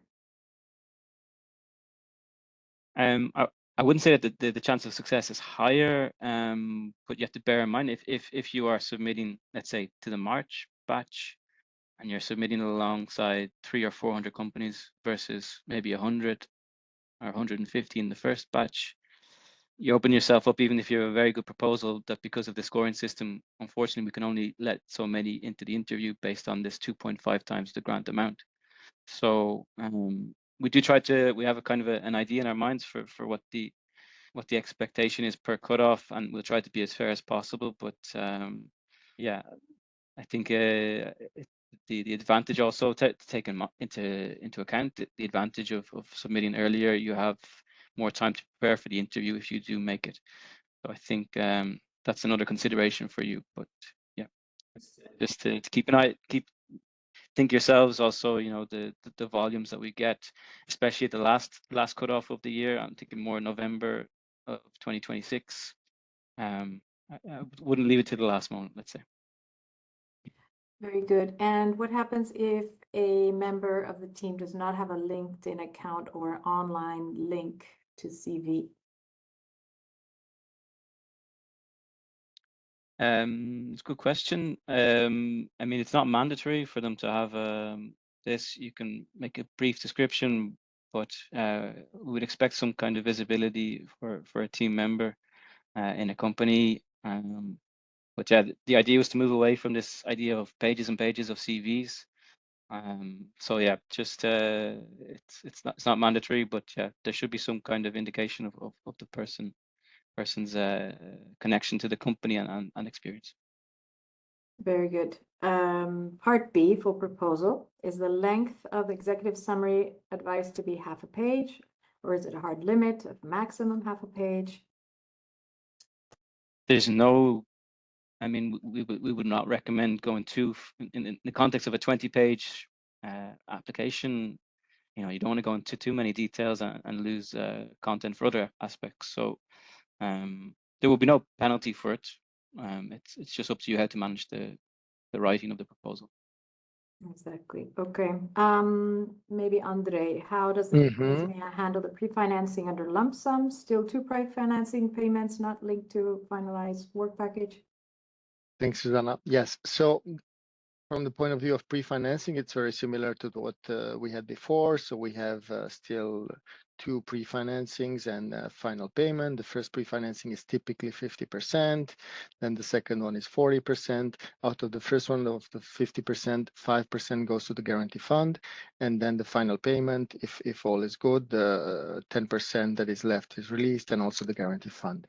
Now, to reply to the other part of the question, if it's linked or not to finalized work packages, not necessarily. So when you're coming at the first progress meeting, if everything is on track and you did the work that you are supposed to do, and there's no red flags on our side or on your side, then the second pre-financing will be released. So there's no direct connection between those. Of course, if you were supposed to finalize one or two work packages already and you haven't done so, well, that might indeed impact the release of your second pre-financing, which is pretty clear. So, I mean, again, it depends, but it's not directly linked.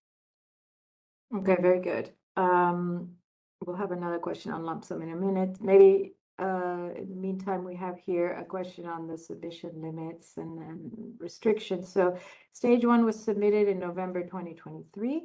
The first full proposal attempt submitted in 25 was unsuccessful, so two further submission opportunities remain. Would it be possible to submit the full proposal in 2026? But the key point there is the submission of the full proposal. So once you've submitted the full proposal in that period, then you'll be able to apply in 2026. If you hadn't, then it creates a bit of an issue. So the key is to have already gotten into the system since 2024. Okay, very good. And back to you, Andre. How does the lump sum work? Is that reimbursement after the project has been completed, or is it an upfront payment at the start of the project? I think you. Yes, I mean, so part of it I covered, and maybe to add a point. So again, I said how it works with the pre-financing. It's very important in our case, in the case of the accelerator, all these pre-financings, they are floats. So to say, they are becoming really your property, and they are yours only after the final review and the final reporting of the project. This is when it's all cleared. Until then, they are pre-financing. Yes, they are all pre-financings. So when you say upfront payment in the question, there is, as I said, the first pre-financing. So that comes upfront once we start. You start the project and we sign the grant, and then the other pre-financing is coming as we progress through the project. Okay, very good. On the templates, when will the new templates for the new proposal investment only applications be uploaded? Well, they are already on the funding and tender portal. Whenever one goes to submit the proposal, of course, you don't have the links yet to submit the full proposals, but once you receive that. But in the meantime, we have published the templates on our EIC website, so you'll be able to download you can already do that now, download them from our website. Now, the next question, interviews for the accelerator will be organized in Brussels. Neil? That's the plan, yeah. So all the jury interviews, not the remote interviews, will be held in Brussels. The tech expert will be all via remote, so a WebEx. Very good. Is the technology expert's assessment intended only to detect potential fraud or unsupported claims, or will it act as an additional evaluation layer in the selection process? So it's not just for fraud. It's essentially it's like the jury interview. They're trying to find out more information to help with their assessment. So it's kind of a fact-finding interview, but they can ask questions on any aspect of your company and the innovation, the technology, to help with the evaluation criteria. So that's the framework within which they're working. So it's not just there for fraud. It's really to try and push you and to ask to find out the key facts and figures to help with the evaluation. Very good. Andre, maybe under the accelerator's blended finance, can the EIC equity investment via the EIC fund be used to cover all or part of the 30% co-financing not covered by the grant, which funds up to 70% of eligible costs? Well, I mean, so the 70-30 still stands. So this means that also under the EIC Accelerator, if it's blended finance, even there you have to cover these parts per se. No, I don't know, Denisa, maybe you want to also jump in. Yes, of course. You cannot. You need to cover the 30% of the eligible costs or the co-funding that is not covered by the grant component from your own resources. The equity component cannot be used for covering this 30%. Very clear. Okay. Next question, maybe for Neil. The ESR, the full proposal will come 8 to 9 weeks after each of the 6 proposal batches or after each second batch. If the answer is after each individual batch, then proposals submitting in the first, third, and fifth will know in advance that they are selected for interview. Understanding is correct. So the second part is correct. We will release the results of the individual batch 8 to 9 weeks after that batch cutoff. So if you submit in January, you can expect to receive your result, we'll say mid-March at the latest. And then you will know almost 6 to 8 weeks in advance of the interview if you've been selected. So you have that preparation time. It may be an advantage for some. So that's something for you to consider. Very good. Can a company located in a member state or associated country apply to the accelerator if it is 100% owned by a holding company not based in a member state or associated country, for example, in the US? Denisa, did you want to take this one, or? I think you're on, are you on mute? Sorry, we don't hear you. Sorry, it took me a bit time Yes, to voilà. unmute. Okay. So what we need to understand is really where the activities of the company are taking place, and it needs to be explained during the evaluation. I don't know whether you want to complete, Susanna, or in the application. And also, I mean, we need to understand whether or not the holding company is an SME also, and then when there is an investment, yes, there might be some, the investment would need to look at in which country, so it's really case by case, and whether some safeguard measures would be needed or not. So it's a bit case by case, but they are eligible. And then later on to see what happens, it's really case by case. EIC Accelerator, Step, and new funds now focus mainly on scale-ups, leaving little room For early stage startups, only 5 to 10% of deep tech firms succeed. Question, why have early stage actors been removed from the accelerator despite being part of the R&D program?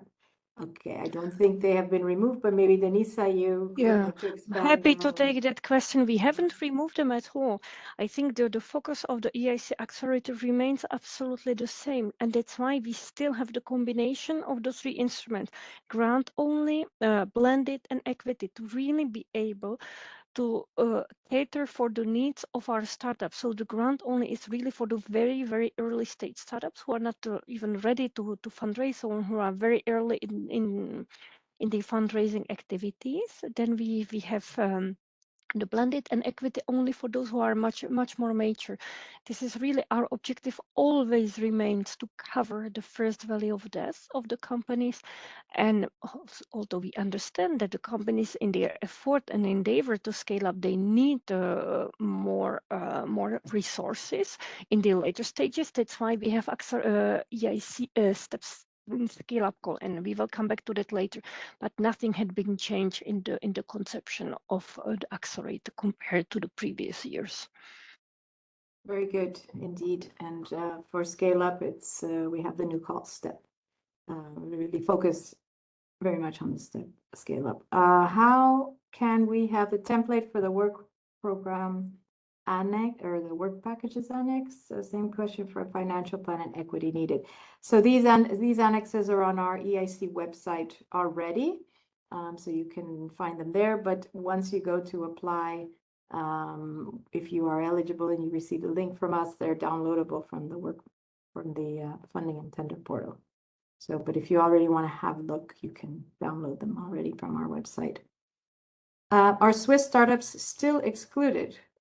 So we have, let's say, news that Switzerland is fully now associated country, and well, it was already eligible from the beginning of the year, but now we can actually sign grants and investments. So I don't know if you want to add in anything else, Neil or Denisa, but they are very much included. Okay, next question. A company that obtained the plug-in fast track approval in 2024 and has already submitted a stage 2 application at least once with a remaining attempt available. Can it resubmit stage 2 directly in 2026, or would it need to start again from stage 1? Neil, do you want to take that? Yeah, so the plug-in and the fast track approval is kind of analogous to a short proposal, a successful short proposal. So there's no need to start again if you haven't passed the first time at the full proposal stage. Based on what's been said here, you should have 2 submissions remaining. So yeah, there's no need to go back to the start. Very good indeed. It follows the same process as short proposal eligibility. For companies that want to resubmit a 2025 stage 2 application, they will receive a new link to register the proposal in the portal. Indeed, we aim to send those out in the coming days. So those that are eligible will receive their links. Next question. In innovation work packages, 30% co-financing should come from the beneficiary's own resources. However, it also states that the investment may be used for co-financing innovation activities. Does this mean we can use the funds from the investment round in which the EIC participates to co-finance the 30%? I think we've already dealt with this. And Denisa, you mentioned this is not the purpose of the investment. You need your own funds to co-finance the 30%. Next, do we have to count our number of left attempts, or are we notified of our last score that we cannot submit again? No, you need to keep track of your own. So very much, if you submit and you're not eligible, you will find out, you will be rejected, but we don't inform you ahead of time. But so please keep track. Given that the EIC Accelerator Seal of Excellence holders can use this label to seek alternative funding, could you share how many proposals receive a Seal of Excellence and how this compares to the number of funded projects? Neil, you had an idea on more or less? Yeah, it's roughly 2 to 1 in terms of Seal of Excellence holders to recipients of or selected for funding. So I think around 1,600 Seal of Excellence holders, and we have around, I think, 750 more or less who have been selected for funding. So that's just to give you an idea. But of course, bear in mind that a Seal of Excellence holder may have received funding at a later stage, so kind of maybe pumps the numbers a little bit in that sense. Very good, thanks. And how do we get on the list to receive the recording? I believe that it'll just be uploaded onto the website for everyone to access. Okay, next question. Does the 3 tries and you're out rule for the accelerator still apply for 2026? And are any applicants' previous attempts in 24 and 25 carried over into 26? Indeed, they are. So the counter started in 2024. So yes, it's been counting since then. So next question, when will the full proposal format be made available? We already mentioned this. It's on our website and will be available for those eligible applicants who have the link to submit full proposals. Could you disclose how many companies applied for investment funding only and how many applied for grant funding only? And are companies that applied for grant funding only less successful than those that applied for blended? Maybe Neil, do you have a... Yeah, roughly speaking, around 80 to 85% of companies who apply for blended finance. And then around, let's say, 10 to 12% are grant only, and then the rest equity only. There's been a bit of a change in since last year because the rules for applying for equity only have been changed somewhat, so it's a bit easier for companies to be eligible for that. So I would say in the equity only, it's not a fair comparison, but roughly speaking, we would expect of the blended finance proposals, there's around a 7% success rate at interview. So if you can imagine, we get 1,000 proposals, would expect to fund 50 to 60 in total in a given cutoff. And then of that, we would expect maybe around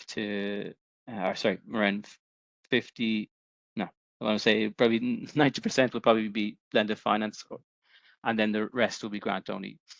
There's a little bit of a distortion as well because of the UK applicants can only apply for grant only. So it's something to bear in mind. So I wouldn't say necessarily that there is a favoritism for blended finance. It's just that majority of companies do apply for that.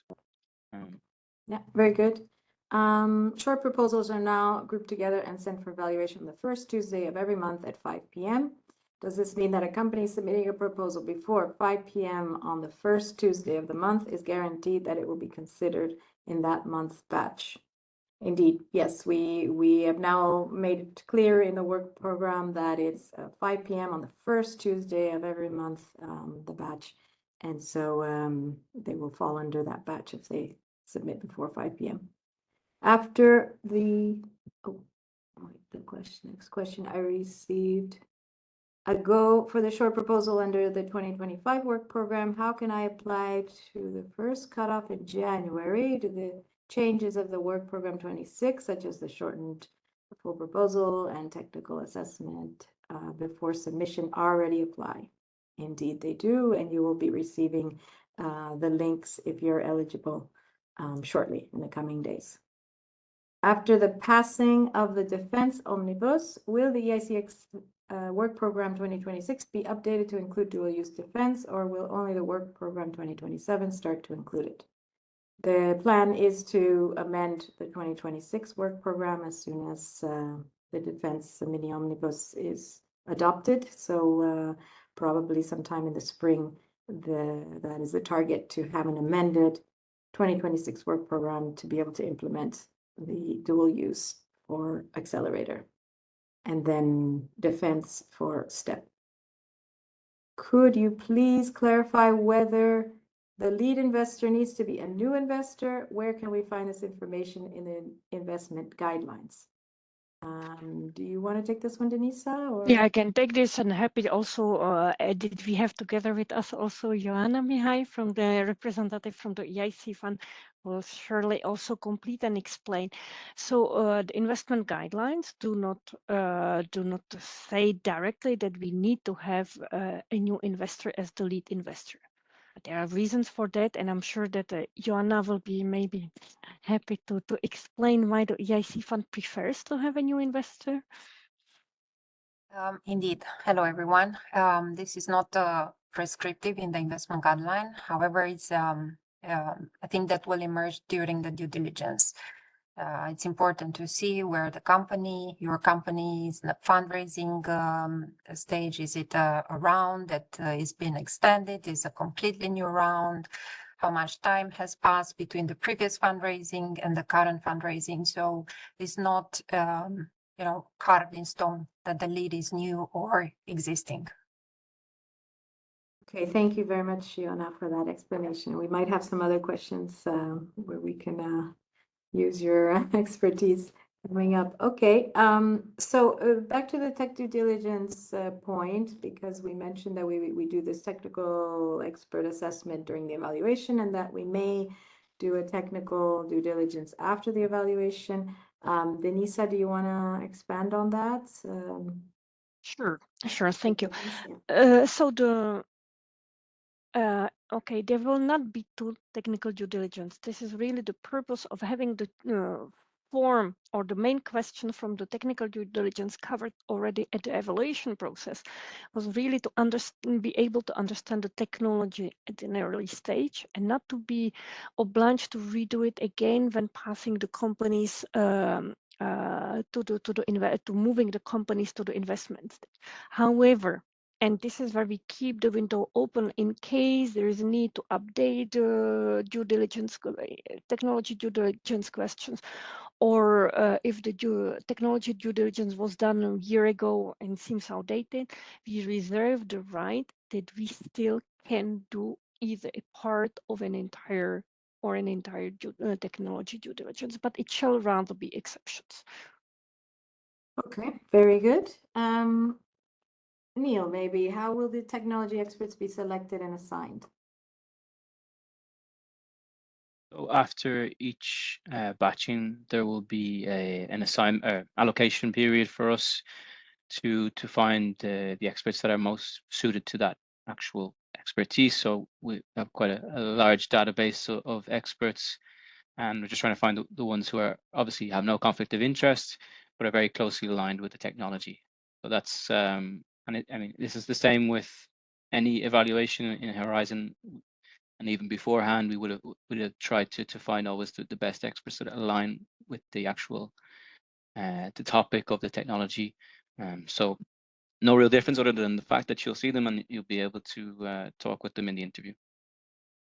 Yeah, and the list of experts, we hope to publish them in the coming week or two. So you'll be able to see those and exclude any 3 that you may want to exclude. Will companies receive a list of questions to be clarified during the interview with the tech expert, Neil? No, there will be no prescribed list from us or from the experts. They will have free rein to ask questions as they see fit, as pertaining to the evaluation criteria, of course. So exactly, if you're aware of the jury interviews, it's the same approach for the jury members. Anything that can get them to understand better technology, the status of the company, the financial situation, all these elements that can help understand better the overall picture. Okay, we talked about Switzerland can now participate.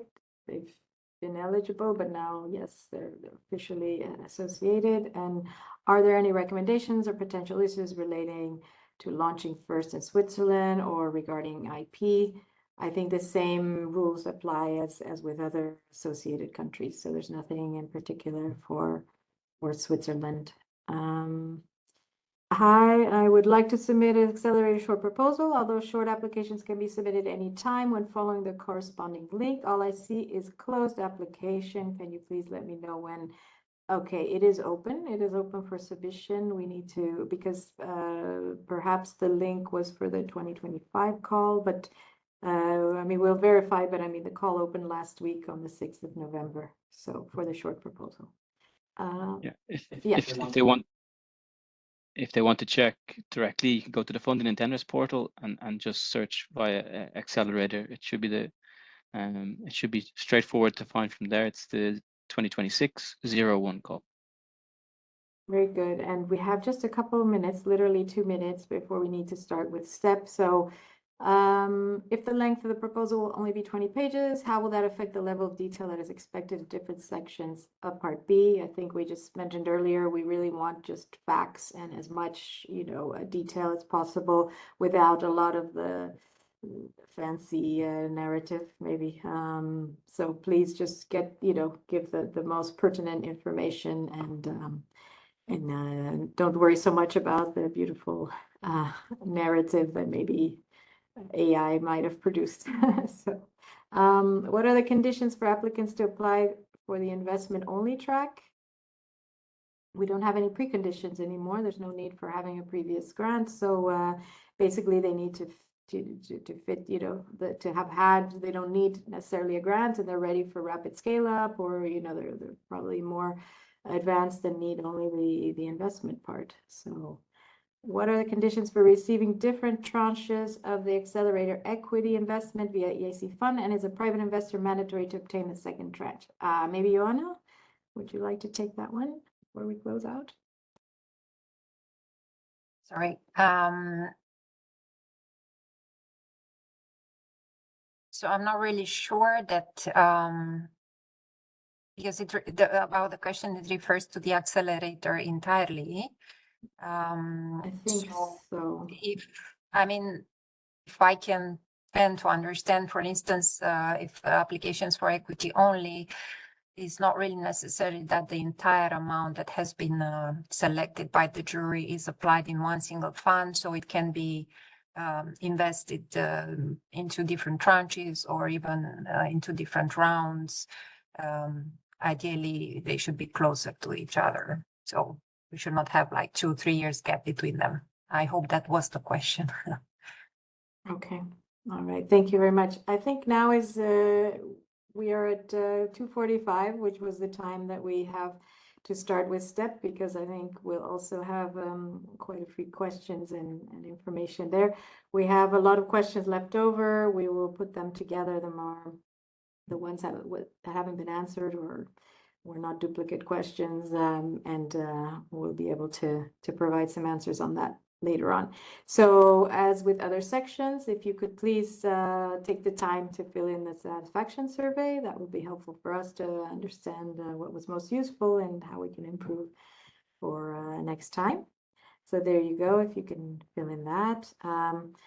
At this point, I would like to thank very much Neil for all the information on the accelerator, and thank you very much. And I would like to keep Denisa here as a presenter for the STEP section of the Info Day, and to welcome Ilenia Cimarusti to present also she is our project advisor for the EIC Accelerator and STEP, let's say more focused on STEP. So, and Joanna, if you could stick around, because probably we'll have a lot of questions on the investment as well. So please, without any more delay, I would like to invite Denisa to start giving us an intro to STEP, and then I can follow up with more practical details. Thank you. Thank you for the floor, Susanna, and colleagues. I'm happy to carry on with you this afternoon and to present you STEP. And we are entering into the second year of implementation of the Strategic Technologies for Europe platform. This is exactly what the abbreviation STEP stands for. And then later on is translated into a dedicated call. But before we talk about the call in the EIC work program, let me please take a step back and actually look at what the STEP actually is. It's really an effort at the level of European Union to look at strategic technologies for Europe and to see what we could together do in order to identify those technologies and to make sure that we bring them back to the single market and we avoid technology dependencies on other regions outside Europe. So it's really implemented in a coordinated way across in Europe, across different programs at the European level. And the strategic technology areas are digital and deep tech, clean tech, and biotech. So it's quite wide. And on the next slide, we will see how this is really translated into the EIC work program. So we are entering, can I get the next slide, please? Super. So first of all, why we wanted to introduce the step in the EIC. We understand that we have companies that are still in their relatively early stage of development, but they are mature enough to scale up in European markets. They break through deep tech technologies that are strategic for Europe. And we know that Europe is facing major funding gap in scaling up of these technologies. And you can see certain figures there. And the scale of funding is majority in Europe, heavily dependent on and reliant on overseas investors. And this is really the major risk that we are facing. These companies are relocating outside Europe. So you can see the amounts of the series of the investment rounds and the share of European investors. So the higher the series is, the European investors share is really decreasing. So this is really problematic, especially with the series B and C. And this is something when we understood that we need to act, because this is where the second valley of death is really appearing in Europe and where the companies struggle most. On the next slide, and then before I give the floor to Ilenia. So why you understand why we really wanted to cover this this huge market failure, this gap, and especially in EIC, because we have experience with financing startups and with really financing, also providing support that is in the area of equity. Here, as we see, the scale-up companies are already in the more mature phase than the typical accelerator companies. So that's why we propose only equity support to SMEs, including startups that carry out breakthrough and disruptive innovation in the three strategic areas that I mentioned. And equity only support is required for the companies to scale up and to cover the investment gap that is non-bankable. So we don't cover here only startups, but also small mid-caps, as I mentioned, and we still are looking at the three critical technologies. We also introduced what is new here is the STEP seal, sovereignty seal, that is awarded to all projects that pass evaluation thresholds, but we don't have sufficient amounts to fund them. So what we want to do with the STEP seal is really to facilitate access to complementary or alternative funding, either with provisions of the cohesion policy funds or other funds available at European level or national level for this kind of funding. On the next slide. What the objectives are. It's really to provide scale-up support in critical technologies to be able to safeguard European strategic sovereignty, for instance, in AI, quantum computing, in clean tech, biotech. And we really want to help the companies compete globally, and we provide them financial, strategic, and operational support. We reduce the scaling up related risk, because we are bridging the market gap. They are not bankable, many areas. And we really support innovation in key strategic area for Europe's long-term sustainability, security, and growth. And already this year, we saw there is a huge interest of companies that have an ambition and capacity to scale up, and they have also the capacity to fundraise. And this is something, with this, I will give the floor to Ilenia, who will explain you more. And I'm sure we saw you have a lot of questions exactly on the details on the fundraising, on the pre-commitments. So you have enough time to answer it. Ilenia, over to you. Thank you, Denisa. So with this, next slide, please. So with this broader context, more strategic context in mind, we can see how that translates concretely into the requirement of the work program. So the budget allocated for 2026 is of 300 million, is expected to be raised on up to 900 million for the period up to the 2027. The instrument foresees equity only supports, and it expects companies, applicants to request larger tickets between 10 and 30 million, with the objective of catalyzing big rounds. So here I would like to stress the STEP call is designed for companies which which targets really major funding rounds between 50 and 150 million. So what are the key requirements? A pre-commitment from the single qualified investor. And here I would like to stress single qualified investor. Why one qualified investor? Because this gives more credibility about the commitment, the will of the investment of the investor, of the qualified investor to invest in this big round, and also the capacity of the company to fundraising instead of having fragmented pre-commitment by more investors. The pre-commitment has to amount to the 20% of the final targeted investment round.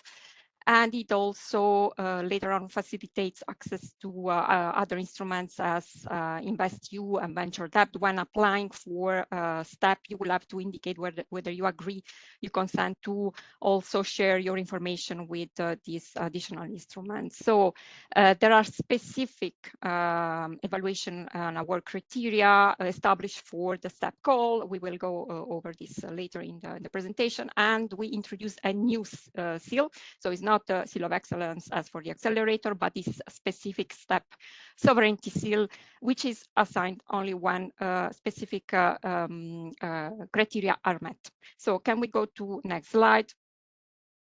So as Denisa mentioned already, is a mono-beneficiary call instrument, and it targets specific categories of applicants, single companies classified as SME or small mid-cap, and then here you have the specific definition you can find in the work program. Also, investor may submit a proposal on behalf on an eligible SME or a small mid-cap. Next slide, please. So what are the qualifying features? These are very important. The company that submit proposal for STEP need to present, develop strategic technologies which fall within the scope of the STEP regulation. More details are given in the work program, but it's important to stress these aspects. So they have to introduce a cutting edge element strategic for Europe. They must have secured initial funding round with the objective of raising major funding rounds, as I said. So major funding rounds, big funding rounds. For small funding rounds, we will encourage applicants to consider taking into account more suitable instruments. Both EIC fund portfolio and new companies are welcome to apply, of course, are encouraged to apply. And these companies have to present a significant risk for commercializing and scaling up the technology, meaning that without the EIC support, they would not be able to attract other investors. So they cannot be financed from market investors, normal market, traditional market investors. So we can go to the next slide. This is an important slide. I would like to draw your attention on what are the novelties and what are the requirements and what are the novelties as compared to the previous work program. So as I said, from the pre-commitment has to come from a single qualified investor. The definition of qualified investor is provided. I won't focus too much on this because you can find the definition, specific definition in the work program for STEP. It doesn't have to be necessarily a new one. And nor this qualified investor has to be the lead investor, but it has to fit under the definition. And of course, it will be subject to, if not already done, to KYEI assessment.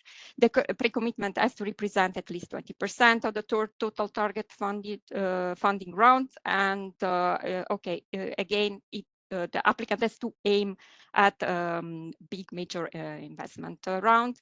Here it's important, I would like to stress, what are the documents that have to be submitted in the proposal. A full business plan, a pitch deck of maximum 15 page in PDF format. It's important to comply with the templates provided on tender funding portal, a pre-commitment letter according to the official template, and then a financial plan and consent agreement document, the result of the freedom to operate analysis, and the CV of the key personnel. Here I would like to stress, again, draw your attention about the importance of ensuring consistency across documents, of the information provided in the different documents, especially in terms of pre-commitment, targeted funding round. In the past application, we notice often we encounter many inconsistencies about the different amount as presented in different documents. So I would really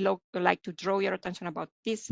It's important to ensure consistency of information. Next slide, please. So again, here also an important slide. What are the novelties in introducing the work program 2026 as compared to the work program 2025? So in the new work program, we have the 4 cutoff date published. Of course, these are not traditional cutoff dates, meaning that they represent more a batching time as of which we will start the evaluation process. You can find the date in the work program. You can see them here. So as of those dates, we will start evaluating the proposal submitted until then, and the evaluation process will be so the phases will be kicked off. Then there is no more ownership control assessment applied before. This was a change introduced already in the amended version of the 2025 work program, and it was a disqualifying criterion. We don't have this anymore. There was no concurrent submission rule. It was introduced also in the amended work program version, and so as of this, with the new 2026 work program, concurrent submissions to both EIC Accelerator and EIC Step call are not permitted. If two proposals are submitted under the 2 instruments, only the most recent one in time will be evaluated. So as of 1st January 2026, and here we restart the clock. Maximum 3 successful submission for Step are accepted. Then we also introduced this the KYC assessment. Investors who have not undergone a KYC assessment by the EIC fund or the European Investment Fund may also provide commitment, but they will be subject to the completion of the KYC during the eligibility checks by an entrusted entity which has a contract with the EIC. Another novelty, in case where a technology due diligence report is not already available for the company, this will be also conducted during the eligibility checks by a suitable qualified external expert. Another important novelty, the jury may recommend a different investment amount than the one indicated by the applicant in the application. This to take into account some developments that may happen between the application and the evaluation, also to respond to the EIC Step objectives.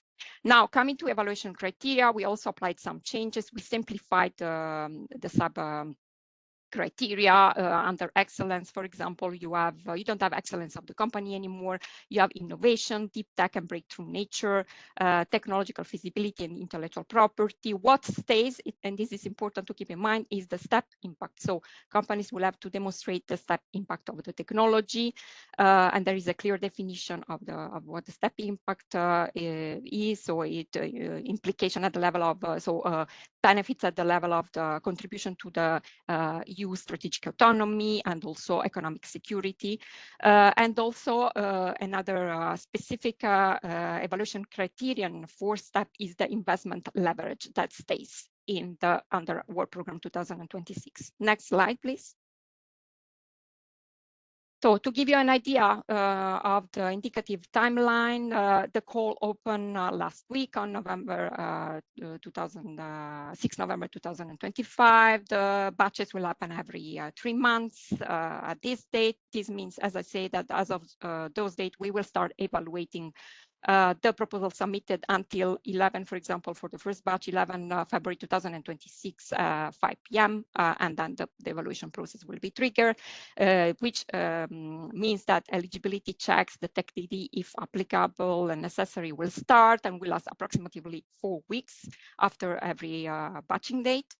The invitation of the eligible applicants to interview will happen approximately 2 weeks before the interviews, and the remote interviews with the EIC jury will take place 6 weeks after the batching date, starting as of the batching date. And information to applicants will come approximately 2 weeks after the interview week. Next slide, please.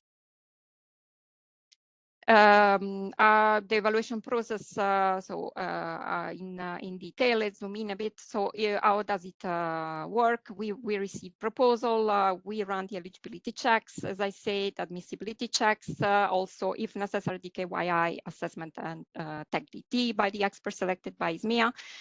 Then remote interview with the EIC jury if proposals are eligible and admissible, and if proposals receive a go, they receive a funding offer by the EIC. And then the investment negotiation process starts with the EIC fund. Next slide, please. What are the criteria? So as I said, I mentioned we have excellence under which we assess the innovation element, the technological feasibility, especially the deep tech nature element of the technology proposed. So it must be really a cutting edge technology, stemming from a cutting edge technological advance, the STEP impact. So as I was referring before earlier, it's important to clearly explain what the STEP impact is. So how the technology contributes to strengthening the EU competitiveness and reduce EU strategic dependencies. And in terms of investment leverage, it has to be a convincing and realistic plan for raising an equity financing round, which using the EIC, so leveraging on the EIC contribution to attract an investment that is from 3 to 5 times the amount of the EIC from other investors. Next slide. Here you have an overview of the evaluation process. So after the eligibility assessment, only eligible and admissible proposal are invited to interview with a maximum of 6 members. And these are the 3, you can see the 3 possible outcomes of the interview. Either proposal applicant is successfully present his application proposal and receives a go. So it's awarded the funding plus the STEP seal, either a no-go. So the outcome of the interview is a negative one, but there is also the possibility that for proposals which were responding to the majority of the evaluation criteria, they receive a no-go due to sufficient funds, but they can receive a STEP seal, which facilitate the access to complementary funds. Next slide. So what is the step seal? Quickly, as said, it's awarded under 2 conditions. So it's awarded to applicants submitting their application under a specific instrument, in this case, the EIC Step call, and the applicant has to be able to explain both in the proposal and to the jury the relevance of the proposal for the strategic nature of the strategic objectives of the call. And the benefits coming from with the step seal are, as I said, access to additional complementary funds and also to the business accelerator services. Next slide. So again, an overview of the process happening after the evaluation, the interview. The results letters are sent to applicants with the respective outcome, negative and positive. For the positive one, so for the applicants that receive a positive outcome, the SME status check and legal entity validation process takes place. Information in parallel are sent to the European Commission for the validation of the decision by the evaluation outcome.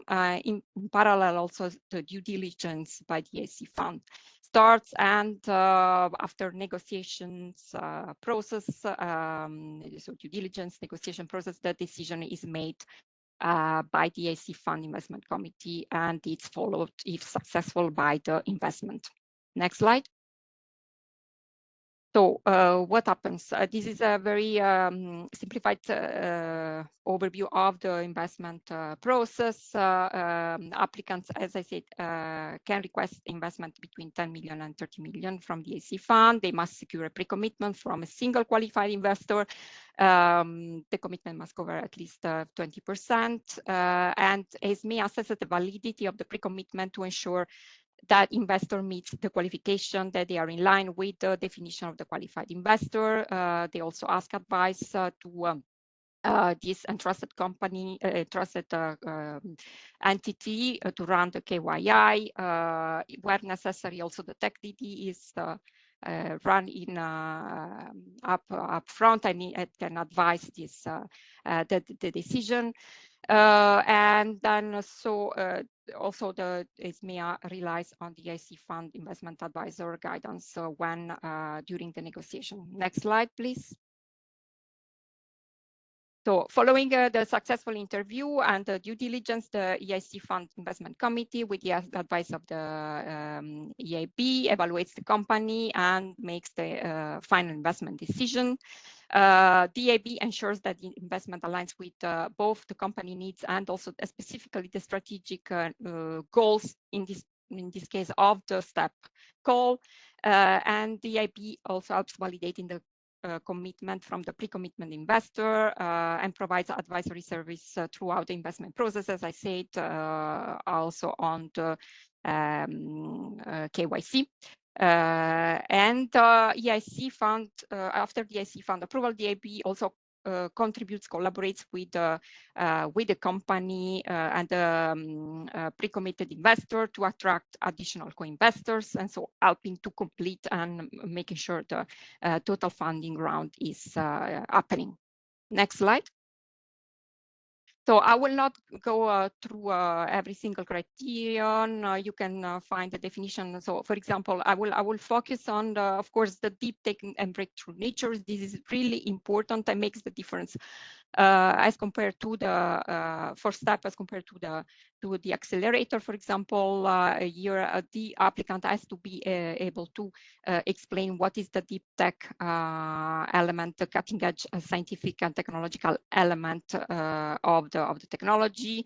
Of course, there is the technological feasibility, intellectual property strategy. Next slide, please.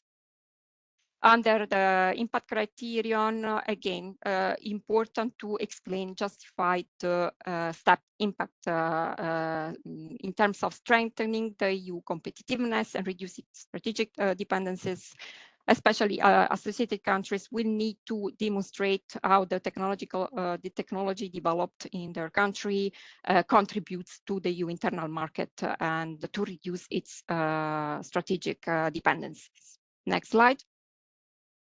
Investment leverage. The team is also important, taking into account the acquisition of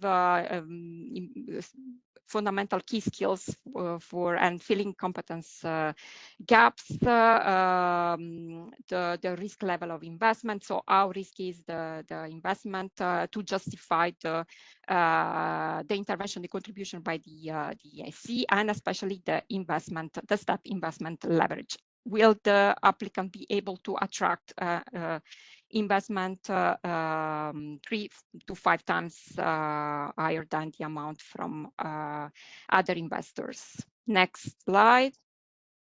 So now looking at more practical aspects, as of 10 September 2025, a new Part A, so meaning the administrative part of the application has been introduced. This offers an expanded taxonomy to better match the STEP technological topics. It's a more dynamic application fields. It aligns with again with the strategic priorities and the guidance, the STEP guidance note.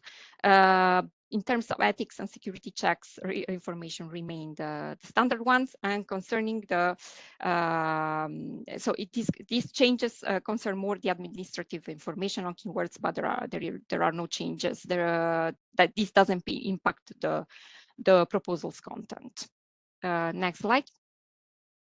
You can find more information on Q&As and submission guidance documents on the funding and tender portals and the EIC page. Next slide.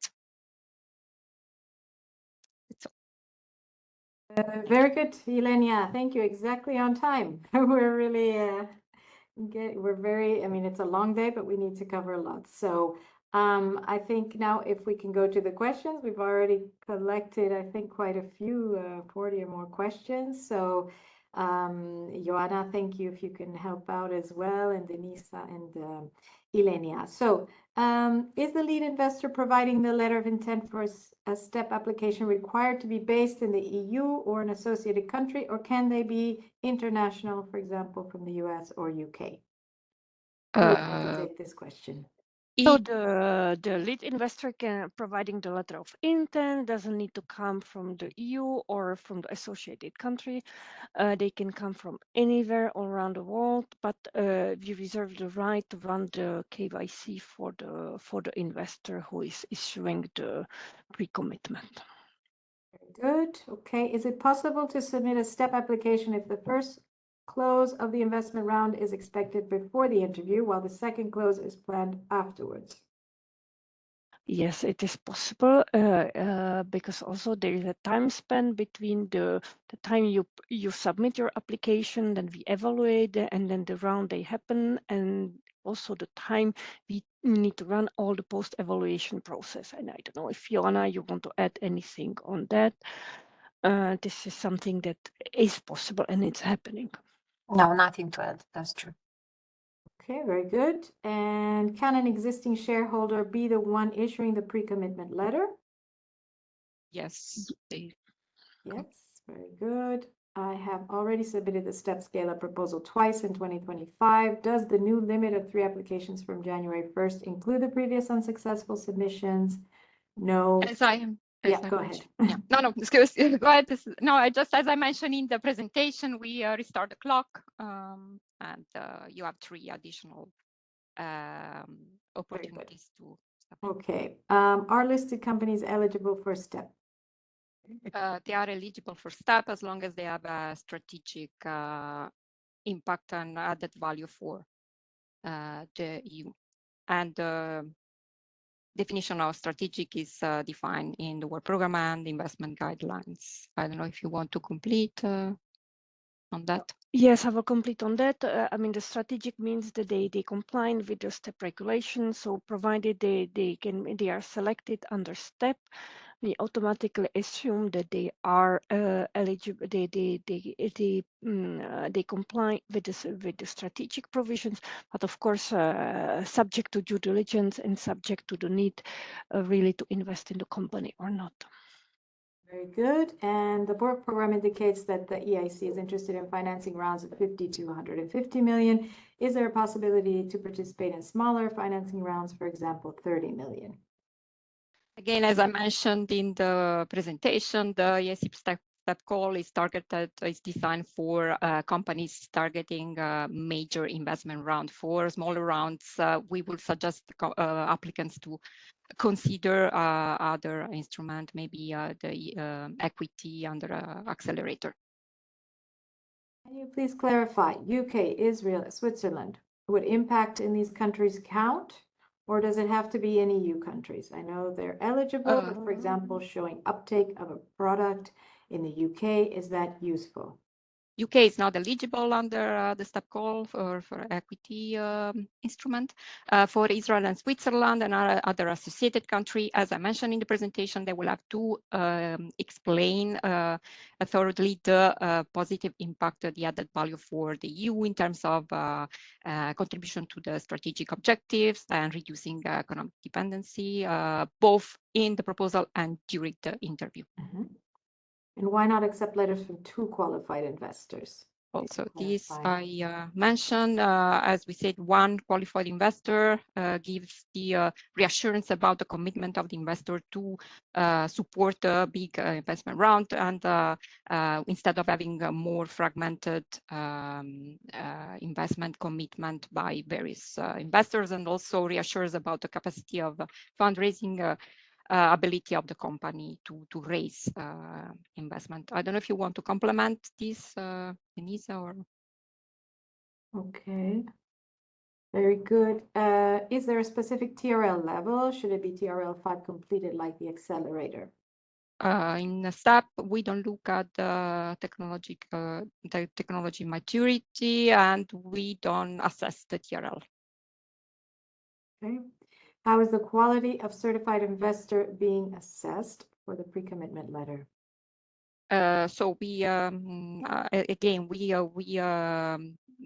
evaluate the qualified investor based on the definition provided in the work program, and again they go through a KYC, KYI assessment by an entrusted entity, and of course they have to respond to specific key criteria established by this the KYC assessment.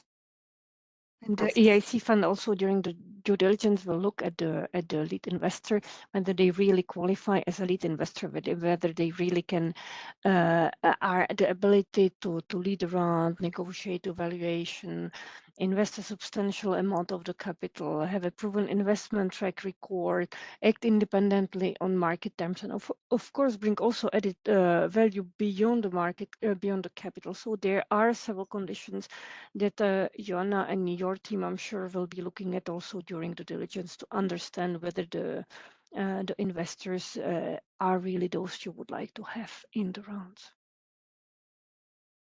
Okay, very good. And then does the business, STEP is a first come first serve approach to evaluate proposals. Does this mean that companies submitting toward the end of the year might be at a disadvantage compared to those submitting at the beginning? How many projects can be funded per evaluation batch? It's true that according to work program, the Step call utilizes this first come first served approach. However, the juries are asked to take account of the overall budget availability for the full year, and also will be limited to recommend proposals amounting to no more than 70% of the available budget for the calendar year within the first 6 months of the year. Okay, very good. Does the business plan need to follow the template? Yes, absolutely. Yes, it's important. And as I said, please ensure consistency of information across documents, business plan, pre-commitment letter, Part B, business plan, and financial plan. Very good. Is a company with a total funding requirement of 30 million and 20% investor commitment eligible for STEP program? I think you covered this already. Yes. Okay.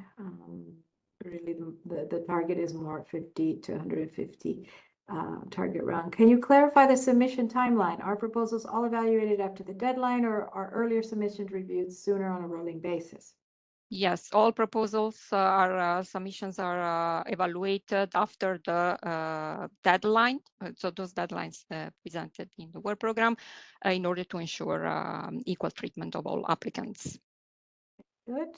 And do you really believe, sorry, is the intention to step to have a balanced representation of the granted projects between the 3 priority areas?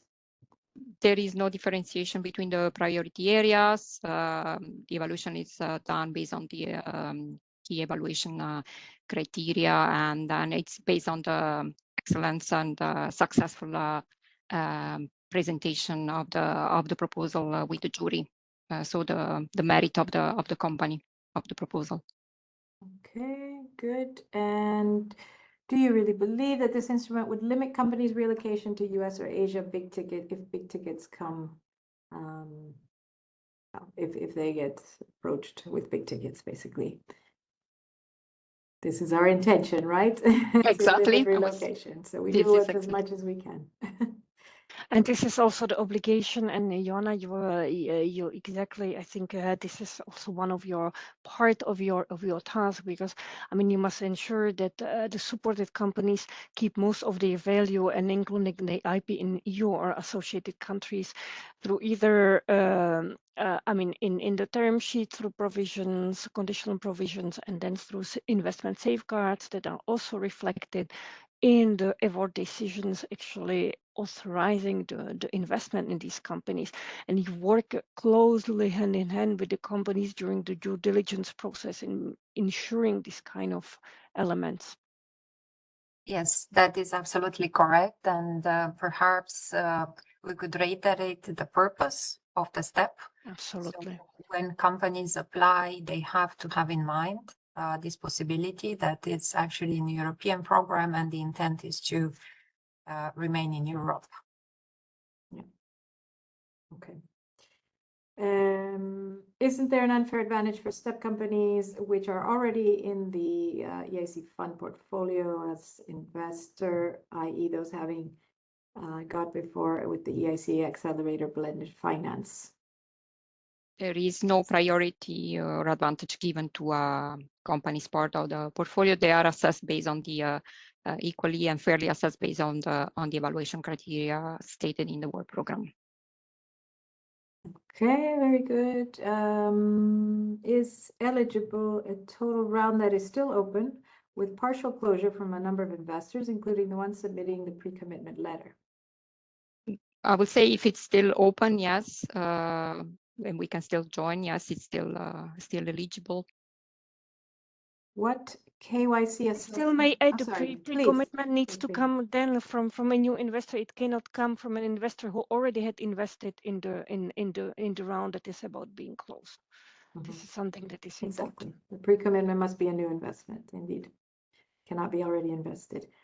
Okay, what does KYC assessment mean in terms of time? I'm not sure if the question is how long does the KYC take, or please. Yeah, if it means in terms of timeline, it's run in parallel of other eligibility and admissibility checks. So it doesn't have any impact on the evaluation on that phase of the evaluation process. Very good. Can an EIC Accelerator grant-only project and an EIC Step application coexist for the same company? For example, an EIC Accelerator project focused on TRL 4 to 6 and an EIC Step application focused on 6 to 8 TRL. As I mentioned, for Step, we don't look at the TRL. Susanna, for the Accelerator, the TRL 4 is too low. Yeah, exactly. First problem is TRL 4 and 5 is too low. So again, this is probably a case by case, but normally, I mean, we have to emphasize again that EIC Accelerator and Step are two very different programs with different objectives and different focus, right, on what they're attempting to, what we're financing and what their target is. So this is why also we have proposed a non-concurrent submission, because we don't want applicants to just apply it everywhere and see which one comes out or if they can get the maximum amount. We really want them to target where they're really in their journey, innovation journey, their market journey. So next question, pre-commitment, must it constitute a firm and unconditional commitment, or would a signed term sheet subject to the lead investor's final assessment be considered sufficient at the proposal evaluation stage? And additionally, is it acceptable to come from two different investors? For us, I mean, we, as repeated several times also by Ilenia, there is no syndication. The 20% must come from one single investor. What we ask for, and you have it also in the submission templates, is a pre-commitment, and you shall really use the pre-commitment template. Provided you have a term sheet, it can potentially be accepted and you can be considered as eligible, provided other conditions are fulfilled at the same time.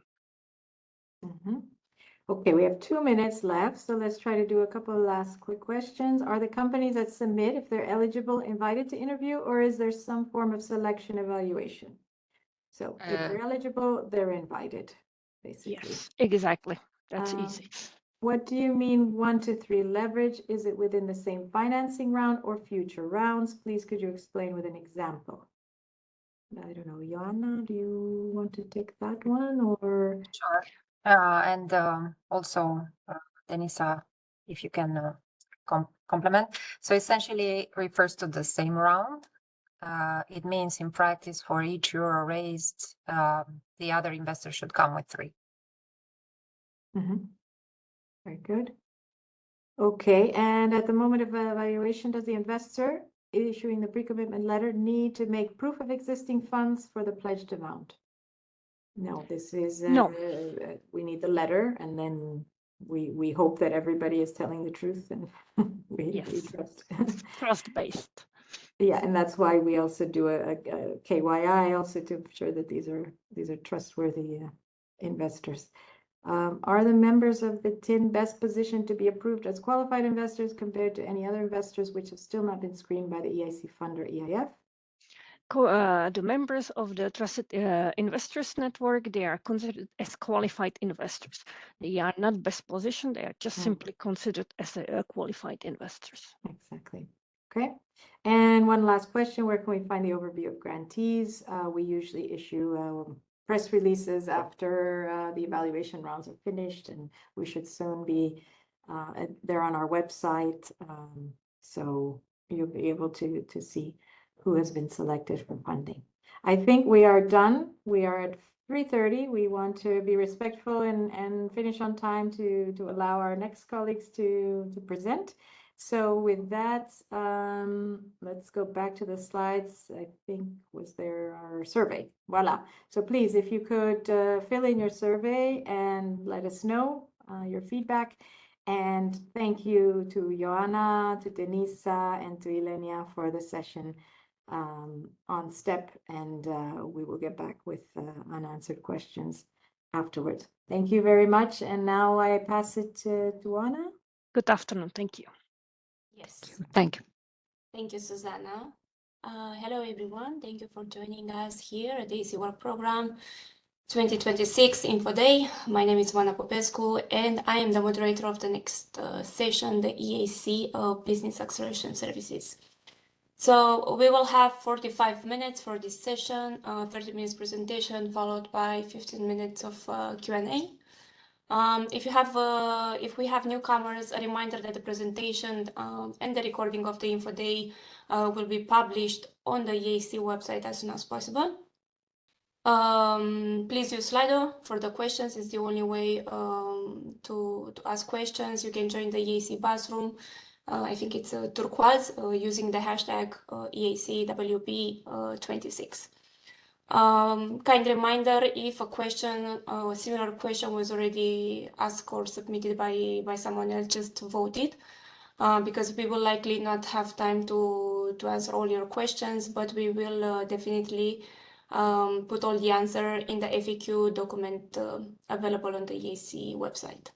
To start, we have with us today Agnieszka Szakowska, the head of Business Acceleration Services at the EIC, to tell us about opportunities and the novelties in 2026. So welcome, Aga. Thank you for joining us. And over to you. You can now start your presentation. Thank you, Anna, and good afternoon, everybody. Can you hear me well? Yes. Yes, okay. Thanks. I will present to you today what are the novelties concerning EIC Business Acceleration Services in the EIC Work Program, but also to remind what kind of offer is there for EIC beneficiaries. But let's start with why we are doing that. So EIC does not want only to offer money, we want to offer smart money to our innovators. And business acceleration services were created to accompany EIC innovators in putting the innovations on the market and in growing the companies globally.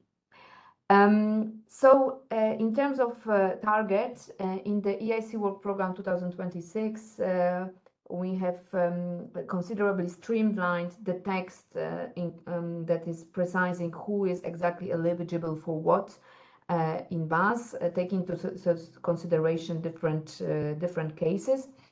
So you can refer to that if you have any doubt. But overall, who are we serving? So we served all EIC awardees from Pathfinder, Transition, and Accelerator, but also from the EIC Step Scale-Up Call, but also EIC Prices, and beneficiaries coming from Horizon 2020 EIC Pilot, with exception of the Phase 1 companies. We also have services for Seal of Excellence and the Step Sovereignty Seal companies coming from the Step Scale-Up Call, but also beneficiaries from other calls related, like being in the family of the EIC, for example, Women Tech EU beneficiaries, Pre-Accelerator, EIC Scaling Club, but also beneficiaries of the call for Ukrainian tech companies can all access business acceleration services. And finally, also we have a service for the applicants to the EIC Accelerator, passing the Step 2. So passing to the Step 2 of the selection procedure of the EIC Accelerator. So for the preparation of the long application. And here we offer 3 days of coaching. And this is a part of the application platform, very easy to request the service. Next step, next slide. So brief overview, what kind of services do we offer? We like to present it in these 3 main pillars. So we want to offer EIC beneficiaries contracts, contacts, and skills they need in order to grow. In terms of contracts, we match them with corporations, with investors, with innovation buyers, both public and private procurers. We bring them to the trade fairs in Europe, but also outside.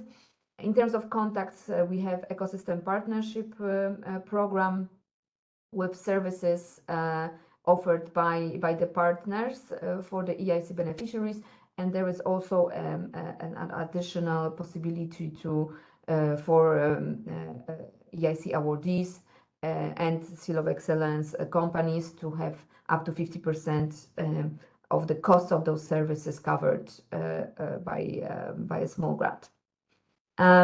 So there's an EIC Scaling Club, which is for the top companies and the portfolio, a dedicated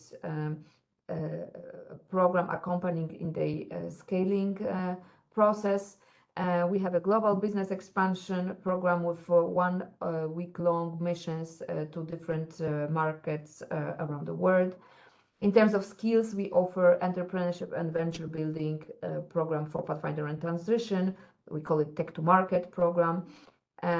We have EIC Women Leadership program for both women that are already in a leadership positions in the companies, so to strengthen this, or for women that are researchers and aspiring for leadership positions in business.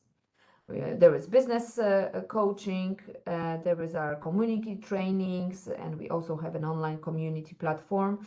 And we also offered paid internships of researchers in SMEs. Next slide. So just to quickly mention what is the impact of our activities. So so far between 2021-2025, 595 deals from matchmaking activities with corporates, investor procurers, and business partners at the trade fairs. More than 42 million of turnover generated thanks to contracts signed at the trade fairs, and more than 460 FTEs hired. Next slide. So EIC Business Acceleration help to create contacts for beneficiaries. We have in our community 1,000 corporations, investors, public buyers, more than 600 coaches and mentors, more than 200 ecosystem partners in the catalog, and different experts in IP, regulation, venture building. Next slide. And in terms of skills and tools, what we see as results is, for example, the participants of the Women Leadership Program, 90% of them declare improvement in their leadership skills. Out of the Tech to Market program, so venture building, we had 21 startups that were created and 16 CEOs deployed with a clear KPI of creating a company or ensuring the first funding. And then in terms of coaching, we see that coaching doubles the chances of widening countries' applicants to succeed in the EIC accelerators, because those that didn't have a coaching had a 3% success rate, and those with coaching 6% success rate, so doubling. Next slide. And here are, so how do we implement the EIC Business Acceleration services? So this is done with different actions mentioned in the EIC work program. These are usually a multi-annual contracts or grants that we are implementing, and each year there's a new set of those instruments, also serving to renew those that are finishing, and that's the case also in 2026. So what is foreseen, we will launch a tender for the international trade fairs participation program. We will launch a tender for strategic access to innovation procurement, so that the one that allows us to run innovation procurement program, and the one for the corporate partnership program, with a novelty that this time it will also cover European corporate network initiative, so it will support this initiative of the European Commission that was announced in the Scale Up Startups and Scale Up strategy. So all these free tenders, we will launch them in first quarter of 2026. And then also we will launch 2 grants to call for proposals. So one is to continue with the financial support to access services from ecosystem partners. So here it's a grant that will offer this first financial support to EIC, eligible EIC beneficiaries for the support, and a second edition of the EIC Scaling Club. And these calls will open respectively in March 2026, and then in June 2026 will be the deadline. The opening is already now. Next slide. One more also big novelty that will be introduced in 2026 is a concept of a key account manager within the EIC bus. So we will have for a procurement key account managers with the main role of understanding the needs of EIC beneficiaries, follow up with them, and offer them a right service, either that is developed by our team or available through the catalog of services. Next slide. And here I will now just go a little bit more in details of each program that we have. So just to illustrate what kind of activities are available for the eligible beneficiaries. So first is the EIC Corporate Partnership Program with more than 87 activities now, matchmaking activities that we organized since 2017, with a clear impact of more than 110 deals. You can see here an agenda of upcoming events in 2026. We basically have every month one or two activities coming.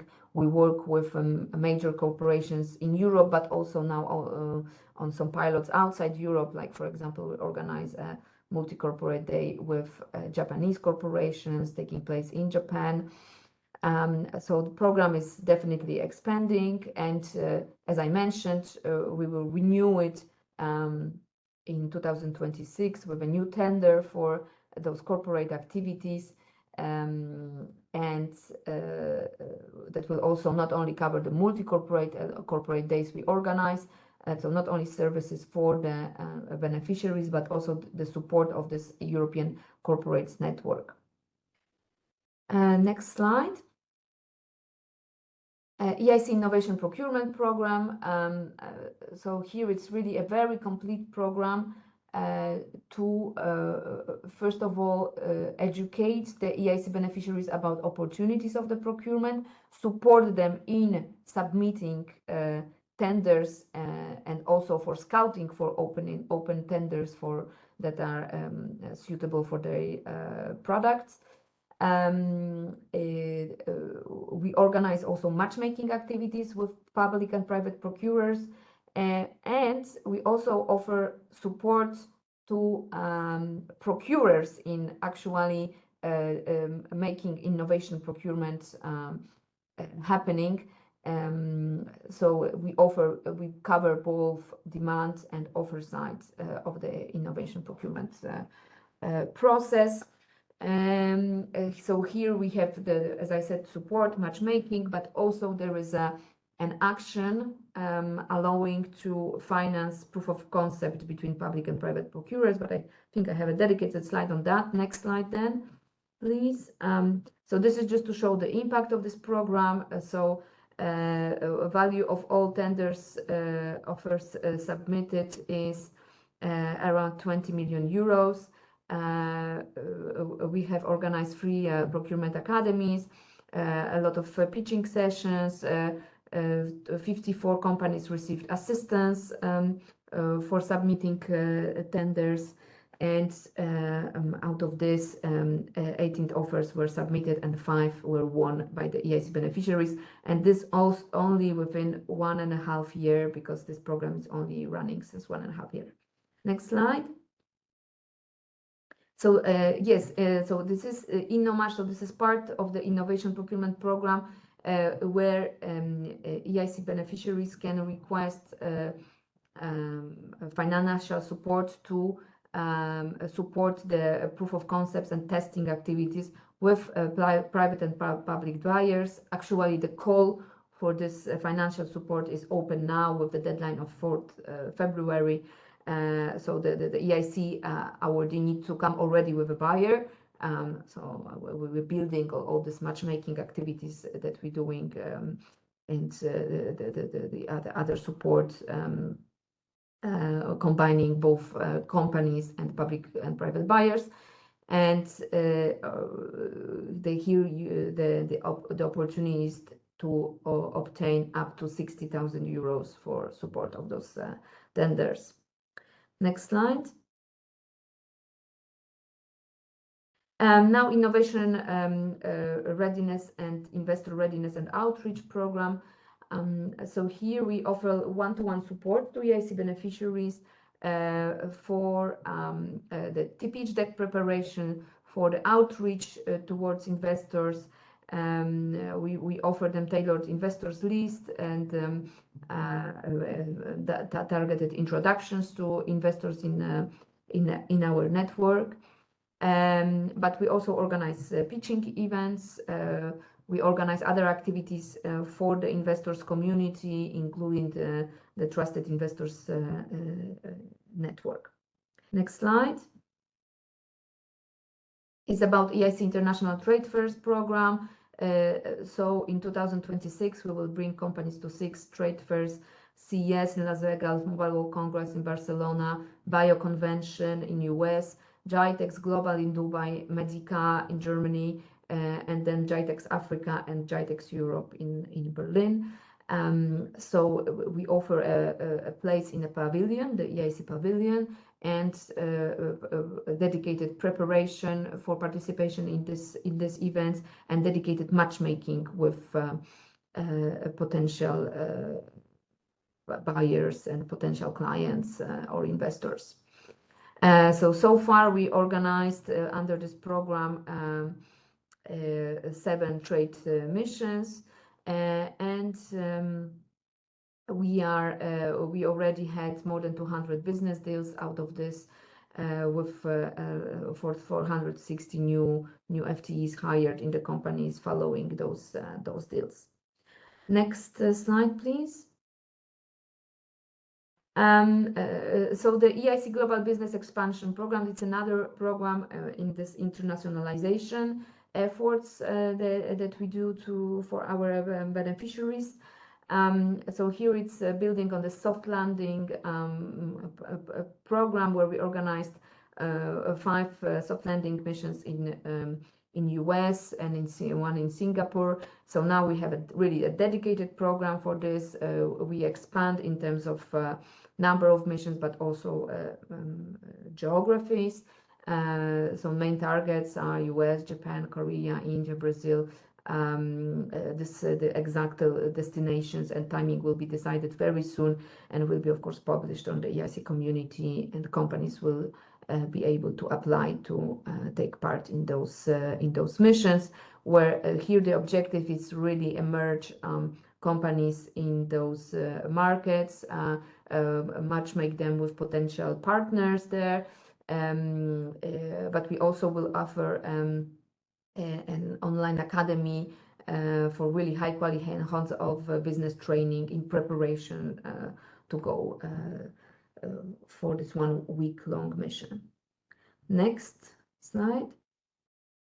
EIC Ecosystem Partnership Program. So besides this services that we develop, my team is developing for the EIC Business Acceleration, we also have Ecosystem Partnership Program with a catalog of services from the partners. So there is a constantly open call for the ecosystem partners to apply and be listed there. So we're looking for partners offering services with a very particular sectorial or topic specific expertise, with specific networks, because our services are of course using the European added value of being able to connect the partners from all over Europe, but we realized there are excellent services offered locally, and we want to connect EIC beneficiaries with these excellent service providers. So far we have 274 partners in the catalog, offering more than 600 services. Actually the service catalog, anyone can browse it, and then we have a financial support to cover up to 50% of costs of those services, and this is open for EIC awardees and Seal of Excellence companies. And the next slide, which is about this financial support. Exactly, so it's limited to up to 60,000 euros, and as I said, it cannot cover more than 50% of a cost of a service. Next slide. EIC Business Coaching, a very important service offered already to the EIC Accelerator applicants passing to the step 2 of the evaluation procedure. So 3 days of coaching here offered, but also to Pathfinder beneficiaries, teams in EIC Transition, Accelerator startups, and of course Seal of Excellence companies, but also Women Tech EU, and basically all the calls in the EIC family can benefit from this service. With Accelerator and Seal of Excellence companies, up to even 12 days of coaching that is offered. So this is a very tailored service, really adapting to the needs of a particular beneficiary, and we have an excellent database of more than 400 coaches, all with even investment or entrepreneurial background, and also many of them specialized or even particular markets or particular sectors or particular issues, ranging from fundraising to leadership. So they can really, or scale up, so they can really help with many different types of needs. Next slide.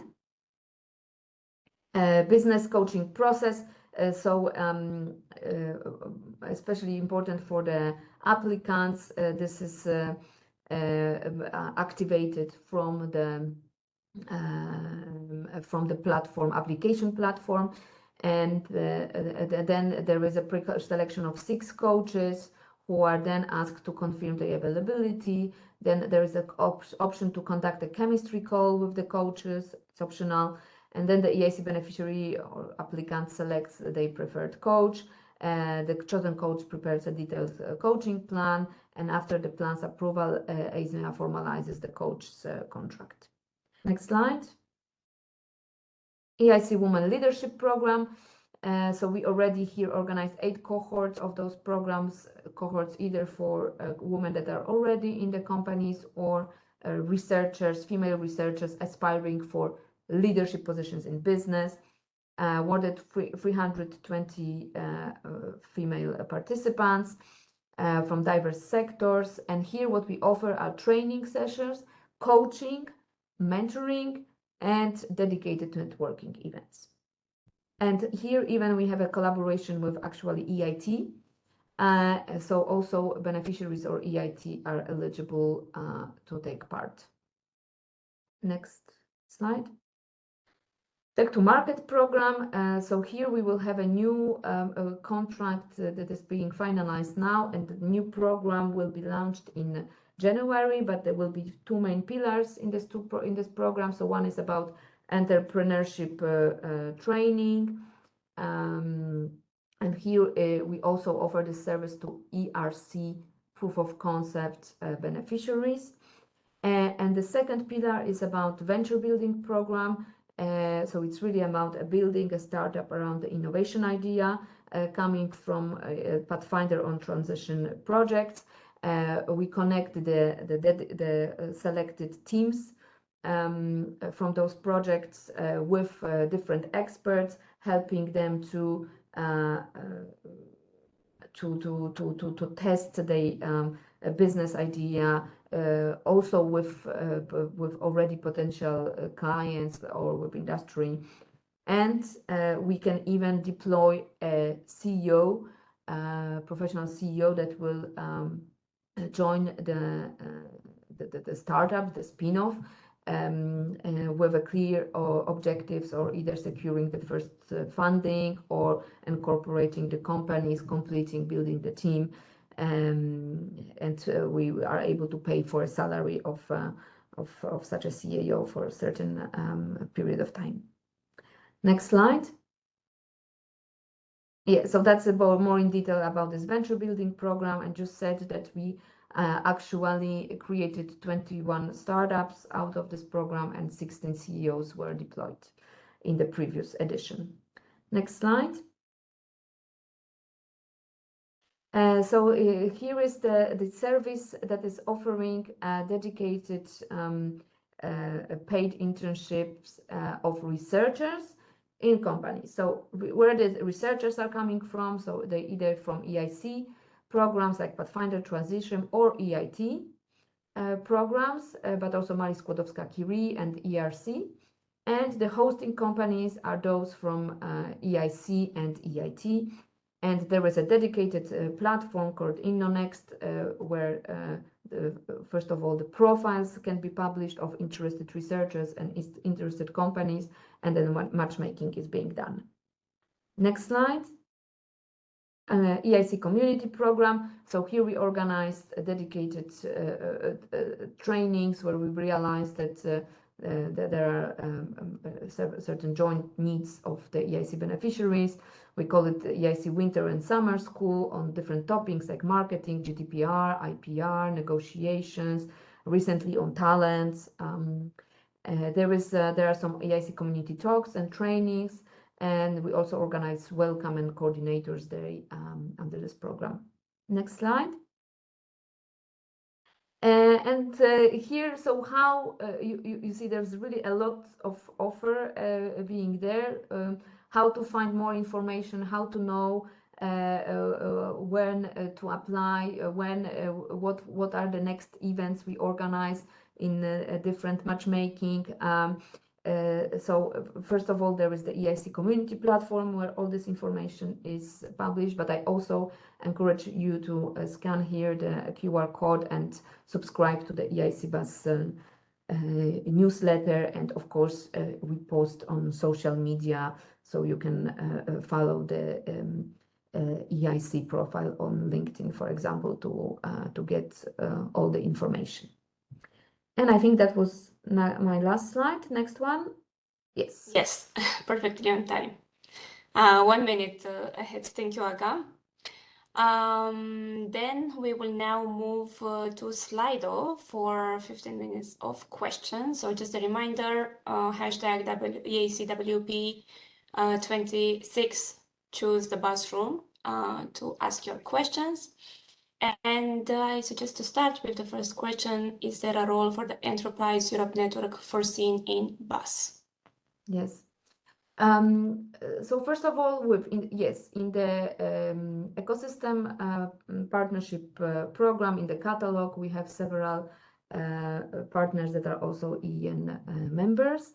And then we have a structured collaboration with the EEN that is actually subject of the next presentation, which is the EEN to EIC program. So you will get more details about that in this presentation. Thank you. Next one comes. So key account managers will be at the EEN as before? No, so we use the same word for that, but the concept is different. So key account managers, yes, will have a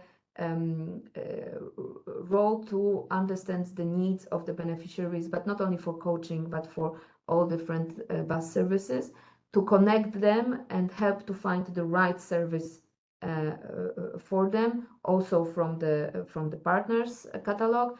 And if we don't have a service available in the partners catalog, the key account managers will look for the partner that could provide such service, and they will also organize some activities around the thematic clusters of beneficiaries. Thank you. Next one, are beneficiaries of the Advanced Innovation Challenges also eligible for BUS? Yes, of course. Okay. Which service do you recommend starting with? I recommend, and this is what we always say, to start with coaching. And also because this can help to, the coach will also guide you to the other business acceleration services. Now we will also have this role of key account manager, who will be probably the first connecting you after your project officer when the grant is, you receive a letter with the invitation to start the grant preparation. So the key account managers will also explain you everything and contact you on that. But yes, definitely coaching, but then as of day one, you basically eligible to also participate in all matchmaking events. Thank you. Next question, are there any risk for the project if they or we do not make use of these business acceleration services? Well, the risk is that you miss excellent matchmaking and training and networking opportunities. That's the only risk. So up to you to decide whether you want to take this risk or not. Thank you. Next one, is there any support for intellectual property protection? Yes, of course. So we have in the catalog several services on that, depending on who you are, whether you research more in a research phase or there is already a company. We will also be, there is also IP related experts that you can ask for a specific analysis of your cases. This is also done through the catalog. And also from time to time we organize, but this is more let's say basic trainings about IT in the community training.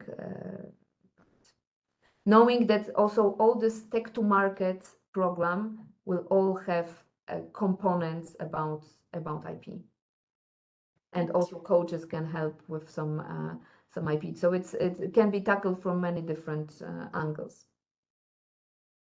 Thank you. Next one on innovation procurement based on the learnings from the current running service. Which areas does the EIC expect will need reinforcement or special attention to fulfill the aims of the new tender? What are the main challenges and barriers when delivering the service?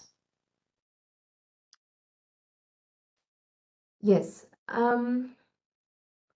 So the challenges and barriers in delivering this innovation procurement service. So first of all, is about realizing the innovation procurement opportunity for the EIC beneficiaries. So let's not forget, so the EIC, we're still on the quite early TRLs.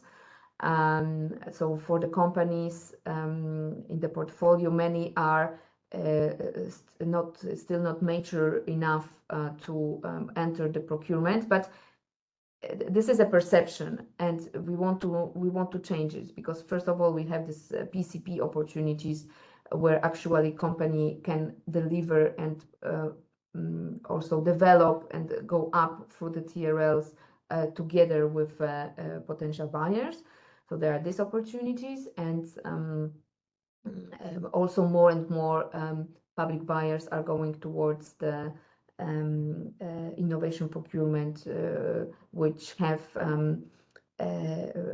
really adapted to get engaged also with earlier stage, smaller players. So we want to break it, but it's still difficult to realize this opportunity for the companies, for the EIC beneficiaries, because they don't see it as a first potential business target unless they're in very specific sectors. So so here educating still EIC beneficiaries and showing them that this is a very interesting path for the business. I would say that this is the major challenge. Thank you. We have a couple of questions on coaching and coaches. How is it possible to become coach or mentor and to be part of the database?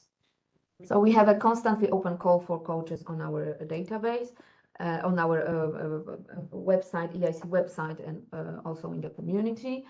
You can find it, knowing that we renew the database of coaches once per year. So you invited to put your expression of interest at any moment, and once per year we will look at what kind of profiles we received through this platform and select the people who can become coaches. Mentoring is offered in the Women Leadership Program.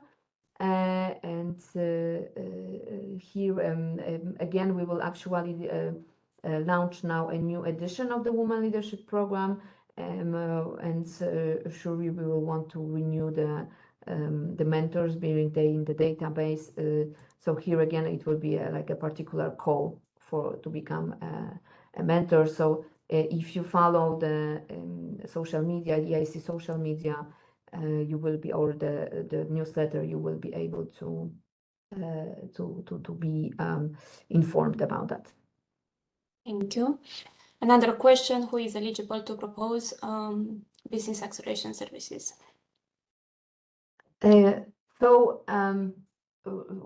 As I said, we either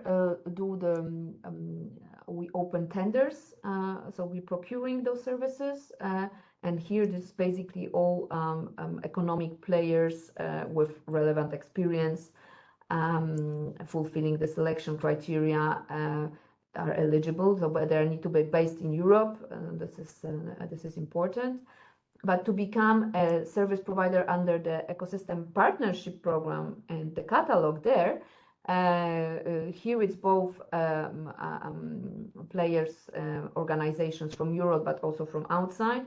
And you need to have a service in this 11 categories of different services that we have, that is very broad, ranging from coaching, business model support, fundraising, but also access to research and innovation infrastructures, IP, legal support. So very, very, very large accelerators, of course, incubators. So I invite you to look at the website of the EIC Partnership Program. Thank you. We have a question if the database of coaches is available, where they can No, find so we don't have it. We don't publish the list of coachings we are working for. And as I said, for how the beneficiaries are selecting the coaches, there is a matching tool, so they need to fill in reply to 2 free questions, and the matching the tool will suggest them coaches, up to 6 coaches that are suitable.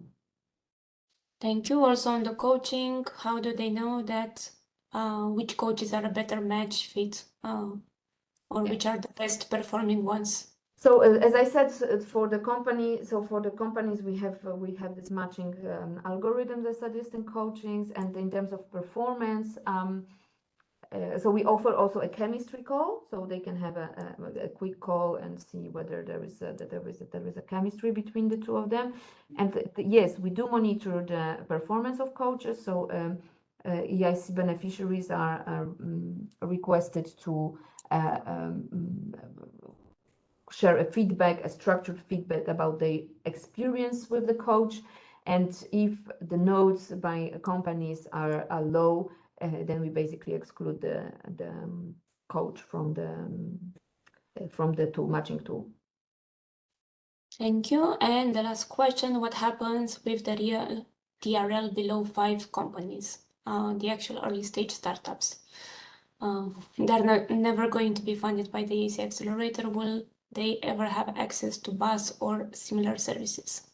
Yes. So as I said, business acceleration services are there for, broadly saying, EIC awardees and innovators coming from other EIC family calls, like pre-accelerators, Women Tech EU, Ukrainian call. And we offer services both for early stage companies and for later stage companies. But then, as I said, you need to be eligible. So you need to be among this tool, and of course, Seal of Excellence. Of course, let's not forget Seal of Excellence that also have access to coach. So, but it's the eligibility is limited to those actors. All right. Thank you, Aga. Thank you for your presentation and for the Q&A. We don't have any other questions, so we are 4 minutes in advance. I would like also to thank you, to our audience, for joining us today, and we would appreciate if you can take a moment to complete the satisfaction survey and share your feedback. We are now continuing with the last two presentations of the day on access to EIC and Enterprise Europe network support to EIC applicants. Thank you again for joining us and have a good rest of the day. And I'll say over to Alicia Rotolo from APRE to tell you more on the novelties for access to EIC in 2026. Yes. Thank you, Aga. Thank you very much. Thank you, Oana. So I would like to present a little bit myself. So I'm the coordinator of Access to EIC, that is the project of all the EIC Innovation Council NCPs. Please, next slide. Thank you. Access to EIC pulls together all EIC Innovation Council national contact points, and the main aim is to support applicants all over Europe. And now I will try to explain how. Next slide. Access to EIC, it's a long project because it started some years ago and it will end in 2027. It's a coordination and support action that has, as you can see from the slide, different aims. So first of all, we try to improve the knowledge and the skills of all NCPs on EIC and on European innovation ecosystem. We try to reinforce the cooperation among all the NCPs networks, trying to find as much as we can synergies. We try to simplify the access for applicants to the Horizon Europe cons, and consequently try to raise the quality of the submitted proposal. We try to reinforce the knowledge and the participation of newcomers, of widening countries, and on women entrepreneurs applicants. And we try, since it's a network of national contact points, to share as much as we can good practices. So in the column on the left side, you can see all the core partner of the project. So next slide, please. We started, as I showed you before, some years ago, and we already put the effort on different activities that we performed. So first of all, we put together 16 different organizations, both from member states and associated countries. During our activities, we involved on site mainly, but also online, over than 80 national contact points to share best practices and strategic insights on EIC. And we made a lot of publications, so more than 15, mainly guides and annotated templates that can simplify your application process toward EIC. How we do this? We do it is mainly organizing training and capacity building activities among national contact points all around Europe. Next slide. So our main aim is to strengthen the capacity of a national contact point, to highlight, let's say, also key innovation in the latest financial instruments themes like the EIC Fund and InvestEU. We try to promote the use also of financial instruments, so both on EIC but also on complementarities on EIC, and we try to reinforce the participation of applicants on the whole European Innovation Council program. Next slide. As you can imagine, our first target is a national contact point, but we try to act as multipliers. So we involve mainly in our activities national contact points in order to reinforce their knowledge. So, there are national contact points in each countries of member states and associated countries. So you can contact them in order to find the best support to apply to the European Innovation Council program. Next slide. This is just an idea of our project. So we do trainings.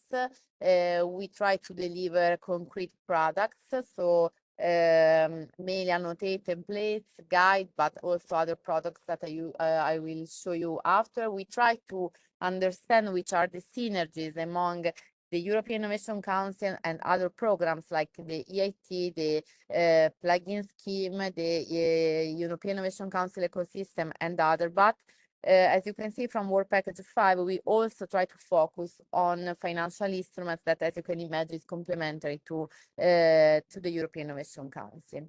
Next slide.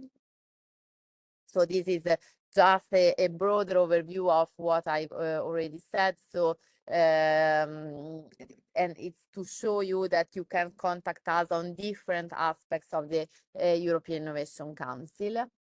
Next slide.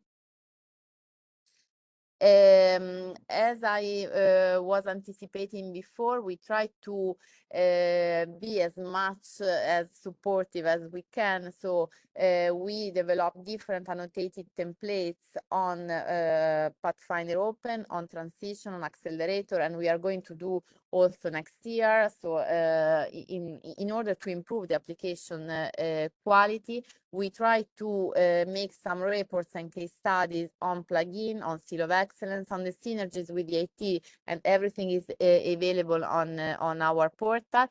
We try to promote also financial instrument, in particular like InvestEU. And also we try to create initiatives all around Europe in order to enhance the participation of newcomers in the program. Next slide. These are all, all the materials that we already prepared and is already available on the portal. You can just click on the link and you will find the material. In particular, for sure, what is still let's say useful is the pitch deck guide, the checklist for the short proposal of the EIC Accelerator, the synergy report, and also the financial instrument guide. As you can imagine, we are going to modify a little bit the annotated templates for the new work program. Next slide.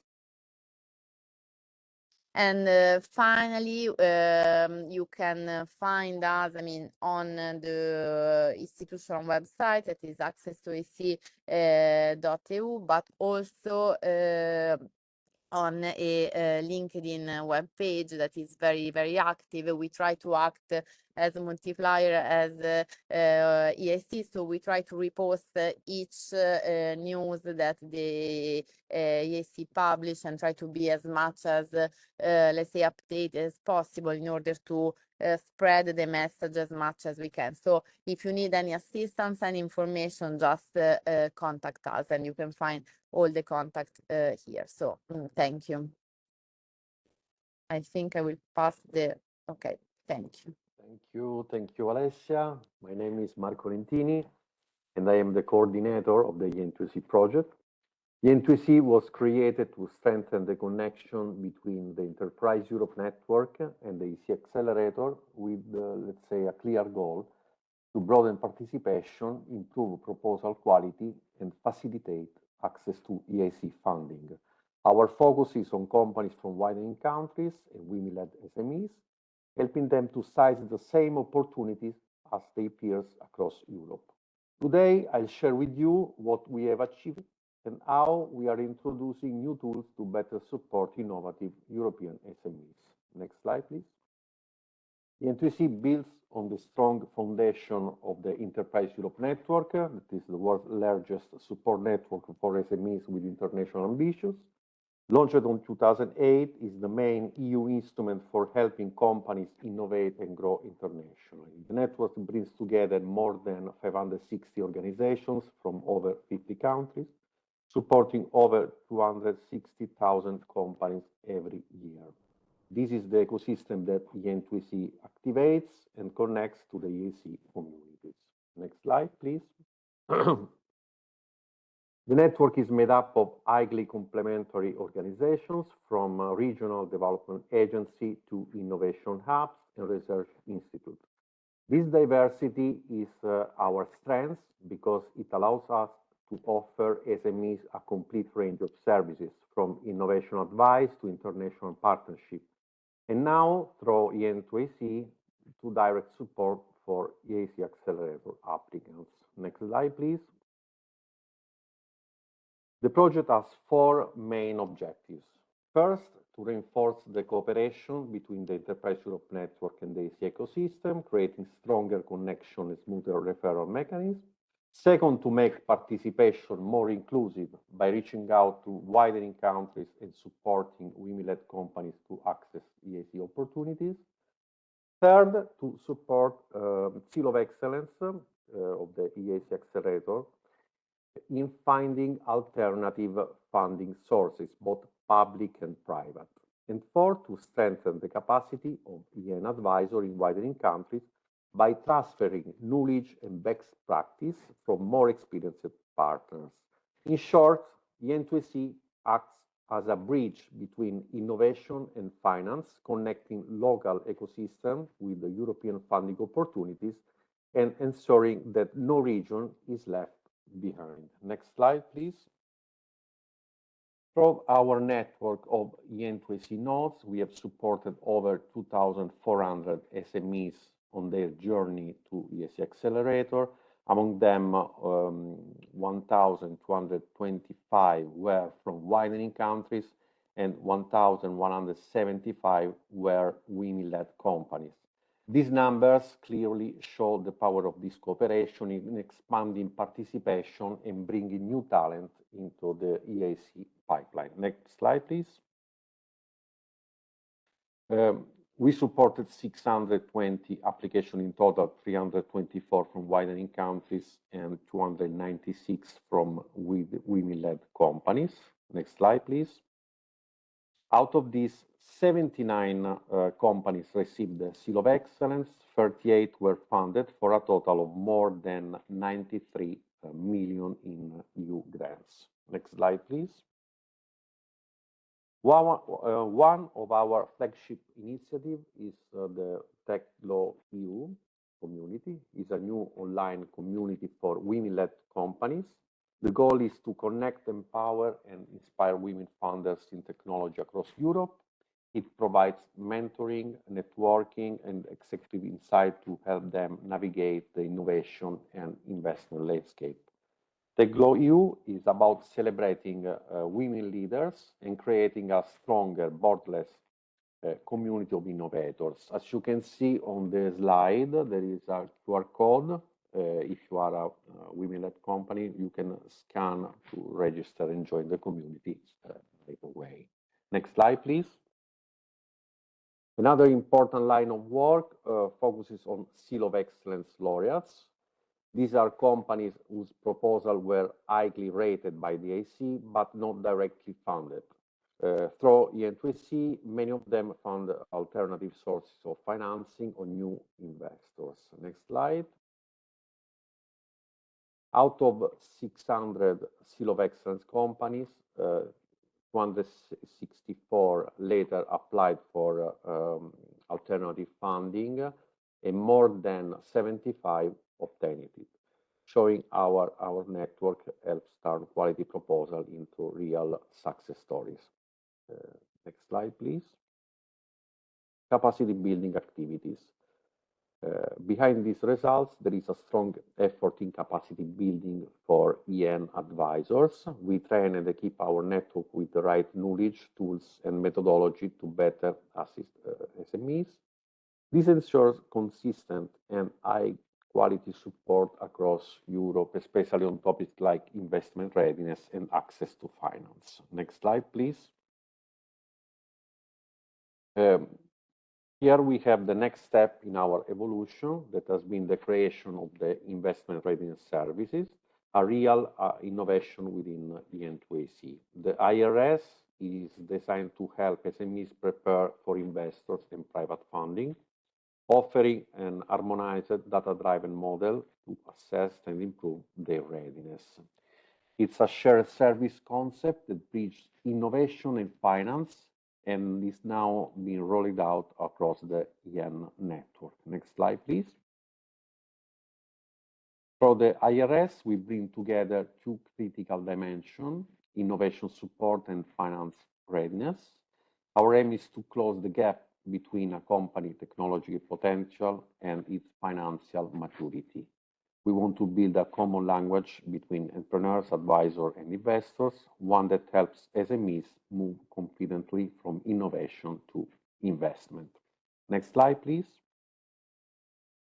One of the key components is the IRS scoreboard, a diagnostic tool for EN advisor. It assesses an SME's investment readiness across 6 key dimensions: product and technology, business model, market interaction, team, organization, customer development, and financial.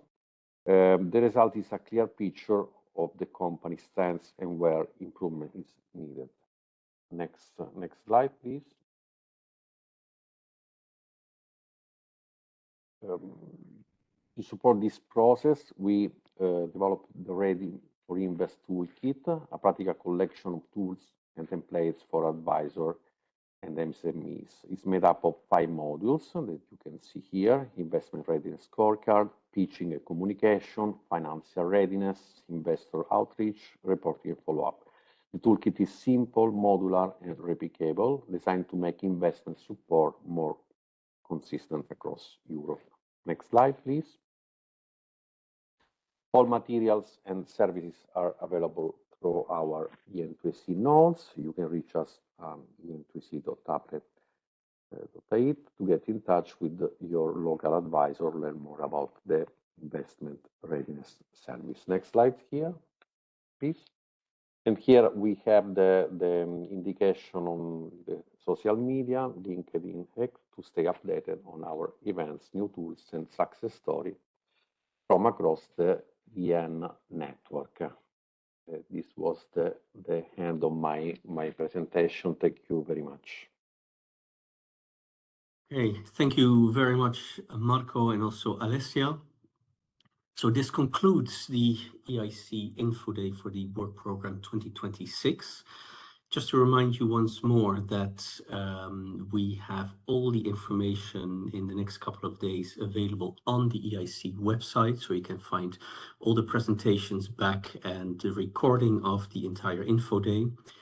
To remind you that tomorrow we will continue with a dedicated Info Day for the EIC Accelerator challenges, and on Monday, a dedicated Info Day for the Advanced Innovation Challenges. All your questions will be integrated in the frequently asked questions document that also will be available on the website. And this will also include all those questions in Slido that were not perhaps covered for a lack of time. So all information will become available in the next couple of days. With that, I want to thank you all for being present today and for your attention and your interest. We, of course, wish you all the best if you go ahead and prepare and submit applications. Please be aware of all the support there is, like the last 2 presentations, the information that is available on the website. So do not hesitate to consult all of that. And so thank you very much. Of course, a big thanks to all the presenters and the moderators who helped us today to go through all the presentations and the information. And last but not least, a big thanks to Xenia and Paula, who have been working behind the scenes to organize all of this. Thanks very much. Have a nice evening, and perhaps see you tomorrow at the Accelerator Challenges Info Day. Bye-bye.